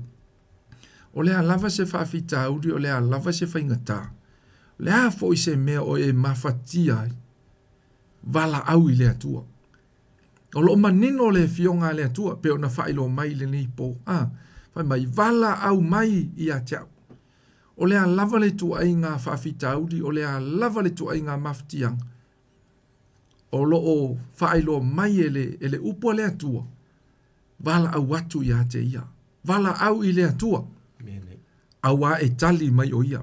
O le vaenga lona lua, o lo o whailo mai, e mauti noa lava, le whaafofonga mai o le atua. The promise is certain. O le atua lava le o lo o whailoa mai a Jeremia. Whai mai tau watu ia Israel. Vala au mai a te au. Whai mai ona o tali atu ai lea ia te oe. O lo o fola mai e le atua, ma whailoa mai e le atua. Lona fina ngalo. Ina ia i loe le tangata. E so se taimi tātou te wala au atua ia te ia. Whai mai ia o te tali atu. Whai mai ona o tali atu ai lea ia te oe. Te lo le tā ua i o le vaenga lea. Pea whai e te tali tonu, mai whātua tua. Ma e wala au i lea tua malo loto atua. Ia i loa, le ua fola mai e lea tua ala ilana upu whai mai. Ona o tali atu wai lea ia te oi. Po lea lava la se mawhatianga. Po lea lava se mea o e ui ai. Ile nei fo i vai tau o le soifuanga o tātou iai. Wala au i lea tua. Awa lea ua fola mai e lea tua e ala ilana upu whai mai. Ona o tali atu wai lea ia te oi. E eike me ke wala au i le stangata mo se fisosoang. E kei me kali mai e kei me le tali mai. E foi kei me ke wha moe ai se tangata i se mea. Ai wa lema whaia le nā tangata o na tali mai. Ai sea, a wa e pisi ia po le hafo ingi mea o whea ngai ma le tangata. Ai ke lo le atua le tā uola na upu li pole nei. Whai mai le atua, Jeremia, ta uatu ia Israelu, wala au mai a te au. ona o tali atu ai lea ia te o tō. Ma le vaenga lona tolu, le vaenga sili lea na tā ua. O le wha manu yanga ua ofo ina mai e lea tua. O lo wha ailoa mai le whai tau lea whai mai, e le ngata ina tali mai, ai whai mai mai o ma o wha ailoa atu, whai mai o te wha ailoa atu ia te oe o mea te tele ma le whainga tā, o mea ua e le iloa. Ke lo le wha manu yanga lea tua. So se taimi tātou te wala au watua ia te ia, ma le loto atoa, ma le loto wha maua lalo, e lo whai mai e tali mai o ia. E le ngata whai mai e tali mai o ia, whai mai, o te whai loa atu ia te oe, o mea te tele, ma le whainga tā. La le wingo ia upu, ke lo o mea le o ia ilo malos, o mea le o ia ilo tātou i loa, e whaai loa e le atua ia te i tātou. O manuia ia o lo tala noa ia le fionga le atua. Whai mai le apostolo Paulo, o mea le ia, o mea le i loa e mata, o mea le i whaalongo ia i talinga, o mea le i o le loto, o mea sili, o mea ia le kalango ia le upa le atua. Whai mai o mea sili ia, ua saungia le atua, mo i lato umoea, o e alo lofa ia te ia. Ke ror ka ua lea a e wala au i le atua. E le ngata o le ua fola mai e le atua e ala ilana uwhai mai o te tali atu. Ai le ngaka e kali mai le atua uwhai mai o ke whaai loa atu ia te oe o mea te tele. O a mea ke kele. Kelo o mea ka kou ke le i loa. O mea ka kou ke le i maa fauina. O mea le o ia ilo tātou malosi. O mea ia e whaai loa e le atua ia te tātou. E roi whape ngarso i fuanga le tātou te iai. E pei fo i o le nei au nanga, e pei fo i o le mātou ngā luenga. E ngā o ngā, na o na mātou o ni na o ni au na. Mātou te au na atu. I ro tātou watu nuu, ai maise o e mawhainga whaafafonga i le upo le atua. Ai ke loa, o le mana o le atua. Ngā ke whaai loa ai, lona fina ngalo, e tā wala atu iai. E tā wala atu iana au na, ai maise foi, e peo na iai mātou. Wha mai leo le atua. Jeremia, ka uaku ia Israel, e le ngaka o te tali atu. Ai o ke whaali aku ia te oe, o mea te tele, ma le whainga ka, o mea ua e le loa. E e ke mua le loa e lo mawhau, ua e le loa po o whea le mea te anga iai. O le a se mea o le a whai. E ke loa, o le wha mahongi o le upo le atua. Ke loa a e wala au i le atua. Po le a lava le ko inga situation, o le a lava le ko inga sisi o manga o iai. E ke loa wala au i le atua. Langa le waia fola, whamea o te tali atu. O ke kali atu ia te oe. Mai o ke whaali atu ia te oe me te tele. Ma le whainta. O mea ua ele loa. Ole pe ole si o manga lea pe e va aile le yanga ile mata upu lea ma o lo tala no ai ile taimi le wa o lo fea ngai le nu o le tua ma mafati yanga ma sa wanga ono le ta feanga ma le tulanga o me o ile panga tia ono le tulanga o le si o manga wa yai ai ke lo fa fetai le tua ele o ma mao le tua ma ilato alenga ia fola lava ele atua. I will restore you. O le koe whaafo i sia ele atua le tawhianga. Pa mai le atua ia Jeremia, ka waku iai. Wa umaunga o sau ngia lea, le fofo o le fosi mo le mai. O le tali mo le mawhatianga. Wa sau nia maka penga ele atua.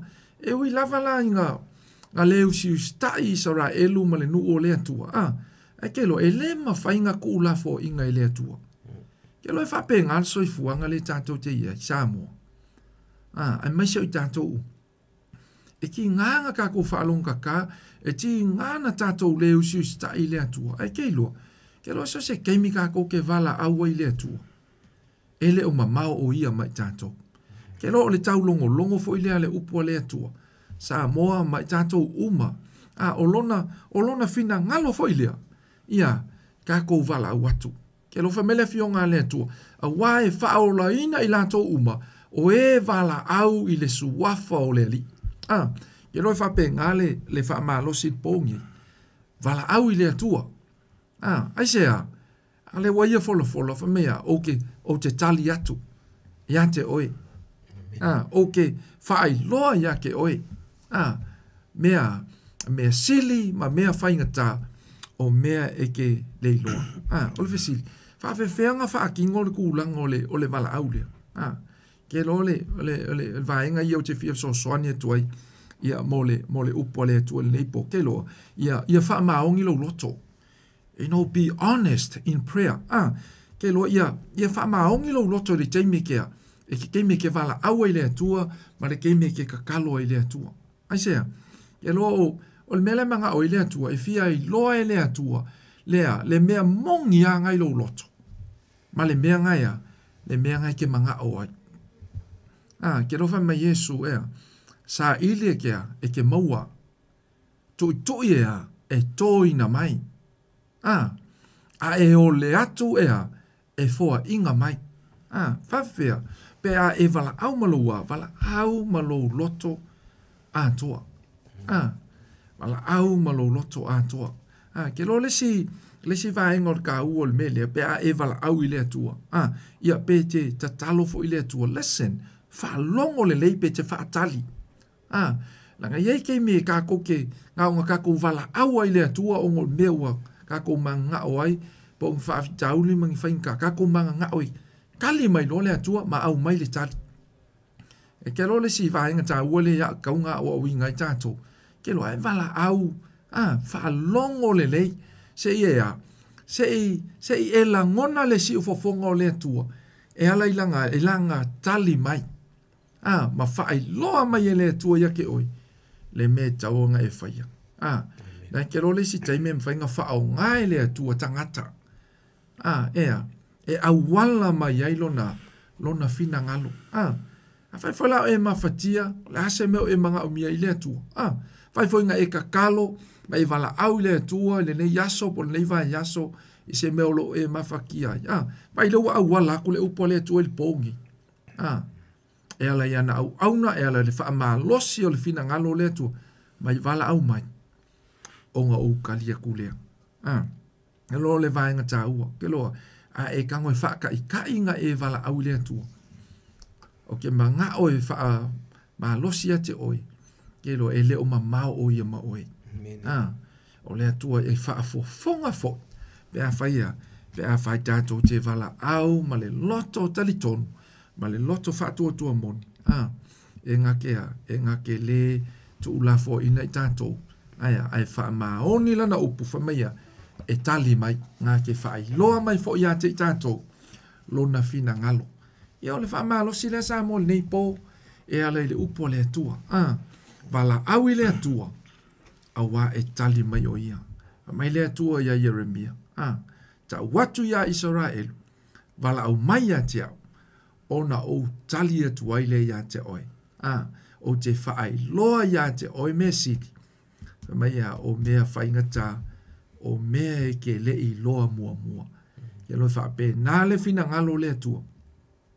E whai loa mai mo i tātou. Ia o le tau longo fo i leo lana upu le nei pō. Ia e wala au i le atua. A wā o loo whaafofonga mai o ia. Ia e tali mai fo i o ia ia te oi. I so se mea mawhati ai, ma so se mea o loo e mana o mi ai. Ia le fiso soani e le atua. Ia anga le atua, whaamuni atu le nei pō, ia whea lava se meo lo e whaafonga mai ai, ma e maua mai ai le nei pō kalame, ma le tau longo le upo le atua. Ia anga le atua, ma fiso soani atu ia te oi, ia i le nei e fiafi. Ia tu ina atu le au na le atua. Tātou te talo, umana mātou tau longo ina la upu le nei e fiafi. Ia la fo i le ala leo, sa mo le tua fa fonga fo sho mato atu nu to fa manatu e le ma o mai mato o a me mato te marana o e wi lava o mato lo mai lawa fiongo o lawa fio te sila fia me uma e mato te le tau tala pe mana tu na te wa lo na sila fia a le o fai lo le ne fia fio lo fina ngalo ina ia mato wala watu langa ina ia mato lo o lawa fio o te fa fonga me uma mato te ole atu ai e loi foi lo mato fatu tu e lo mato vala watu lo fio va stai fu o mato lo le ne fia fio lo fio te le e te le tau fi mau I mele lei mo lau whana. O e te fia whamanuia ia I mātou. A lo fina ngalo ni ia mātou loa. O lo soi fua lau o fio e mawhaia me uma I le mativa I se mea. Whamanatu fo I le atua se o mātou atu. O ai lava o mawhatia o le a lava se mafu anga ni mana onga lo mātou atua. A wane I ngalo o lo I aila wa fio e wala au I mātou ia te oe te whafofonga fo I mea uma. Whaftaile rea fiafi le atua le ngate le nei polo kalame. Au na le atua sa whapeo na tu lai le atua e lau ngaina la upu le nei aso atua. Se o mai lawa le nea fiafi lo mātou atua. O la upu o mana whono ina lo mātou ta manga lua e anganga pa ia. Mori o I loto ma fina ngalo le atua o tangata na whanong longa e mese se o mātou atunu. I o lātou ta lia la upu le atua o lo iele mana o lo iele ola lo mātou ta maa. Whamanuia fo le nea fiafi le atua lau auna le au ia teito le atua le nei polo kalame. Mai mātou malawa le atua, mātou maua se moe le leile nei polo mātou atua. Moe mana tu natu lo mātou ta maa wa mātou te rei loa. Se taime te fio mai lo mātou atua. I foi se tasi o whanongo mai I le tio le atua o langona le atua le fia talia ino oe a vea maali ma whaona. Nganga pa ia o lau fio ngā lua I o lanto loto. Au foi ne fi le mule loto le tangata wai loa lau fio o toe solo muri. Ine ia toe salamoma fo I mai ate oe wana oe lavo le ala. O le upu moni ma le ola le mawhaiona mātou sao atu le tama. Pea mātou leo I mai lau fio. Whamanuia mai le nea fiafi lo mātou tua. E mai se foi lau wauna na wala mai le upu le nea fiafi. Ia foi lava ia te oe le vi inga le whamanu ma le whane tau. Ono lo suafa pere Isu Kerisa wa mātou wole ma vala watuai. Amen. Amen. Amen. Amen.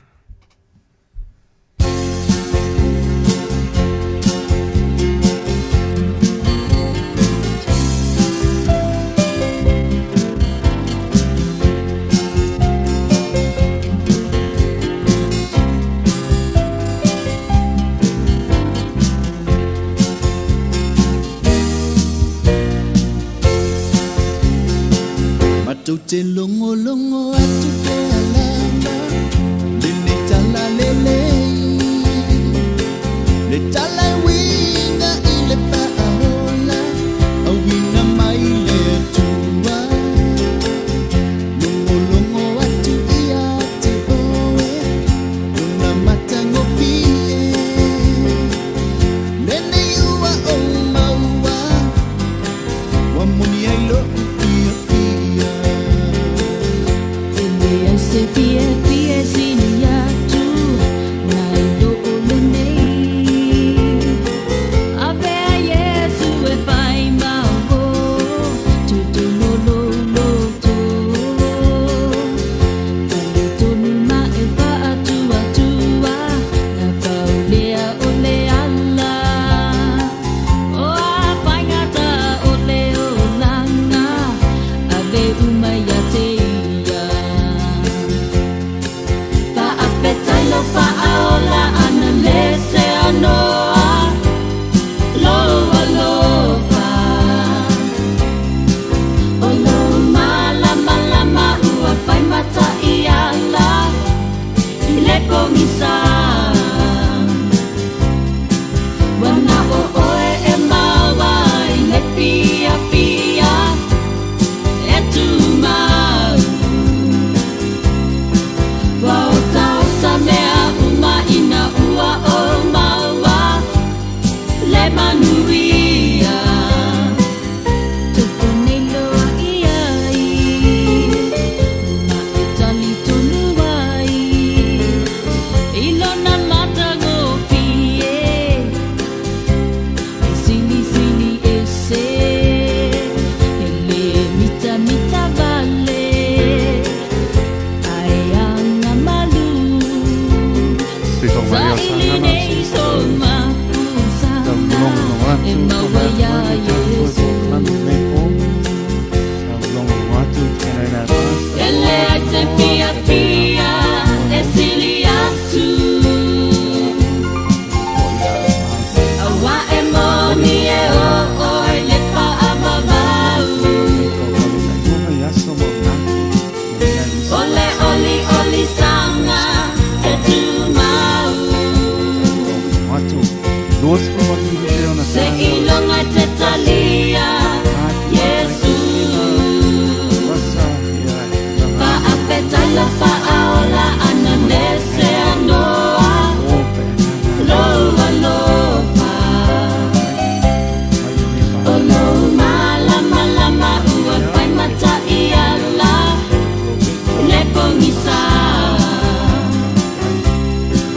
Wana o oe e maua i le pia pia e tu mau. Wa o ta mea uma ina ua o maua le manuia. Tupu nei loa i ai na e tali tonu ai ilona mata go fie.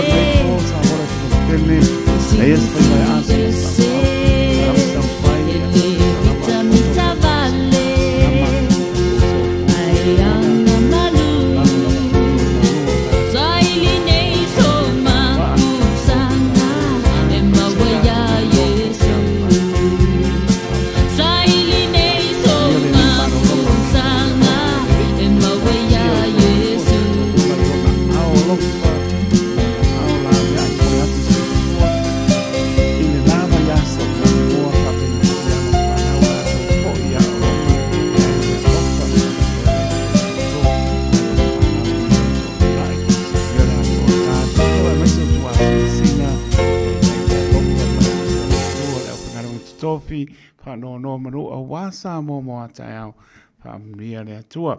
Tai jo te loto le au na saipua, ma ia.